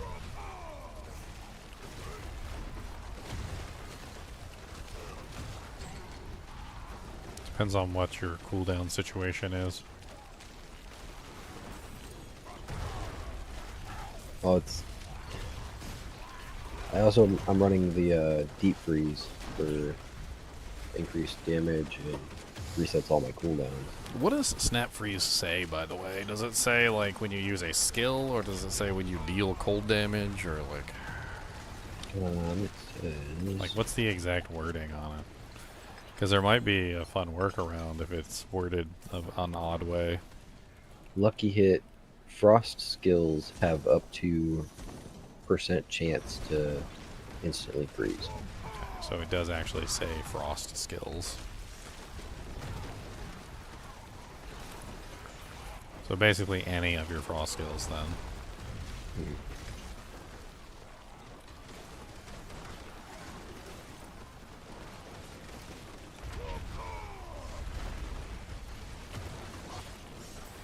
Well, I mean, that pretty much counts your ice shards, so as you're spamming your ice shards, having a 100% chance to freeze is going to be pretty beefy.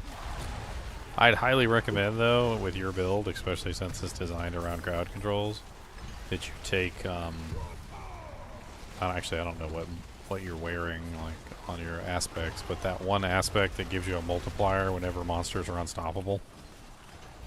I was thinking about that, yeah. Because they're gonna be unstoppable a lot. Like, so even if you set up for 100% freeze, and let's say you get the ultimate setup where every time you click the button they're frozen, if they unfreeze for whatever reason, there's a very good chance that they will be unstoppable during that time period, and it'll give you additional damage versus them during that time when they're not frozen.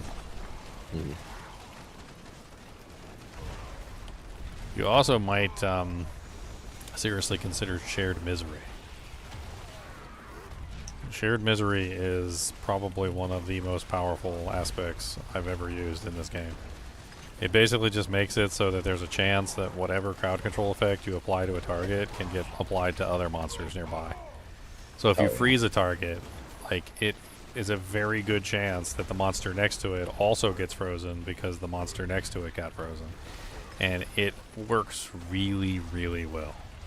Like, it will turn your entire, like, play through around. Like, you'll go from freezing only like 1 or 2 or 3 monsters to freezing like entire screens. Like, it'll spread like a contagion, because it doesn't just stop at one monster. So like, if you freeze one monster and the lucky hit procs and it freezes the monster next to it, that monster also has a chance to lucky hit proc and freeze the monster next to him, and so forth and so on, until literally the entire screen is frozen. It's an insane aspect. The only downside really to it is it doesn't work on bosses at all, obviously. Because there's, well, actually, you know what? It might. Now that I think about it, it might work on bosses now. So if you use the Lilith power, you could freeze the blisters, and the blister might transfer the freeze to the boss, which could double your staggering capability. Actually, triple your staggering capability, technically, because you get 2 blisters per boss per 15 seconds. So every 15 seconds you would have 2 monsters essentially to freeze near the boss, which could infect a second freeze onto the boss, giving you 3 potential freezes per rotation, which could help you stagger a stage 4 boss almost instantly. That'd be really interesting to try and min-max that, because if you could set it up where the boss is permanently staggered, well, then you would have like massive amounts of damage. Yeah. But would that be better than Exploiters? What's the Exploiters? The one that has the multiplier versus unstoppable monsters? That one doesn't work on bosses as far as I'm aware. I remember doing some testing on it a while back, and bosses like didn't count as unstoppable or something. That's weird. It's weird. It's like, it's because they're not technically part of that whole thing. Like, they cannot become unstoppable, and they cannot be staggered, and they cannot be like frozen either. So they don't seem to interact with that system. And when I tested it to see how, you know, like how much damage it did or like what it was doing, like a lot of the times it was not functioning. It didn't seem like it was adding any damage at all to bosses. Everything else in the game, yes, but for some reason it just didn't seem to work on bosses.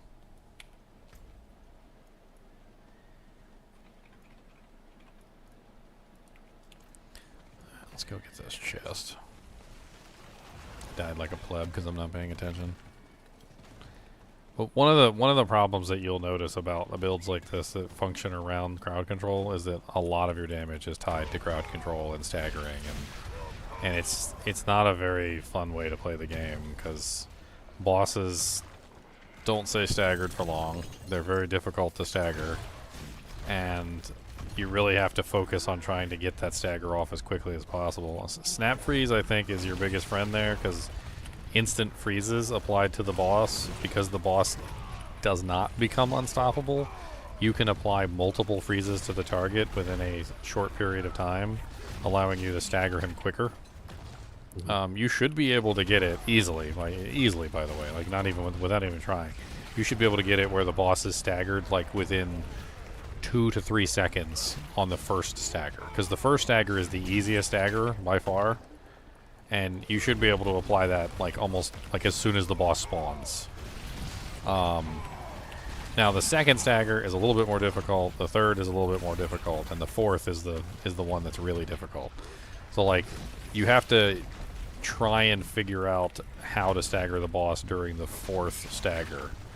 That's where things get interesting. Or beat the boss before the 4th stagger. Yes, I mean that is also preferable, but with these bosses in this season, I don't think it's likely. Yeah. In this season, I think you're better off focusing on trying to stagger the boss multiple times. Especially since your damage goes up exponentially every time you stagger. Like, that's just how the sorceress is built. She's got tons of crowd control damage, and like when the monster's frozen damage, and when the monster's chilled damage, and all that stuff applies when the boss is staggered. So you get all those bonuses, like whenever they're laying on the ground. So making them lay on the ground is going to increase your damage a lot.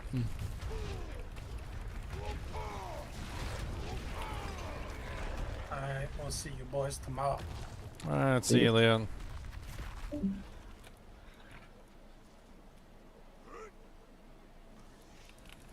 It's a good sign that I'm just walking through T2 right now. Oh yeah, like if you set it up properly, you can walk through T4. I don't know about damage. I don't know about damage, but you can set it up so that your character is so safe even in Torment 4, like you just freeze everything and nothing will touch you. Mm-hmm. It's one of the coziest builds. Like I don't know about the damage and I don't know about the boss killing capability, but like when it comes to feeling safe and sound, like it's one of the coziest builds out there. You're just like, oh, yep, everything's frozen. What you gonna do to me? Oh, you're frozen. Ha ha ha ha ha ha ha ha.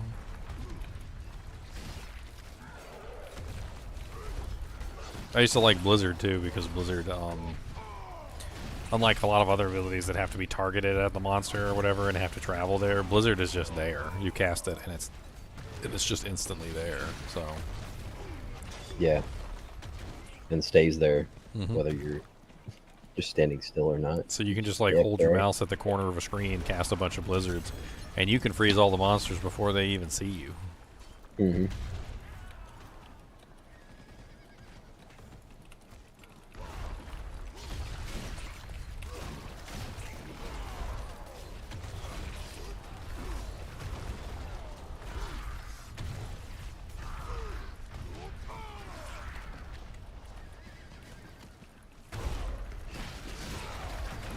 I'm just running around murdering everything, trying to get my Behelits.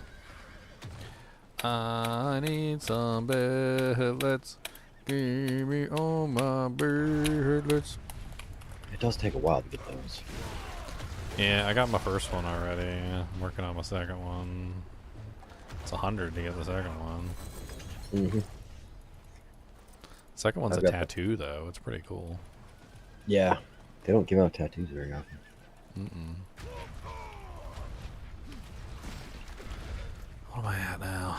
67? I want to at least get the tattoo.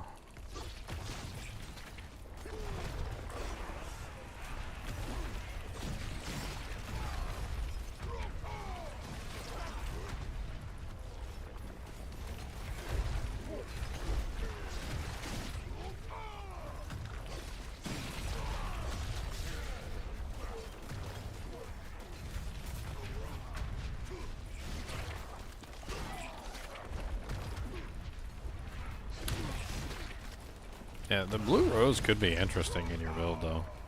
I know you said you don't have a slot for it, but I mean, technically you are spraying, I mean literally spraying ice shards everywhere, which could potentially give you the opportunity to put a lot of ice spikes down.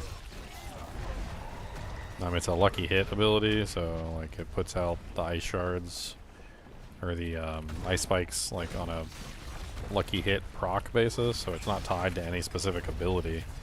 So you spamming as many like ridiculous number of ice shards that you can, and then also freezing targets, and then getting more of them because you're freezing targets, you'd potentially have ice spikes all over the entire battlefield. Yep. It could be interesting with your build.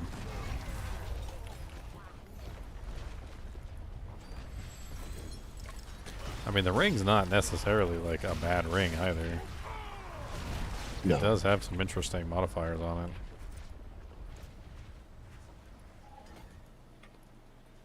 But I already want more aspects than I can hold. Yep. That's why they really need to do an aspect consolidation. Like, I understand what they're going for, but some of these aspects, they just need to be combined. And we need to just move on with our lives and combine the aspects together, because there's too many of them now. Like, they're not... I don't know what they were thinking, because like you can't fit them all on the character anymore. Like you'll have like a, you know, just like take one thing like whirlwind, and if you took like every whirlwind aspect that there was in the tree, and you tried to put them all in the same character, like it's like almost next to impossible to have those and also have the damage multipliers at the same time. I almost wish that they would just take all the damage multiplier ones away. I know people would like cry havoc and let loose the dogs of war and everything, but I mean, the damage multiplier ones are just objectively better than most of the ones that do not give you any kind of multiplicative damage. And having them in the game immediately creates a situation where you would rather choose the multipliers over, you know, actually having something useful, like having your frozen orb cast twice, or, you know, like something that you're actually going to have fun with, as opposed to just like raw more damage output.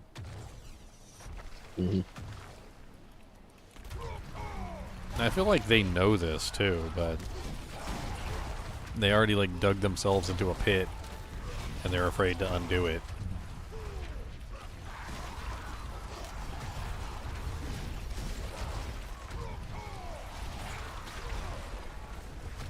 I know the aspect of control used to be really good against bosses. They made it so that it... So the reason why it was really good against bosses was because it was applying every single one of its multipliers all at the same time.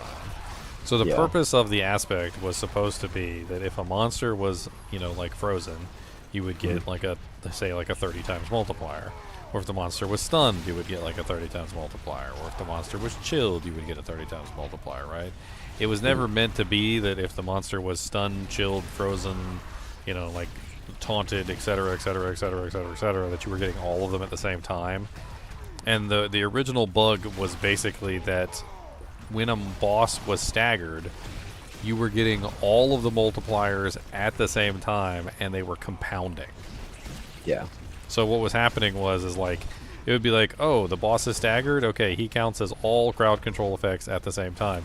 And then it would literally just make it so that the boss was like 30 times multiplier, and then another 30 times multiplier, and then another 30 times multiplier, and then another 30 So like the Blizzard builds back in the day before they fixed it were literally nothing more than exactly what I was talking to you about, which is focusing on staggering the boss.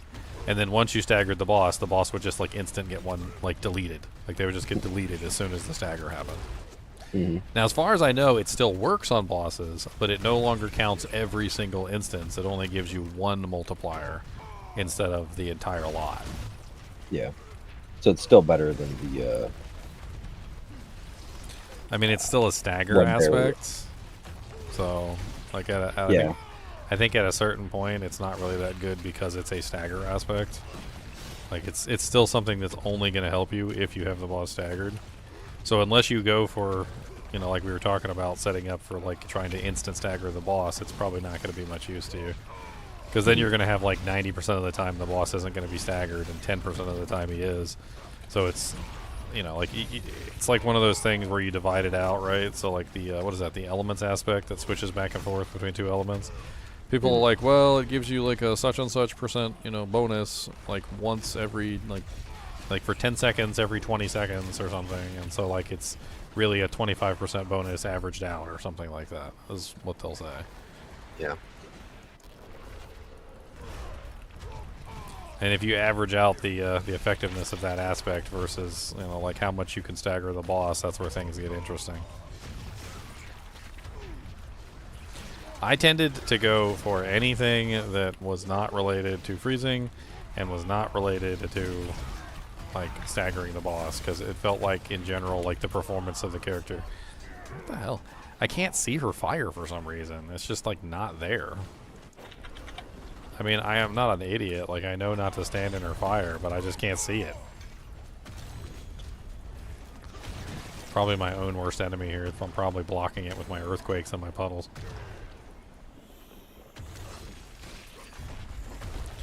Die like 70 times on the maiden.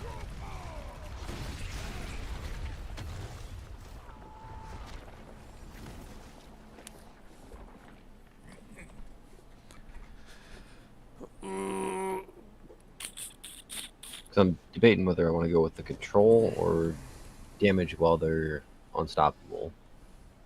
And I think control is just better. What, for the glyphs? Yeah. Or no, for the aspects. Control is damage when they're stunned, frozen, or immobilized, and then the one where it's like 40% damage when they're unstoppable.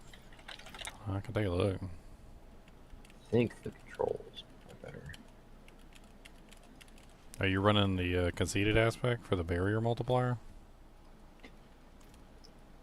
Actually, Because that one is probably better than anything, and you should be able to keep barriers up with 100% uptime.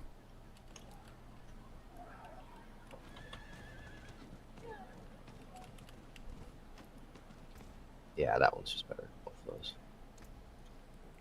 I mean, when it comes to like offensive aspects, I mean, you might also think about optimizing for attack speed, which could be very important for you as well. I don't know how your mana consumption issues are, but like accelerating aspect could be rather interesting if you can get your resource control in place, because that gives you a huge attack speed bonus. You could also optimize for like maximum attack speed. Yeah. Vehement, the vehement aspect is also really good. Vehement brawlers, are you using that? No.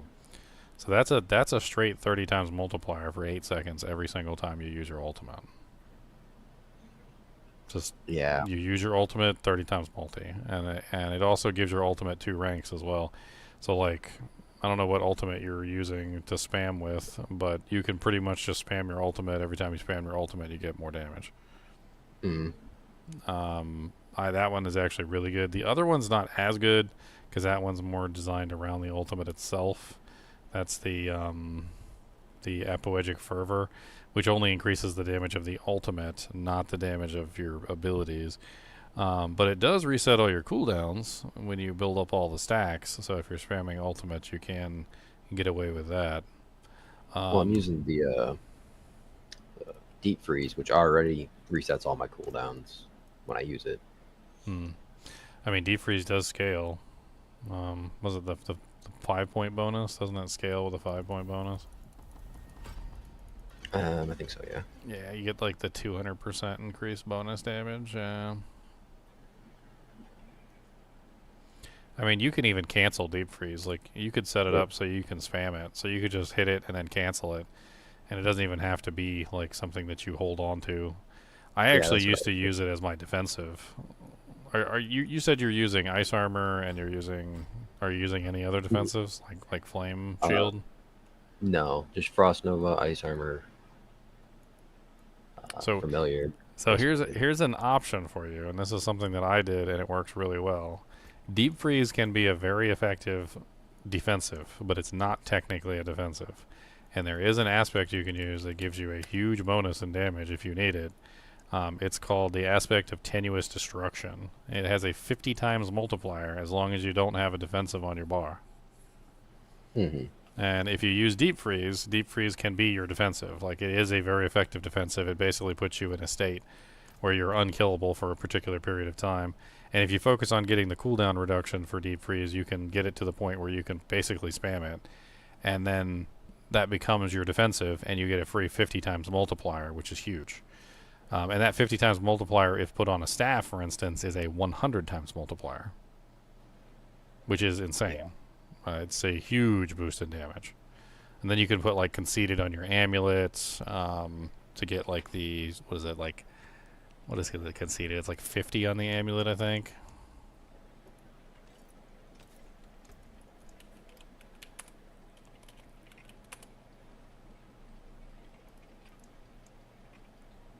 Yeah, no, it's 30. It's 30. Yeah, so that, yeah, it would be like 45 or something, like 45% on the amulet.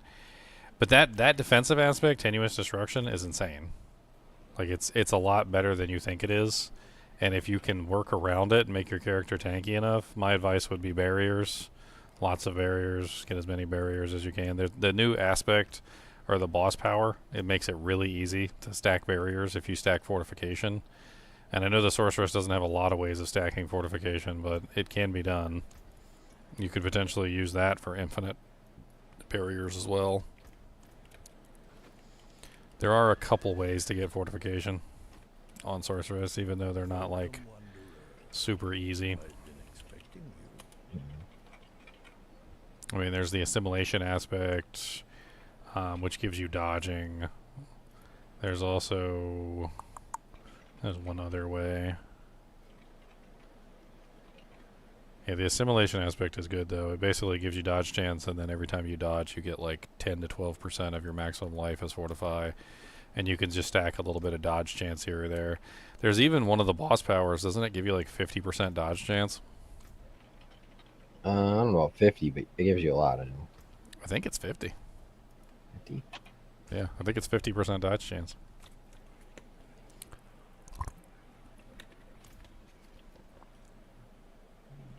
I had to check real quick. I'm hopping back over. 40%.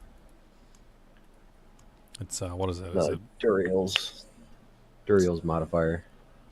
Activating main boss power grants you 40% dodge chance.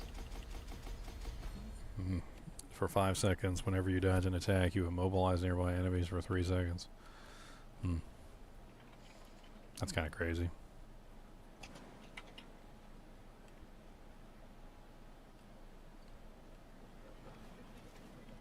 Another way that you... are you having any issues with resources? No, not at all. Can you just hold down the button forever? If I'm hitting enemies, yes. If not hitting enemies, no.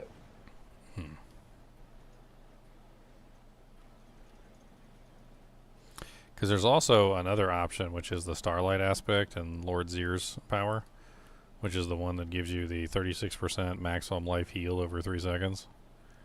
So every time you activate your power, you could potentially tie it together with Starlight for infinite resource.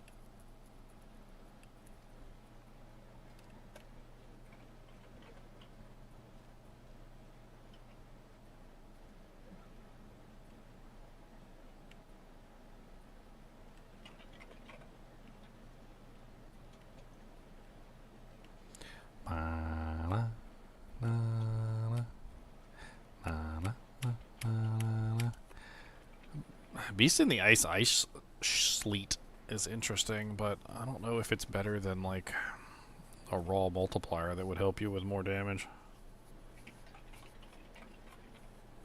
Is there a main boss power that gives you multiplier other than the channeling one? I mean the channeling one is 50 times. Because yeah, this doesn't count as a channel, so that doesn't help me.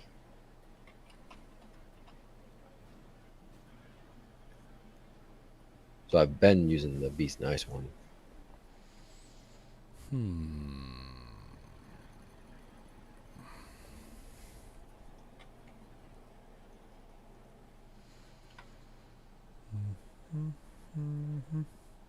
I mean, there are some raw multiplier ones.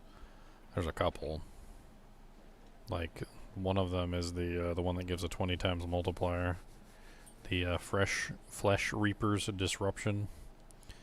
And you have to stack crowd control duration though, which might not necessarily be a bad thing for you, since that would also increase your freeze duration.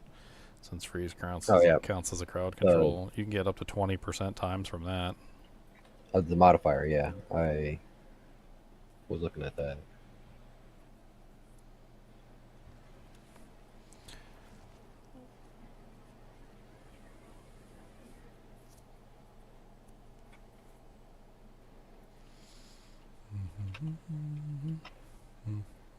Yeah, for the boss powers, I was going to go with Beast and Ice as the main, and then Cinerettes,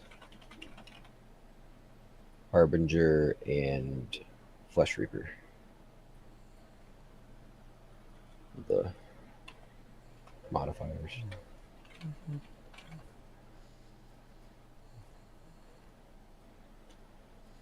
I'm just looking at them. I haven't really looked at all the main boss powers.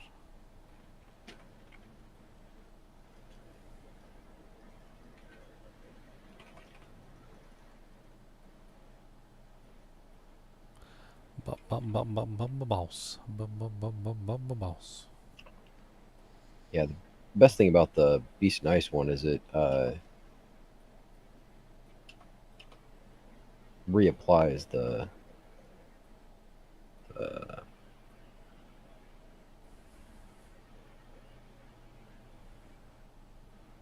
freeze. Like when it. Oh yeah, it has a chance to freeze the enemy for 2 seconds. Mhm. After casting 3 skills which apply crowd control or stagger effects, shoot out sleet spikes that deal 512% cold damage and freeze enemies for 3 seconds. I bet you there's some exploitation you could do there. Because it says 3 skills. So like, for instance, with Frozen Orb, if you're using the one where it casts twice, I bet you each cast of the Frozen Orb counts as a different skill.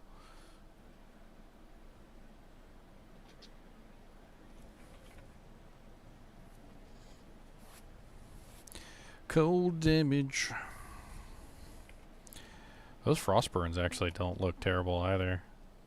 I was looking at the changes that they made to them, and even though they don't offer freezing anymore, they do, however, offer you a 35 times multiplier, which is sometimes hard to come by. Mm-hmm. And it's not just a 35 times multiplier, it basically involves like weaving fire into your build, which I know they cut out a lot of weaving fire into your builds, like in the previous patches, but it's not like completely gone. It's still there. You also get attack speed, which isn't awful, and then a 35 times multiplier for your cold damage to any monster that's burning. And there's still benefits that you can get on the board for having burning monsters, like some heals coming in, like some various other little things that burning does for you. It's not quite as good as it was before with the critical damage from, what is it, the devastating one? Can't remember the aspect. One of the fire ones that applied to like all. Yeah, as long as the monster was burning. Yeah.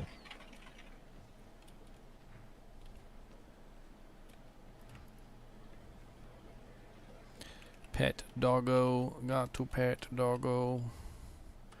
Come here, doggo. I want to pet you. I forgot what button I put this on. Hello, that's the Mr. Doggo. Could have said don't talk to other strange doggos. That is not nice. Do not talk to them.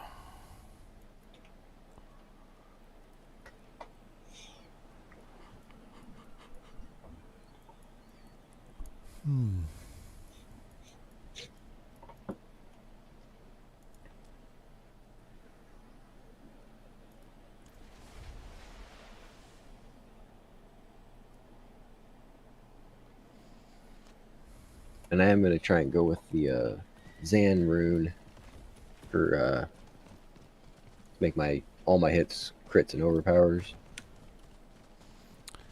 Which doesn't really work as well as I'd like it to. Well, if you can make it proc enough. I wish it worked better.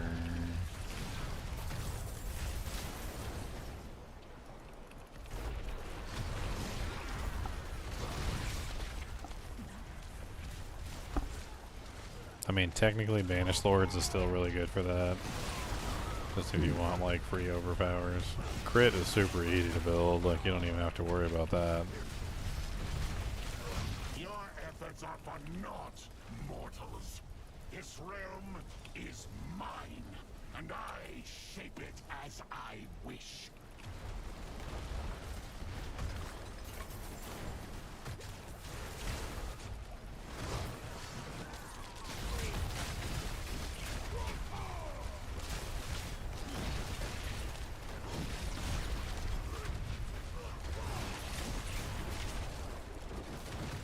Yeah, I didn't even think about the aspect of Shared Misery and the blisters. Because if you use Lilith's blisters with the aspect of Shared Misery on the bosses, it should make staggering the bosses like incredibly easy. All you gotta do is just make sure that the bosses are next to the blisters, which they spawn next to it anyway. So like it's really just a matter of not like moving them away from the blisters as they spawn. And they spawn once every 15 seconds.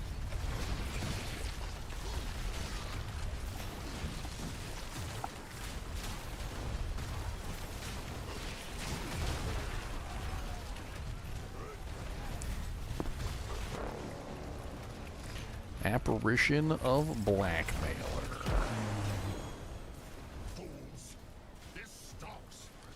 A Behelit. I got a Behelit. Barb. I got, what is a goblin over there? He needs to die. Come here, Mr. Goblino. That's a Mr. Goblino. Mr. Goblino.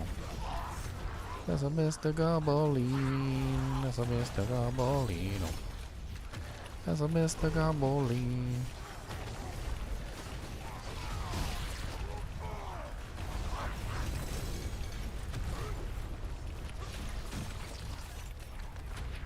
I'll be right back. Alright.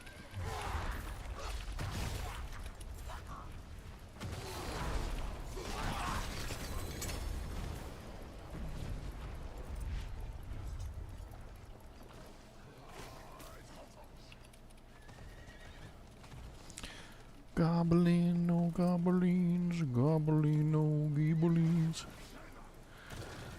The gelatinous goblins are so fun. So many gelatinoids.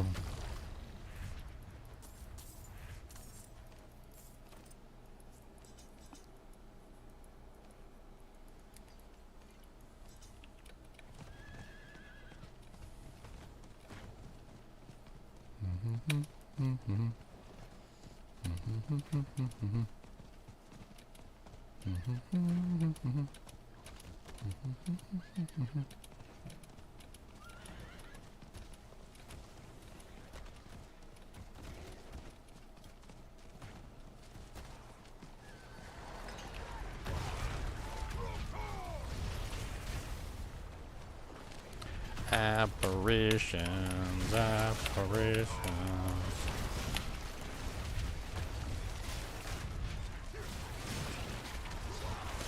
Belial's such a Diablo 3 boss.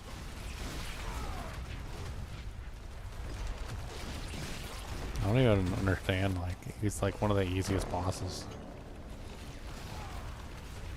He was never like difficult by any stretch of the imagination.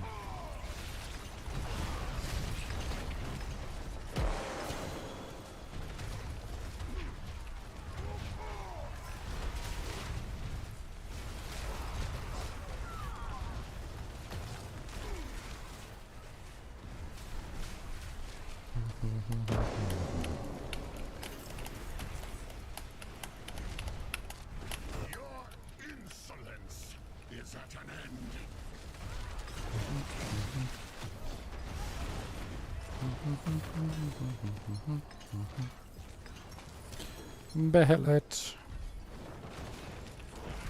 I need so many Behelits. I still need like 24 more. So I can get the tattoo for my tit. The booby tattoo. I need a booby tattoo. I need the one for my booby.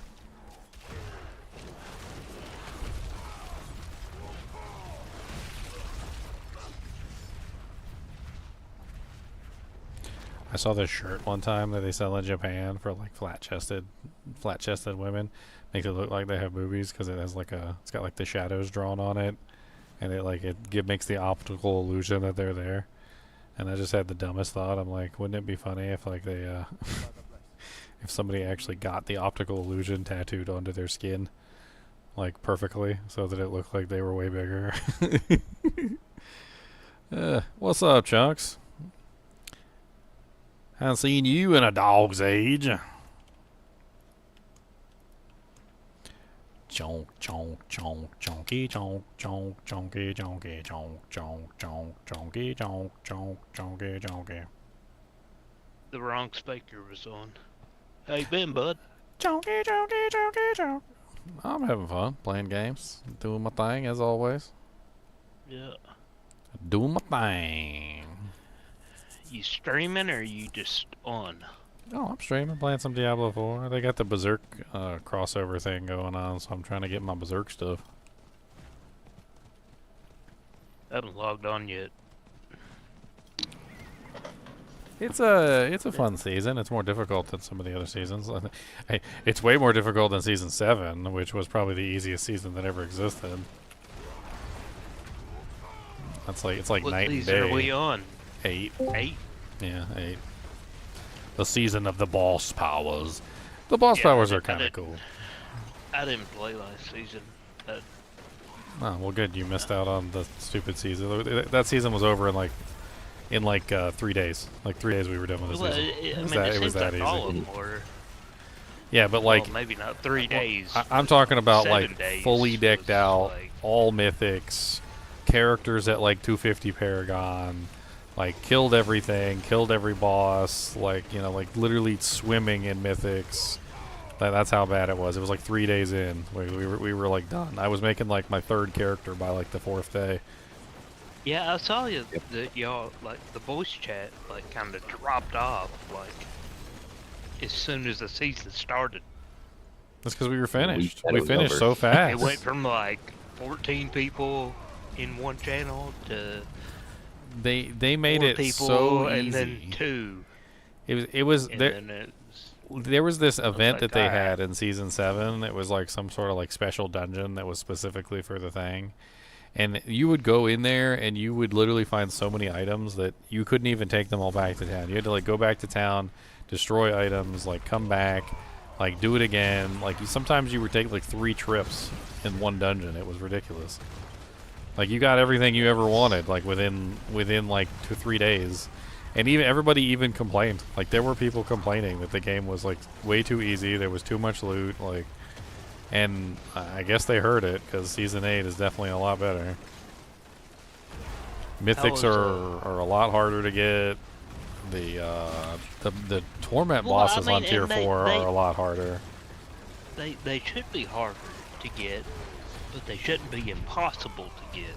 Well, Blizzard the has first an season. issue with mediocrity. They don't know how to do mediocrity. They only know how to do an off or on. That's it. They don't know in between. Well, I mean, So it's either the you're first season it was what like a 1 in 2 million. Exactly. chance So it's that you either would get one. So it's like, okay, well that's dumb. little too rare. And so then it's and then either they it's went to, either like, way too 1 in rare. 4. Yeah, or it's like, hey, I'm swimming in them. I've got like screenshots of people dropping 3 of every mythic on the ground. Yeah, to where it should be like a 1 to 250,000. They don't know how to do it properly. They never have. Like if they yes, did, they we have. wouldn't be in. Yes, they have. They did in Diablo 2. No, that wasn't them. That wasn't them.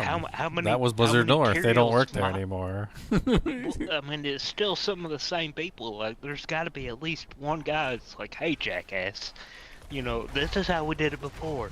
Like, not They everyone can't found do materials it that mod way. or That's the problem. griffins or something like that. But, So this goes back to the heart of the core of like One that in whole infinite birth thing that I 2,000 came up people with. did.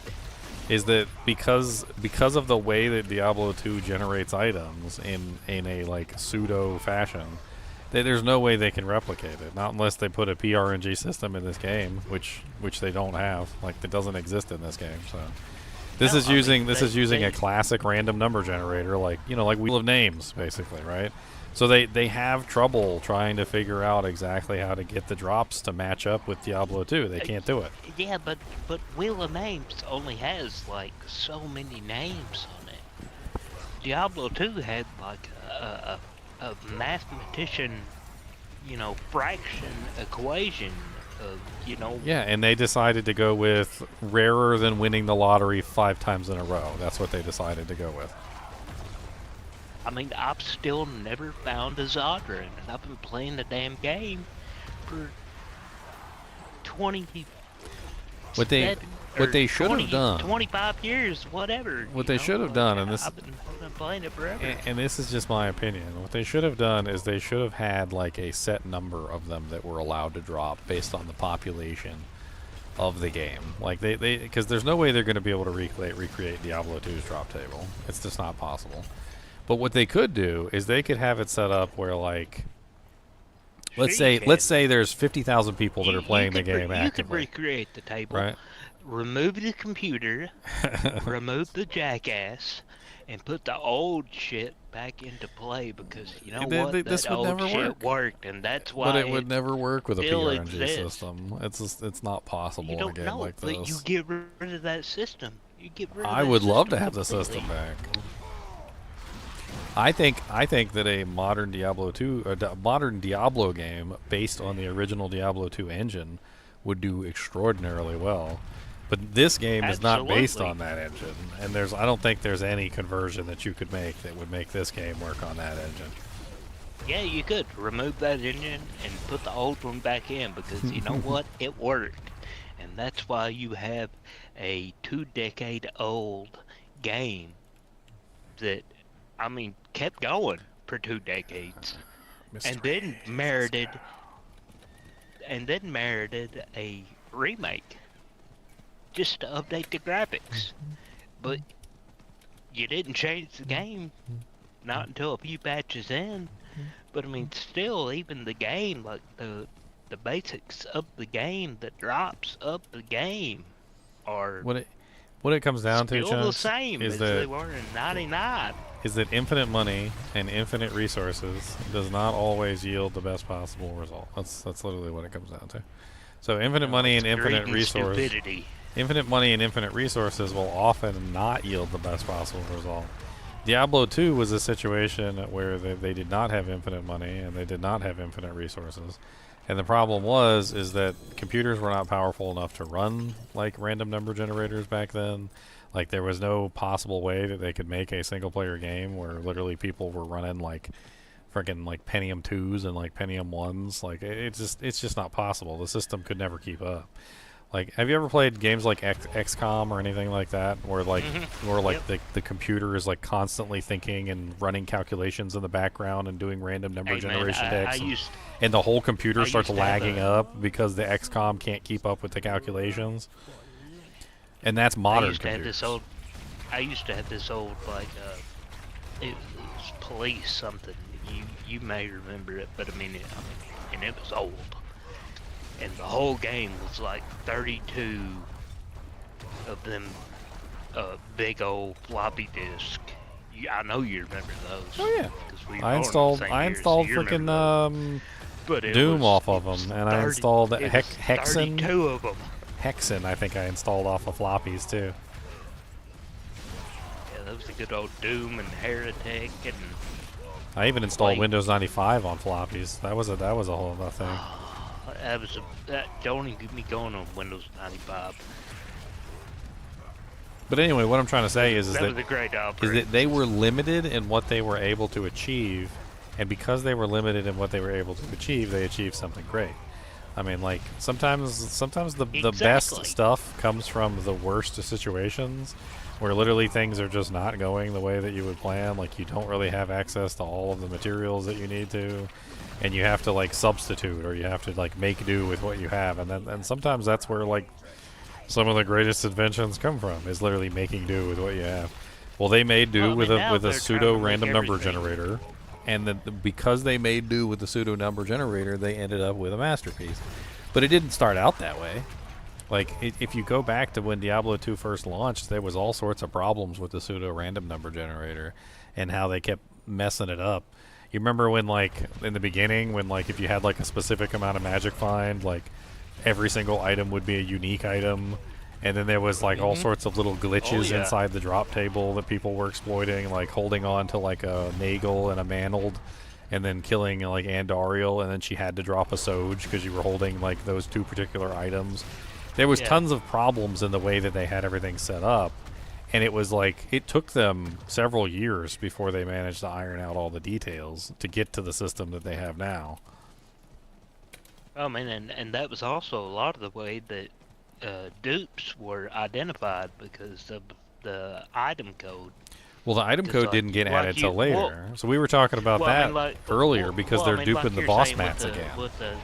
And having like a nagel ring and a mantle in your inventory. Well, that wasn't duping. That was making it. No. But I mean, like the code was there. Like, okay, well, this exists and this exists. Yeah, it was exploiting the system. There can't be another of the same thing fall in the same game. So Well, so before So they Jay. changed it, it actually wasn't in the same game. So they had it set up, like the original version, they had it set up so that if anybody had that unique item in the game at all, it would not fall. So essentially, all you had to do was just not have a Soge, so make sure that nobody in the game had a Soge, and then make sure that you had a Nagel and a Mantled in the game. Didn't even have to drop in that game, just in the game in general. Yeah. And yeah, then when you killed the code monster, had to be in the same. yeah, it wouldn't drop that item anymore, and it would drop the other items. And that was how. So before duping became a thing, that was actually how all the Soges came into existence. That was the exploit that they had to plug, that unfortunately caused the like Soge apocalypse, where literally there were so many Soges in the economy that it was absolutely ridiculous. Then after they plugged then it just that, turned into currency. well, after they plugged that, then people started duping them, and then that made it even worse. And then what happened after that was they finally plugged that hole by making unique IDs, but then the original problem was still there. So they had the whole other original problem, which was that all the Soges existed in the first place. All the original Soges got new unique IDs when the new unique ID system was created, so it didn't matter whether they were dupes or not. They became legitimate when the unique ID system was introduced, which was stupid. And then they created Diablo clones. And then, to make yes. people sell them. Exactly. So they were trying to get people to get rid of them. They wanted people to dump their Soges on the market, and it worked a little bit, but then people started duping the Soges just to dump them. Yep. And then what was it, 0.10 or 0.11? 0.10 or 0.11, then they just like purged everything. And like everything. Well, no, everything was still there, but that was gone. when they first did the But there was first a few ladder season. survivors. They did the first ladder season, and then they just kind of like gave up on single whenever player. they purged it? Because I mean, D-Clone had done been out since like what, 09? I mean, there was a self-purging system, so if people didn't actively like log into their characters, you remember it was like 90 days, like your characters would just get auto-deleted. Yeah, I'm pretty sure I a lot cried of them when I probably lost just mine. got deleted that way. A lot of items literally just get Well, I'm talking deleted about from like the whenever auto they purge like system. completely wiped the like the glitched items, the bugged items, like all that. Wasn't that like 09? There were some Like items all that the- all still the- survived, believe it or not. Well, I know there was a few because I mean I had a couple, but like some of the 08 items, like the Soul Spurs and 08 Balks and 08 Arits and all that stuff that had been like duped over the years. Yeah, but those only exist on single player Whenever it- anyway, and they kind of addressed No. all of that by Oh, dealing they- with ladder. They existed online. No, I mean what they did, when they made the ladder seasons, they kind of addressed all that stuff anyway. So like as the seasons progressed, eventually all those items disappeared off the season. Not all the seasonal of them. characters. Well, because the seasonal there's characters still- always went to non-season. Well, yeah, non-season. I mean, I'm not saying they're on seasonal. Well, so I'm saying that's how they addressed that eventually, is they made the seasons in the first place, which caused all No, the they- items to they fall back wiped over out- to single player. They wiped out a lot of stuff on non-season. Because I remember having charms just like vanish out of my inventory. Well, I mean, they might have just poofed because they were dupes. Well, I mean, yeah. I had an it took me- 08 Valor too, and I logged in one day and it was gone. I'm not exactly sure with how rare the 08 Valor actually was, whether They any were of very them were rare. actually real. Like even the dupes were rare, like at a certain were- point. And knowing whether there or not were- you had a dupe or not was pretty difficult. Well, it was logging into a game with someone with those same exact things in your inventory and seeing if they popped. And even then, that wasn't enough.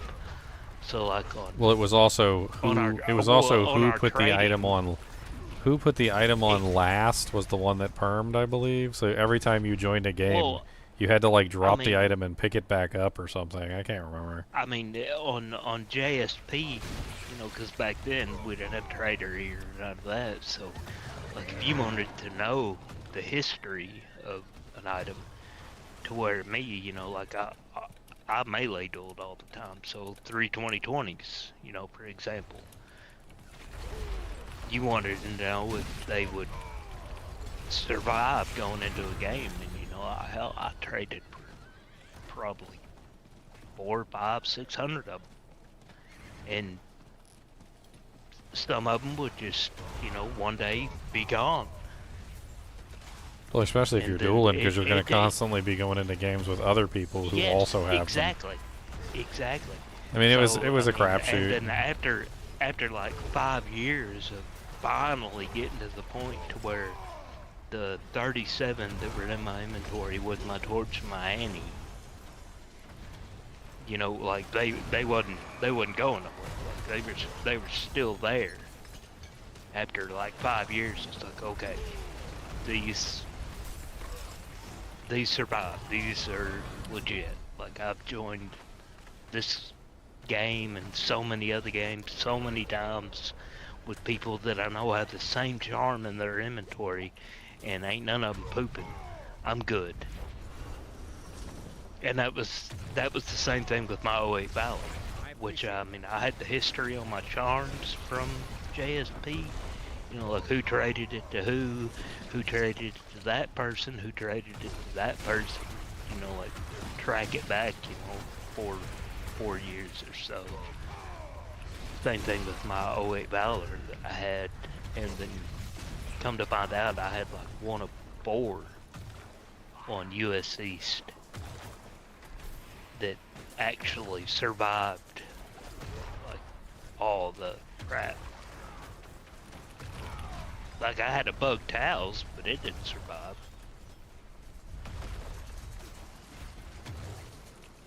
That thing vanished on like day 2.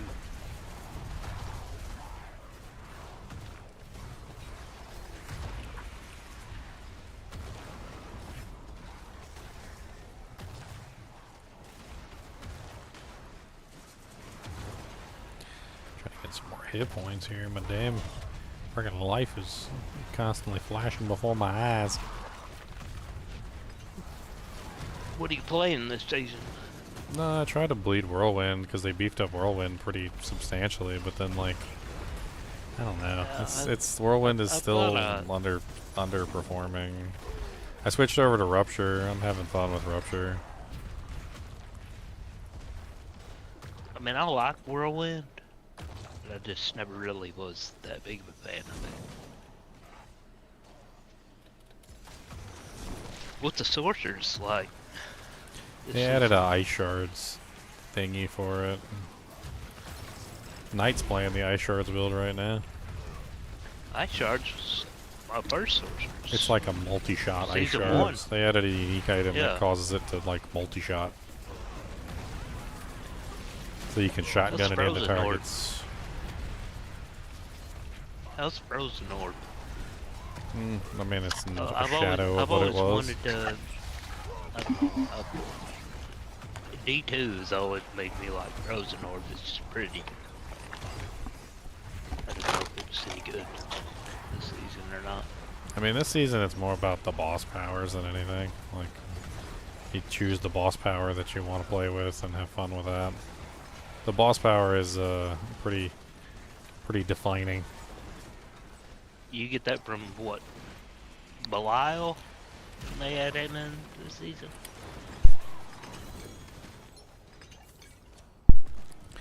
You can get them from like it's every boss. So you kill a boss and you get their power. Like, so each boss has to be killed to achieve their power.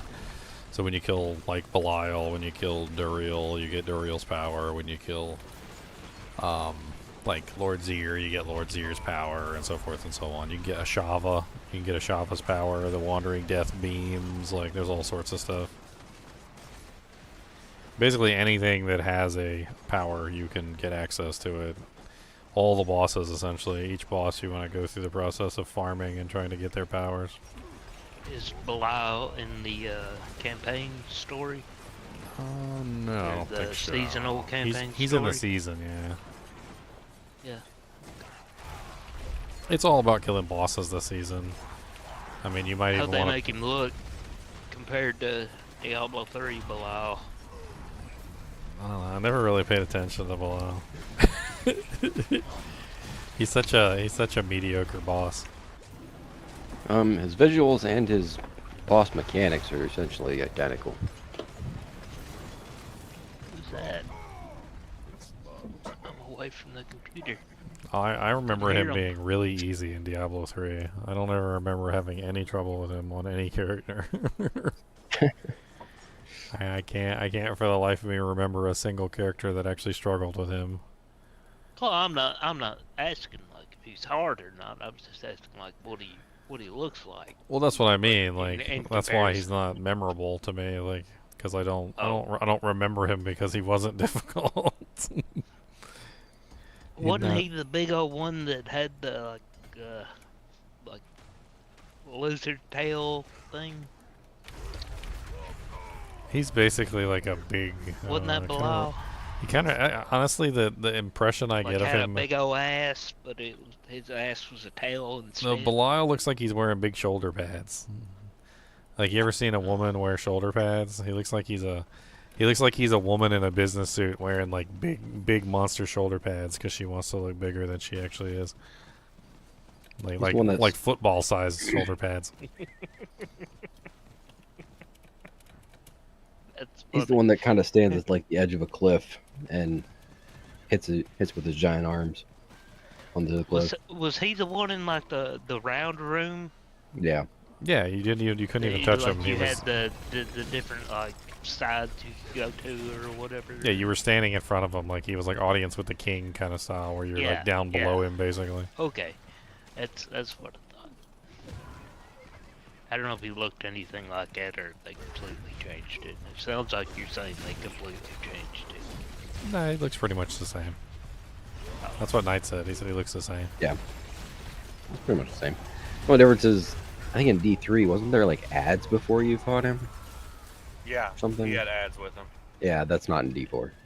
It was like a stage or something you went through. Yeah. I don't know. I hated that game. You had to fight the Nazis or whatever. Terrible game. The little half snake people. Yeah. Yeah, I remember that. But it's essentially the same, just minus the add-ons. I don't know why I still have that damn game installed on my PS5. Did you play any of the Final Fantasy games, Chunks? Like Final Fantasy VII? I played all of them, buddy. Have you checked out? I've still got an original. Have you checked out 7. have you checked out the Claire Obscura Expedition 33? What? I just did a full playthrough of it, like 4 episodes or something, like freaking like 8 or 12 hours an episode. It's a JRPG made in France, so it's the weirdest thing, and it is one of the best JRPGs I've played in a long time. I would put it Final Fantasy VII is not my absolute favorite. My absolute favorite is 6. I know we've had this. I would put about 7. I love 7. I would put Claire Obscura above 7. Like that's how good it was. I would put it just above 7. But I know how you feel about 7, so I can't really judge that. I mean, there were times when I was playing it, I felt like I was playing 7. The only thing I can ask at this point is, how do you feel about Dragon Quest VIII? I don't know if I've played Dragon Quest VIII. Well, I played 1, I played 2, I played 3. I played a couple of the Dragon Quests after. Like, I played Dragon Warrior before it was Dragon Quest. No, I mean, that all being said, I played all those too. But if you haven't played Dragon Quest VIII, which is a PlayStation 2 game, I don't know if you still have a PS2. Nah, I don't.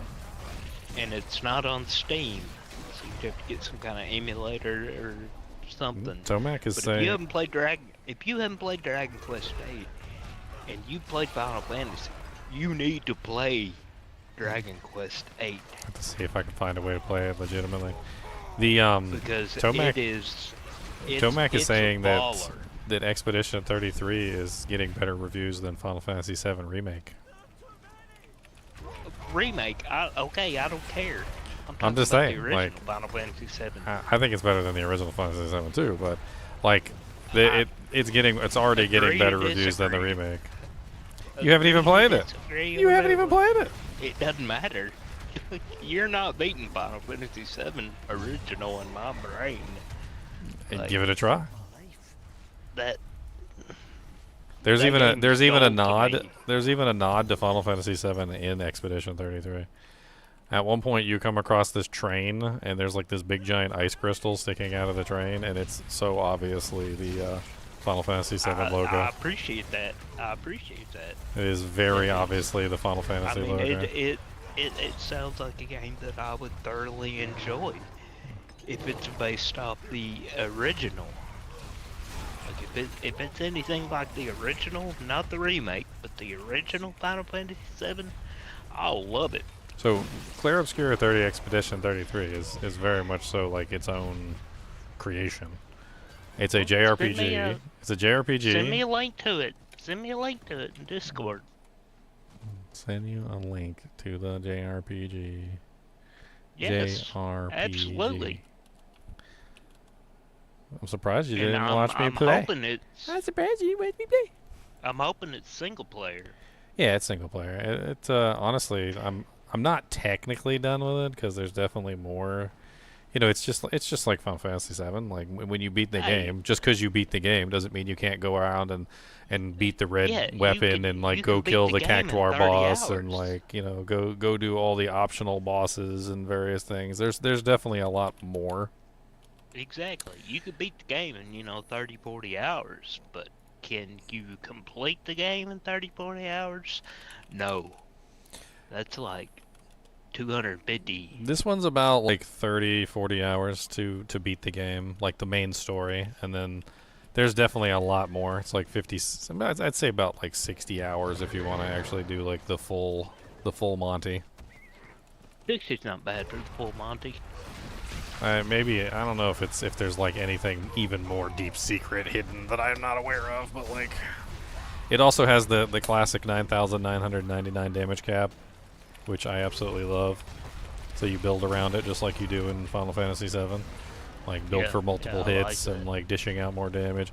It uses that's just a video to it uses a system Where's the link?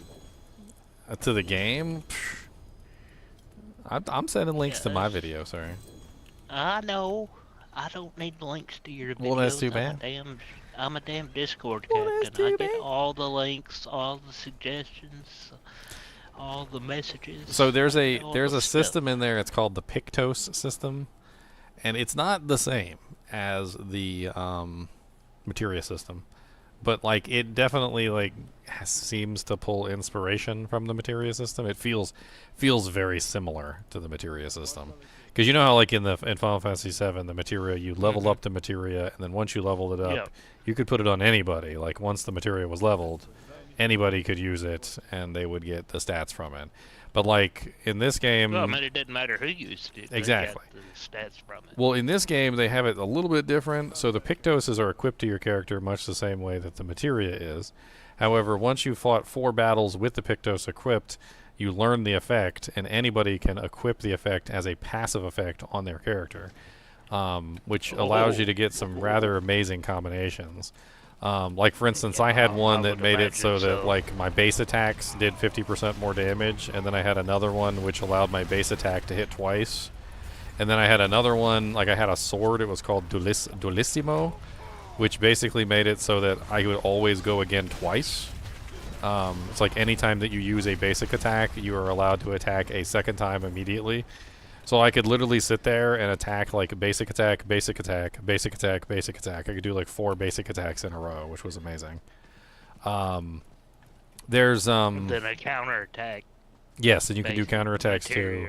It does incorporate parries and dodges and things like that, which are pretty easy to do. The dodges are super easy.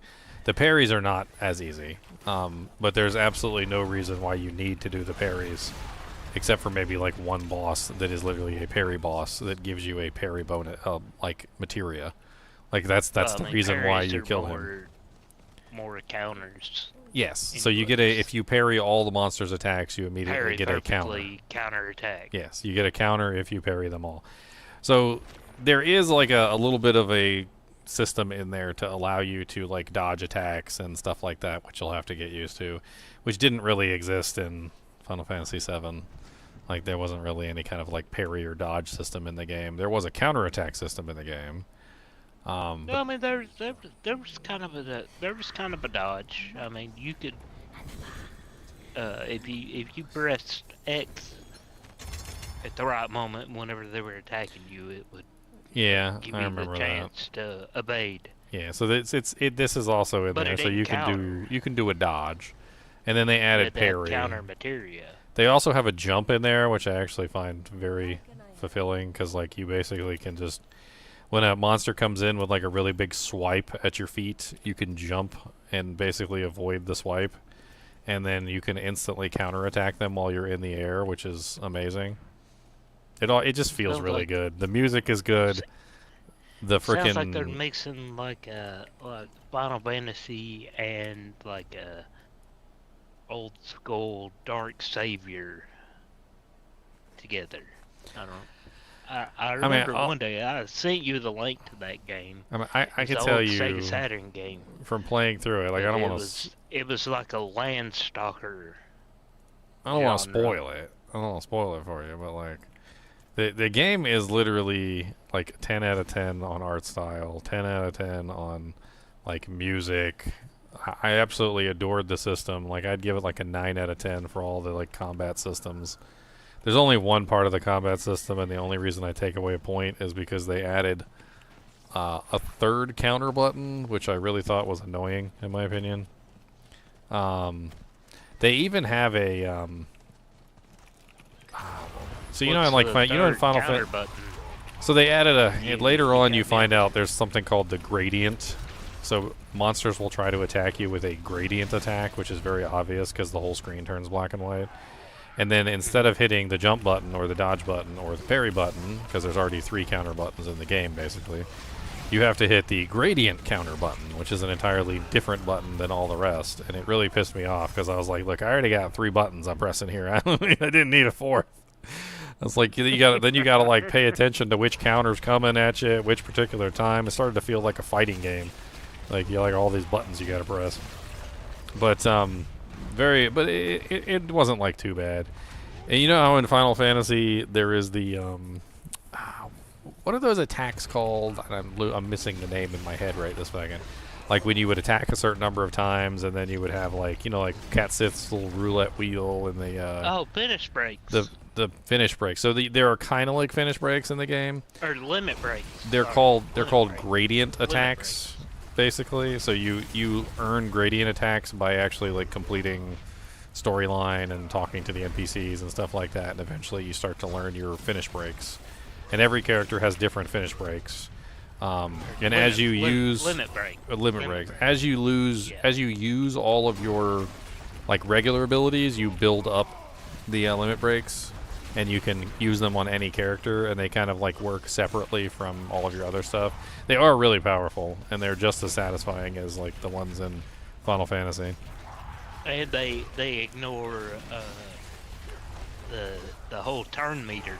Yeah, they ignore the turn meter, yes. Unless you've already used up like all your turns limit, or something. No, in Final Fantasy, limit breaks it didn't matter. Once your limit break was full, it was your turn. So basically how it works in this one is they let you use it for free, but if you've already like gotten a free turn, because like you know how I told you I had a character set up that would get like free turns, like if I use my basic attacks it would let me use another attack.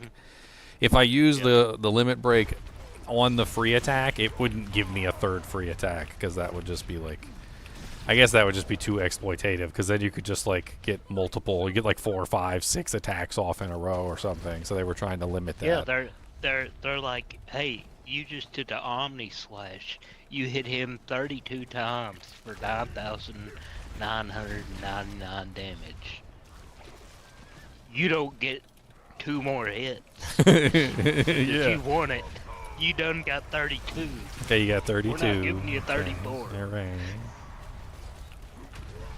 Oh my god, there's so many good bosses in that game though. Like they have these bosses, they're called chromatic bosses, which are very similar to like all the optional bosses in Final Fantasy VII. Like and the they're weapons. yeah, and they're basically the chromatic bosses are just like really hard versions of like regular bosses. They like kick your butt. Like I fought this one ice boss, I swear, for like 2 hours. Like it was like 2 or 3 hours straight. I just fought this ice boss, and he was kicking my booty cheeks. Like every time he touched me, it was a one shot, and I had to like dodge and parry like every single one of his attacks. And when I finally beat him, I was like, yeah, it was amazing. And then I later on during the campaign, there was another version of the boss that was not a chromatic boss, and I literally slapped him around like he was like I don't even know, like that's like a punching bag. It was embarrassing. And I was like, what are you? I was like, I already fought the chromatic version of you and beat it. Like you're not even in my league anymore. Like, get out of here with your little weak little piddly attacks. Hell, do you remember Ruby weapon? Yeah. From Final Fantasy VII? Oh yeah, Ruby weapon, the Emerald weapon, the Cactuar boss. I remember having a lot of problem with the Cactuar boss. Emerald got, I mean, like once I figured out what I was doing and how to go about that whole process and get rid of the timer, like Emerald weapon was no problem. Ruby, now Ruby was a bitch because it was like. Yeah, but see, by then I was like overpowered. You go with what card you're dealt, because like one of his first attacks is removing one of your characters from existence. Like, yeah, and there wasn't any reviving him because he got sucked down into the sand. And then he did it again, and another one got sucked down. So you only had one more. So it was like, well. Obviously, you have to wait until it's a cloud. Yeah, I mean, it's just... It's like, okay, 1 down, 2 down, alright. By then, Reset. my character was so overpowered. I was like level 99. I was freaking just like god tier materials, Knights of the Round. Like, it was a lot easier for me to beat him than it was for me to beat the Cactuar boss, which I found at like... I can't remember. It was like level 50 or something like that, or 60. And I was sitting there fighting a boss that did 9,999 damage per attack. What Ruby did. But he did an AoE 9,999. It was ridiculous. And that's why you had Final Attack, Phoenix Materia. I didn't have everything when I fought the Cactuar boss. Together. So that's why I think the Cactuar boss was more difficult than the frickin' Ruby weapon, because I actually fought him early. The Cactuar boss was a walk in the park. I fought him early. Ruby. Go fight him as a baby. Go fight him as a baby and compare that to the Ruby fight. I didn't fight him as a baby because I knew better. I did not know better. He was one of the first optional bosses I encountered, and he kicked my booty cheeks. I went at all of them like level 99 once I figured out the game. See, that wasn't how I did it. I went at the bosses, the optional bosses, when I found them. If I found them, I tried to kill them. I played the game. I watched the story, and I loved it. And I beat Sephiroth at the end at like level, I was probably like level 60 or something like that. And I went through the cavern and made my way down there, and I met those magic pots, and I realized what they were. But I kept on going. I went through, I beat the game, and then I said, okay, play through number 2.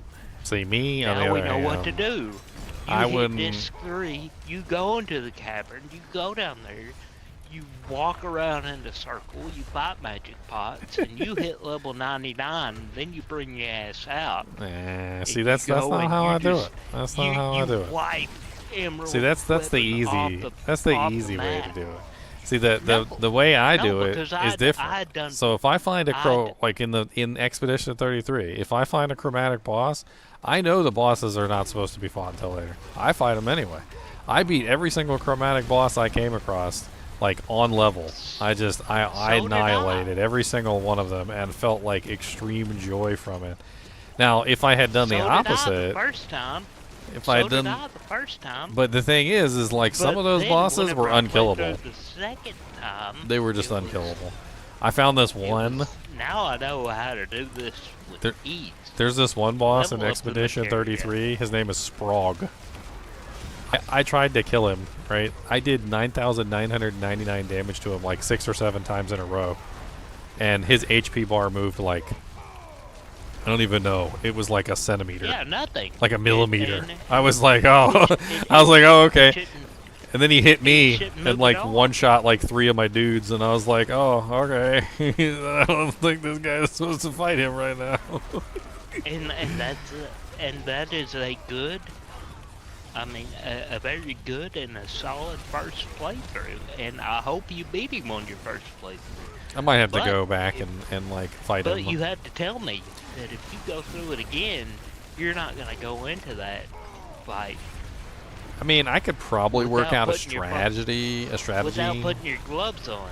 I could work out a strategy. Okay, I'm gonna get about 20, 30 more levels. There's then some beautiful I'm gonna skills go in there, by the fighting. way. If you do play Expedition 33, I would highly recommend that you use. Well, Lune is she's like one of the best characters, like bar none.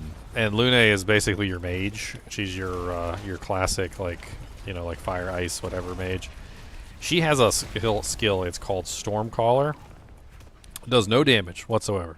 Like all it does is it calls down the storms on a target, and once the Stormcaller is activated for 3 turns, any attack that is performed on any target while the Stormcaller is active immediately receives an additional lightning hit.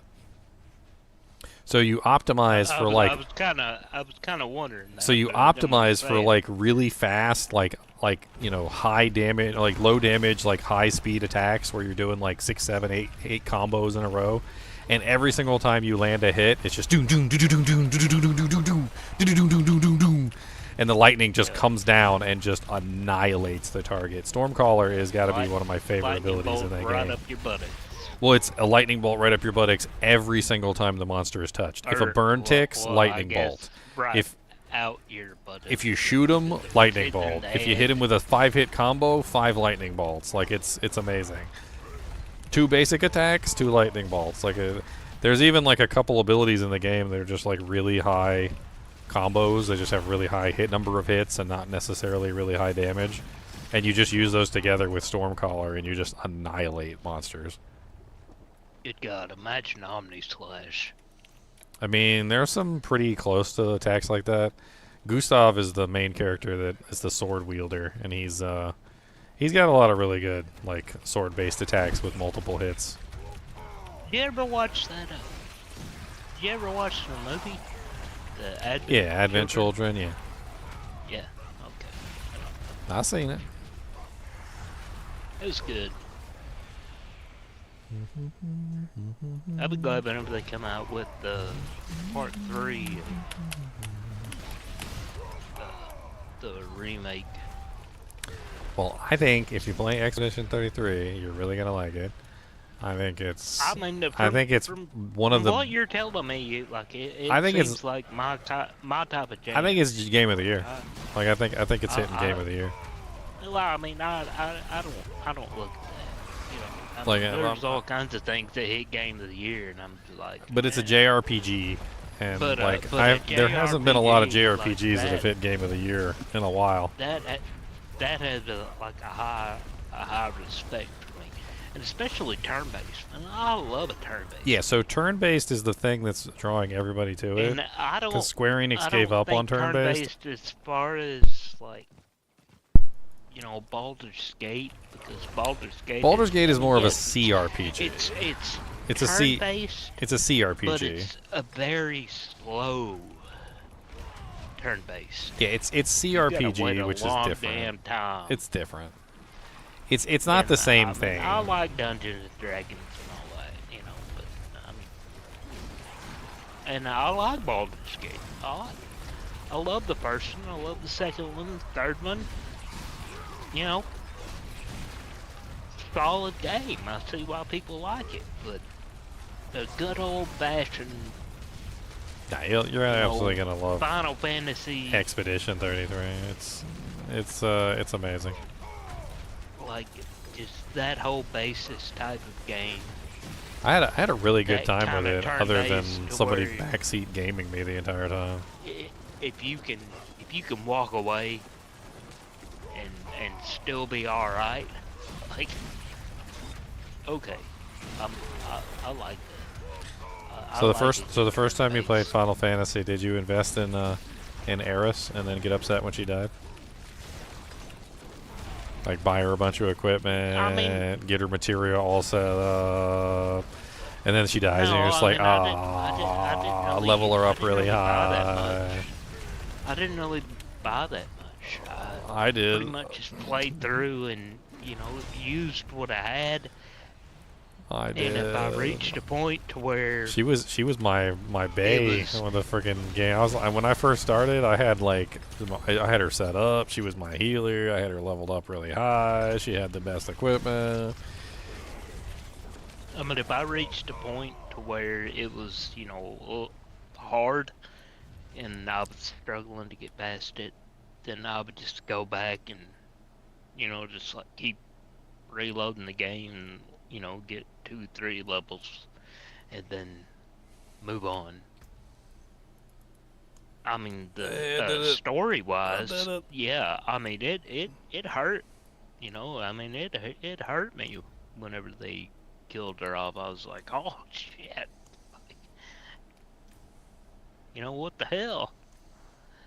He already had this one hot chick in his life, and then this other one come in, and now you're killing her? I mean, Sephiroth did it, okay? Yeah, I mean, he did. He did. Sephiroth's rude. He's not a nice individual. Well done. But he did have a badass sword.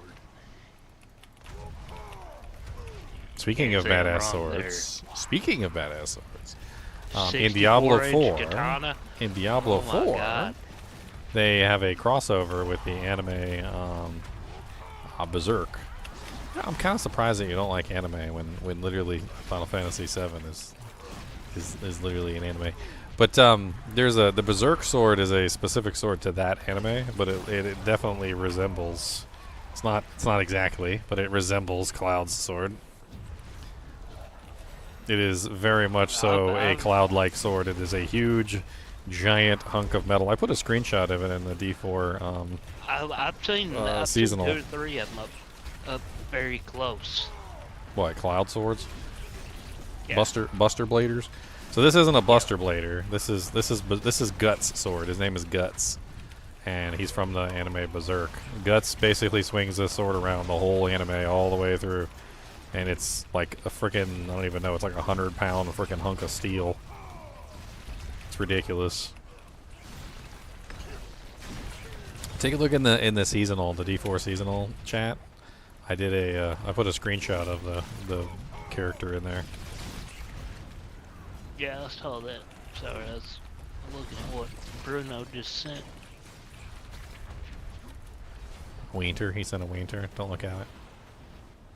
No, I asked him what he was rocking on his dealer. He sent that video.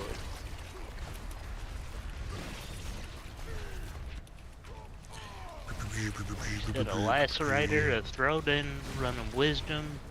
Yeah, I have a feeling. Between change of honor, port, Phoenix on shield, Gore Rider, Verdungo, Storan, 2 carrying wins for life leak. They are life drain charms and s'mores and charms. What's good?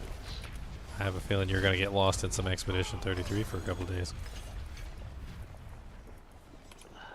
You say you put it in D4 seasonal? Yeah. It's another YouTube video. No, it shouldn't be a YouTube video. Well, that's where it took me, right to your page. No, just scroll up a little bit. It's right above Leon's post about the hotfixes. Dagger testing. Reply. From May 2nd from Leon. Chunky. There. I pinged you with the link to the thing. You can just click on it. It'll take you up there. Oh, it's way up. Okay, that's a picture. Thank you. Yeah, it's just a picture. I appreciate the picture. Yeah, I told you it was a picture. I thought we were sending a link. No, I told you I posted a picture of the sword. That's the Guts sword. Actually, that's the whole Guts armor, but...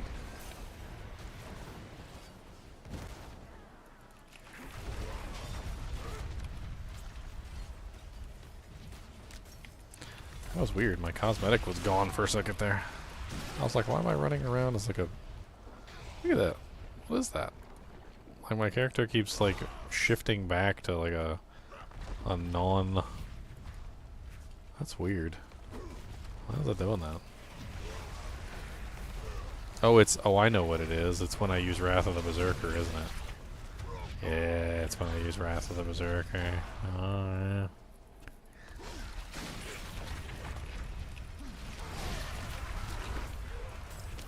We're collecting the Behelit charms to try and get some of this Berserk stuff.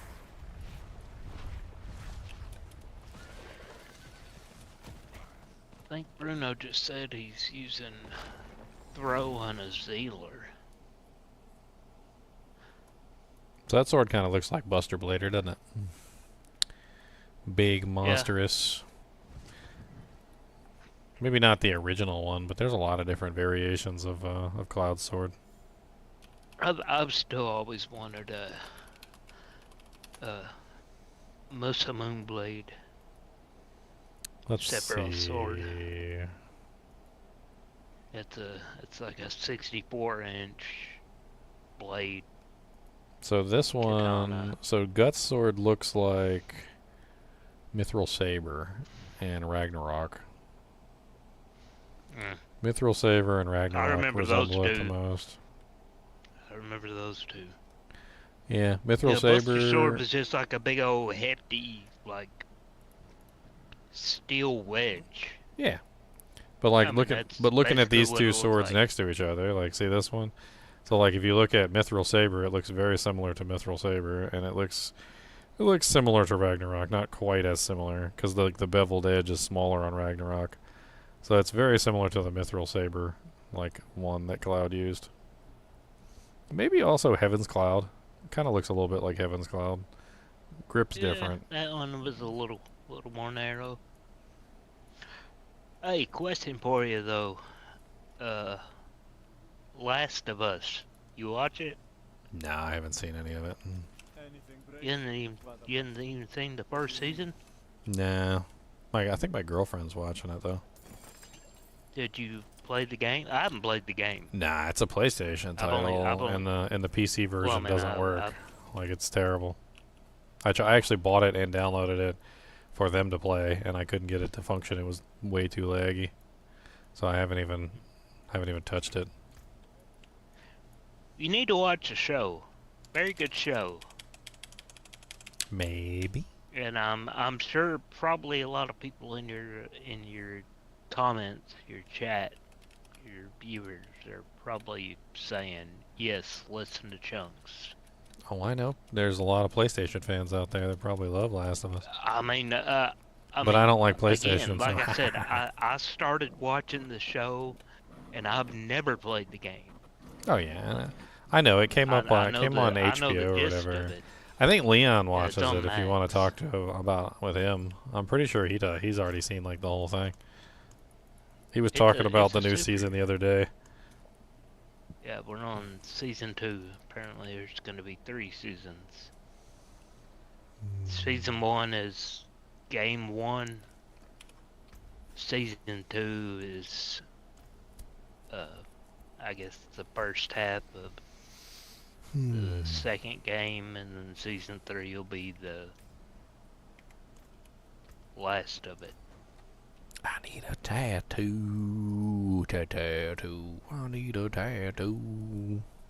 But I like Pedro Pascal. Like, he's a solid dude. And you definitely connect to him in the first season.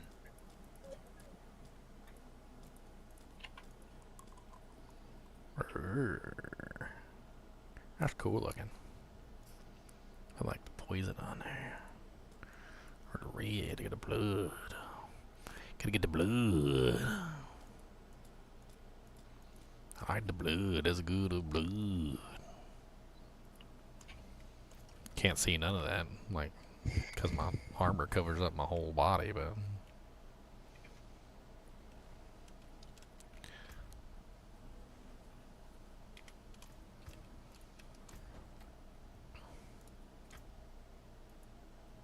Be right back.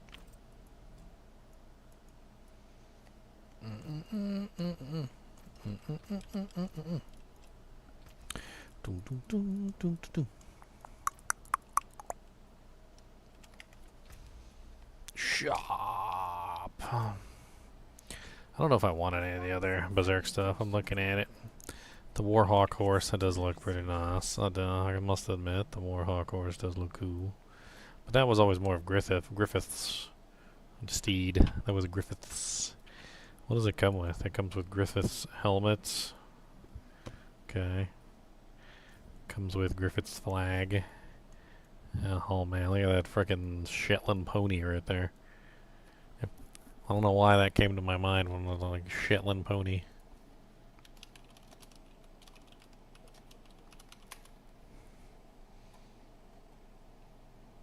Yep. Definitely looks like a Shetland pony if I've ever seen a Shetland pony. Shetland ponies are known for having like long, white, luxurious manes. Like this. Get the nice, luxurious hair. Oh, so fancy. So fancy.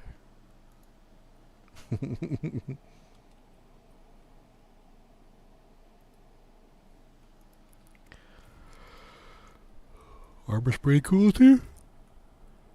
Then you got Griffith's armor. Griffith's armor is pretty cool too, I gotta admit. Although they put it on the rogue. I guess it kind of fits. He's kind of squirrely. Griffith always was kind of squirrely. Very good. And then they got this badass. He's awesome looking. I actually do kind of really like this armor. I ain't gonna lie. This armor looks good. This is the Necro piece. What is the sword? Oh, the sword has eyeballs on it. Oh my god, that's so cool looking. The Sword of Actuation. What's the lore behind the Sword of Actuation?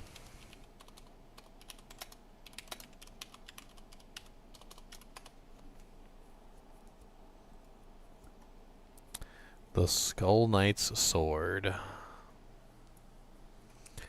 The Skull Knight is a thorned sword. Sword is a thorn sword wielded by the Skull Knight against inhumans, namely apostles and god hand members. The Skull Knight is capable of coating the sword in a molten mass of ingested Behelits, which is the things we're collecting, stored within him, forming the Sword of Behelits, literally Sword of Pump Priming, Dark Horse Sword of Actuation. The sword is intended to entomb the god hand in the vortex of the abyss. In its normal form, the Skull Knight's sword has considerable cutting power. With it, he is able to cleave through and dismember multiple monstrous enemies in his path. The sword is evidently sufficient for the Skull Knight to match and even best the transformed Zod in combat. By virtue of being comprised of numerous molten Behelits, the sword is capable of reaching into the deepest depths of the astral world due to the ability of Behelits to cut through dimensions. The sword can also be used to cut open astral portals leading to other locations in the physical world, allowing for nigh instant travel. Space-distorting sword, stroke dealt by the Sword of Behelits, splintered Ganishka's twice reincarnated form and brought about the great wave of the astral world. Sounds like a very powerful sword. I want a sword where I can, like, cut through the fabric of time and... Well, that's the Sword of Actuation. It's on the shop. You can purchase it for 2,800 platinum points. Yeah, it sounds like $28. Is it? No, it's Oh, not. that's exactly what it is? Is it? No, I don't think so. You said 2,800. So it's either $28 $24.99. or $2.80. $24.99. Oh. Thank you. $24.99.99. Thank you for the $4 discount. $4. $4 discount. Actually, it's $28. actually it's a lot more than purchase. $4 depending on how much you get. So like that's how they structure this, right? It's the whole gotcha part of it. Is that like you can get like your 1 for 1. Yeah, that. Or if you get the That's why I 24, they don't- give you more than 1 for 1. Or if you get the 49, you get even more than 1 for 1, and like so forth and so on until eventually like they give you a lot for $149 if you you're spend like, $149. $2,000 into something. Yeah, they give you a lot of gonna bonus. drop They give in, you a lot of a bonus if you couple of spend $2,000. months. Okay, if you spend $2,000, you get a lot of bonus. Yeah, A lot get of a lot bonus. of you can lick my ball sack. Well, Expedition you get. 33 is only $50, and it's amazing. See, and that's what I like. $50. And it's I mean, amazing. Yeah, I mean, sure, it's $50, but I mean, still, it's $50. You get a game. It's single player. You can play it. You can go through the story, and you can pick it up again 5 years later and play it again if you want to. And you know what it cost? It doesn't cost anymore.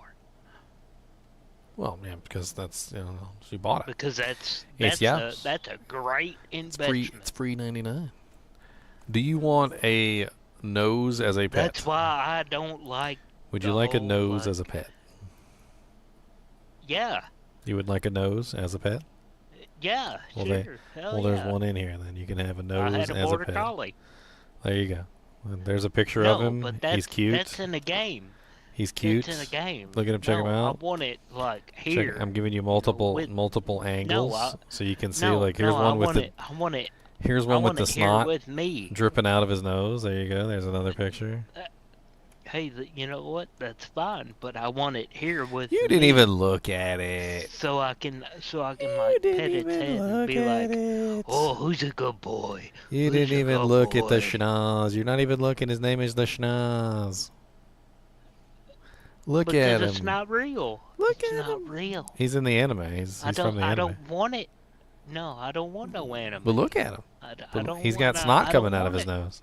He's got a big I don't snot bubble care. hangs down. I'm not paying for Does it. your snot hang low? Does it wobble to and fro? Can you tie it in a knot? Can you tie it in a bow? Can you I throw it can do over all your that shoulder shit like a with my continental soldier? testicles. Does your snot hang low? But can I pet it? No. Yes. Okay. An oddity of the astral plane, this creature once stood in the way of the Black Swordsman's party, seemingly intent on blocking their path. Why? No one knows. The Yeah, somebody schnoz. does know, because he couldn't pet it, I mean, he's got feet, so but he no didn't arms. care. He's got ears. So he was But no like, hair. I don't give a It's shit. like a naked mole rat. care. It's like a naked mole rat. I don't know what it is. It's a weird thing, and it's got a giant snoz, and it probably can smell you from a mile away. Man, with a nose like that, you That- better be able to smell somebody that- from a mile away. None of that rhymed. What? None What? of that rhymed. Does your wiener hang low? Does it wobble to and fro? Does it? Can you tie it in a knot? See, Can you that tie it in a bow? Can you throw it over your shoulder like a continental soldier? Does your wiener hang low? There you go. You were so weird. I am. I know. That's why I like you. Well, I've been here as long as I have.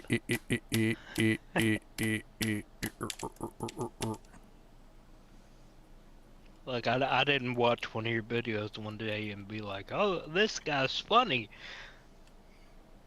I was like, I like this guy. He's weird. That's Like what my me. girlfriend calls I like me. it. She just calls me weirdo all the time. My pet name is literally Weirdo. Weirdo. She's still the same one from 2-3 years ago? Yeah. Yep. Yeah. Well, but I know who you're talking about. She's hanging in there. And I get why she gets you. I'm hanging in there. Like the cat on the cliff. I'm hanging in there. One paw. Oh, Got good one paw in. Lord. Good lord. Got one paw in there. I'm hanging. I saw it on the I'm hanging in. Daily Show a couple weeks ago.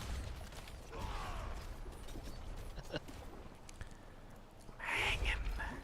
With that one girl, Desi something. I know it starts with the L. Already grown out like 150 something. of these things I need to get my Berserk items, and I don't want to grind anymore. I don't want to grind anymore. I kind of want the shield though. It's kind of nice. The shield is nice. I haven't tested out D4 on my new internet yet. Oh, fancy. I imagine it's probably not very good. Because I know how D2R is. And D2R, in my opinion, went up a little bit. So I imagine D4 is probably going to be a lot of it. Armor's really neat looking. Got like a freaking like lion there. I don't even know. That's a cool looking back piece. Does it like wiggle around on my back? It's like kind of crazy looking. Like it seems like it actually wiggles around on my back. Hey, did you watch the new Daredevil Born Again? I have not. I need to catch up on that. Same guy, right? They didn't replace the actor? No, Alright, they good. didn't replace the actor. Because I like him. He's Still a good Daredevil. Charlie Cox. Yeah, he's amazing.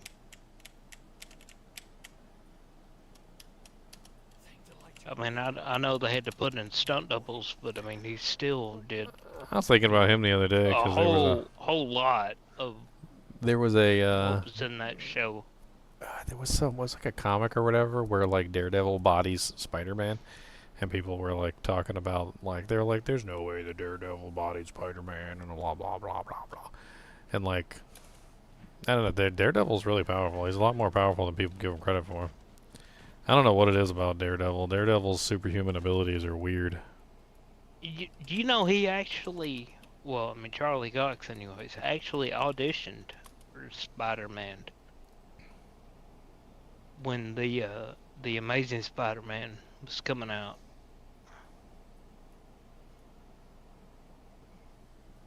The one that Andrew Garfield was in.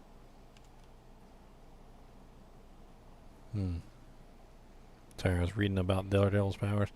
I wonder if Daredevil's perception is better than Spider-Man's Spidey sense.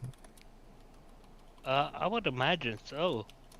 Because, I mean, he can hear stuff like, you know, on the other side of the city. To where Spider-Man is just like, you know, like what's happening with him right there. And then being able to react quick enough to not get his ass busted. Well, Stan Lee apparently weighed in on this 10 years ago. Stan Lee said that Daredevil's radar sense is better than Spider-Man's spider sense. Daredevil can see 150 yards and 360 degrees without concentrating, and even more when he does concentrate. The thing about Daredevil's radar is that it makes it a step ahead of Spider-Man's power, is that Murdock can assess the threats that are coming in, and Spider-Man can only react to the split-second spider sense tingle. In other words, the spider sense is like a form of precognition, but it only really lets him know when something's about to happen, and then he has to use his lightning reflexes to get out of the way. Yeah, Daredevil's is always flying on. at my face, so Yeah, I gotta move. Daredevil's is literally always on, so he has the ability to activate it all the time. Complete situational awareness, essentially. It's almost like a Superman vibe, to where. Well, they're saying it's like you know, even like more so is that he has the ability Superman can hear and. Yeah. Well, he can hear, you know, like what's going on miles and miles away, to where Daredevil can hear what's going on miles away. not as far as Superman, Well, but he can also sense it. according to this, it says Daredevil With can his- hear your heartbeats. You like the tensing. Yes. You know how like even your muscles make like a small amount of noise when you tense them and stuff like that. There's like a stretching When you noise. lie. Like he can basically hear the muscles tensing as you're about to like do an action. Like he can hear everything. Like your heart like speeding up or slowing down. Like you literally you're blinking. Like it's freaking kind of. I don't even know how he differentiates between all of it. But apparently Well, he I mean- uses it to know what you're going to do essentially before you do it, because he literally hears your muscle like tense before your arm even moves. Well, I mean, like in the show, in one of the episodes, I remember him being like, "Oh, you just tore one of your stitches," telling one of the, I don't know if it was Karen or Rosario Dawson or who it was. Anyways, it doesn't matter. But he was like, "You just tore one of your stitches," and like, "How do you know?" And he's like, "Oh, you know, I can taste the, you know, blah blah blah in the air, and I heard it, so like I know that you're bleeding." And you know, they're kind of like freaked out about it. I always thought that Daredevil was really cool too, because he's a lawyer, and like he would go through the process of actually like he wasn't just on one side of the. It's kind of like Bruce Wayne. Bruce Wayne's also very similar in that like he would often, you know, like work from both sides of the equation. You know, help you as Batman to fight off a villain, but he would also help you as Bruce Wayne to like right, you know, some like societal wrong, or like donate money to a foundation to help you out, or even create a foundation deliberately to help you out. And Daredevil would often go out of his way to find, you know, like help out the people he was helping in a lawyerly fashion, in a judicial fashion, which was really cool. It's really cool to see him like on both sides of the equation, like, you know, and then like hear him talking to the, you know, the victims like as a lawyer, and then literally go and solve the problem for them. They're like, "We don't know what happened. He just killed himself." Yeah, except for in the movie. I mean, you got to be with me on this one, but that movie was terrible. Terrible. I'm a sucker You for know which one I'm superhero talking movies. The one with Elektra in it. Elektra, hey, great character, great add-on. Ben Affleck, Daredevil? No. No.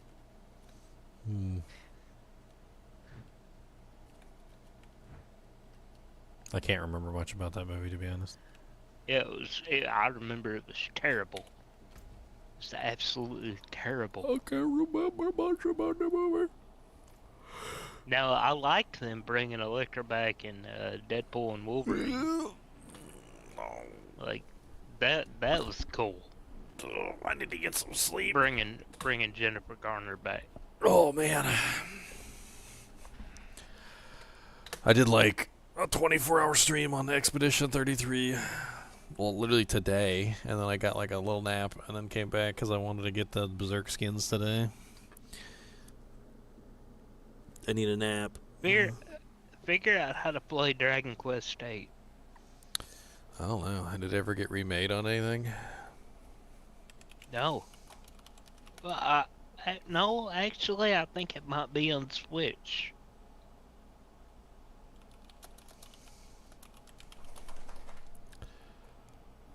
I don't know. You'd have to fire. Apparently, it's on 3DS. It got remade on 3DS, which 3DS I think is, if I remember correctly, I think 3DS is more powerful than PS2. It probably ends up looking better. Well, I mean, it was the same. I mean, like I said, the same era. How in the world do Like I play I've still even got Dragon Quest a hard copy strategy guide on it. Apparently, One most of the people are old just saying Bradley emulate game it. strategy guide. I can't emulate it, so that's not even an option. I don't have a PlayStation Well, 2. I mean- I don't have a 3DS, so that's pretty much out of the question also. Doesn't look like they ever remade it. No, no. The closest thing I found was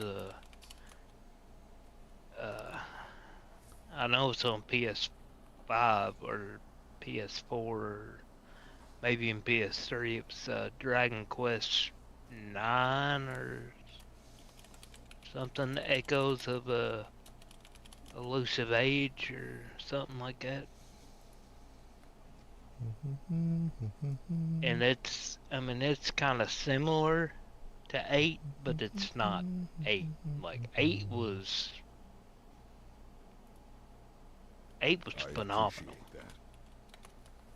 8 was a very great game.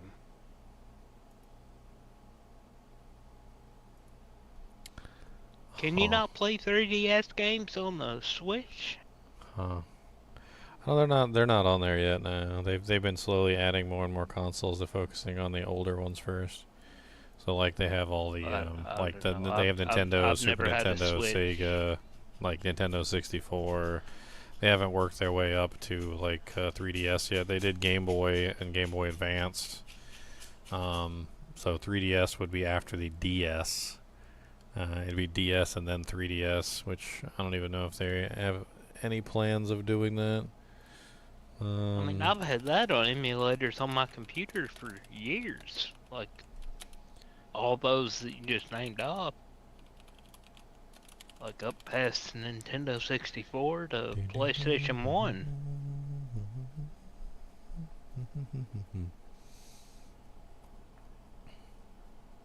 I mean, it'd be But difficult Dragon to Quest add 8 DS didn't come out anyway. until PlayStation 2. And I haven't... I mean, I have a It's a game PlayStation 2 it's a game I missed out on emulator. because I never really played with PlayStation 2. I was too busy in the GameCube era. I was playing Metroid Prime and was See, a I couple didn't of quite a play few Metroid games Prime I played on until that game. years later. Oh, Metroid Prime's amazing. They got a remaster that's really good. I played that a while back. I went from Nintendo to Sega Genesis. Like, I missed the whole Super Nintendo until later on whenever I didn't think the got Super Nintendo was that emulators. amazing. I thought it was okay. Final Fantasy Hey, VI was on there though, which I Super absolutely Mario adore. RPG was absolute Shadowrun, which is beast. one of my favorite games of all time. It's definitely in the top 10 list. Is a Sega game. There was a Shadowrun game for the Super Nintendo, but it was completely different than the Sega version. I love the Sega version. I really want to eventually get a speaking of turn-based games that we were talking about earlier, I really want to get like a playthrough of Shadowrun on the stream at some point. I'm gonna have to get like a Sega Genesis and hook it up and actually do like a full playthrough. When you went through the playthrough on Switch of Super Mario RPG Remake, Yeah, that was a good one.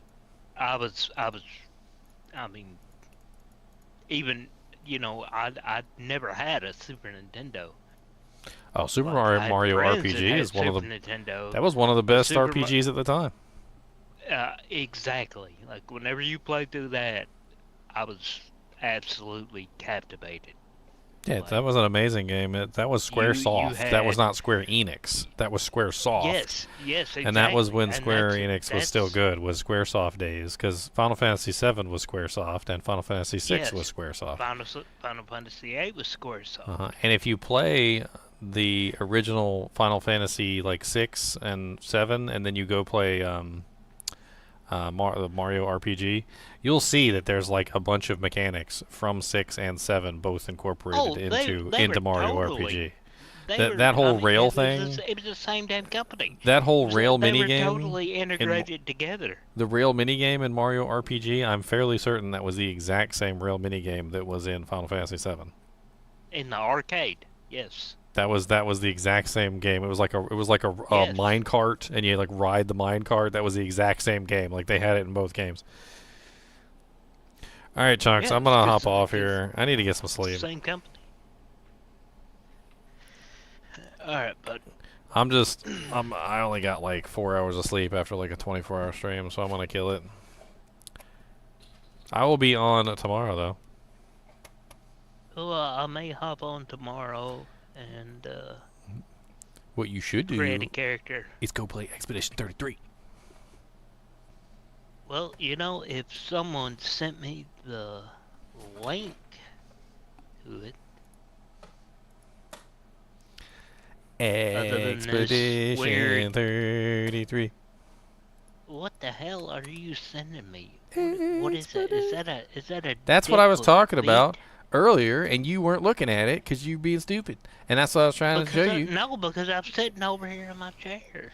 And because you What didn't is look. that? That is one of the pets from the Berserk. That's the pet I was telling you about. That is. I would. With snot I'm coming out of his sorry. nose. Don't you want that? I'm sorry. His name is but, Schnoz. His name is Schnoz. I would shoot that pet. You can't. because He's it not. doesn't- He's unkillable. No, it doesn't He's immortal. deserve to exist. He's in immortal, and this he's gonna put world. snot on you. Well, he's gonna get shot 3, 4, 5 times with a shotgun right in the face. And he's still gonna live. You're just gonna make more snot come out. Like, is that what you want? You make more snot come out, because that's what's gonna happen. You're just gonna get more snot. He is ugly as sin. I mean, he is ugly as sin. His name is Schnoz. He's literally a Schnoz. I said, do you want a nose as a pet? And you said yes. I'm going to go back on the tapes, okay? I asked him if he wanted a nose as a pet. I said, do you want a nose as a pet? He said yes. And I said I want one that I can see and touch. So you want to see and touch this evil creature here with the snot coming out of his nose. That's if that ugly little bastard was, sitting in front of me, like, doing whatever the hell he's doing, popping a squat, taking a shit, I don't know. He's not popping a squat. That's his full height. Green bunk out he's of standing. his nose. That's snot. He's got snot. Well, don't get mad at him for snotting. He's snotting. He's just got snot. I'd pet him, But I mean, you might want to get some talcum powder on your hands first too, because he's probably sweaty. You might want to, that way. He's probably got a little bit of slick coating on him. If I walked outside and that's what I saw, I would shoot it, because I would feel like I was doing the world the courtesy. The courtesy. Eliminating You don't look at that this- profile. Come on, look at that profile and that this front on butt- picture, like, and that this- cold glassy stare. This butt penis. That is a face nose. thing. That is clearly a nose. It looks like a penis. That is clearly a nose. With eyes, and Look he's got closer. ears. He's got eyes. Look I see how feet. the angles are. He's round. He's very round. How can you say that? Look He's at the very front of round. its nose. How can you say that Look at about the this front of kind its nose. beast? How can you say it's not How a can dick? you say that is obviously a nose? That is a really big fat nose. No, that's a really big old. There's fat snot coming out something, of it. There's and snot it ain't coming a out nose. of it. It is That obviously ain't, snot. That ain't snot. That's It's green. Alien semen. Alien semen. Okay. We have reached a new level on the stream today. The alien and semen level. Alright, Chunks. I'll see you tomorrow. Alright, guys and gals. It's been fun. It's been 6 hours. I will catch you guys tomorrow. As always, be sure to hit the like button and subscribe button if you enjoy the content. And as always, don't touch the alien semen.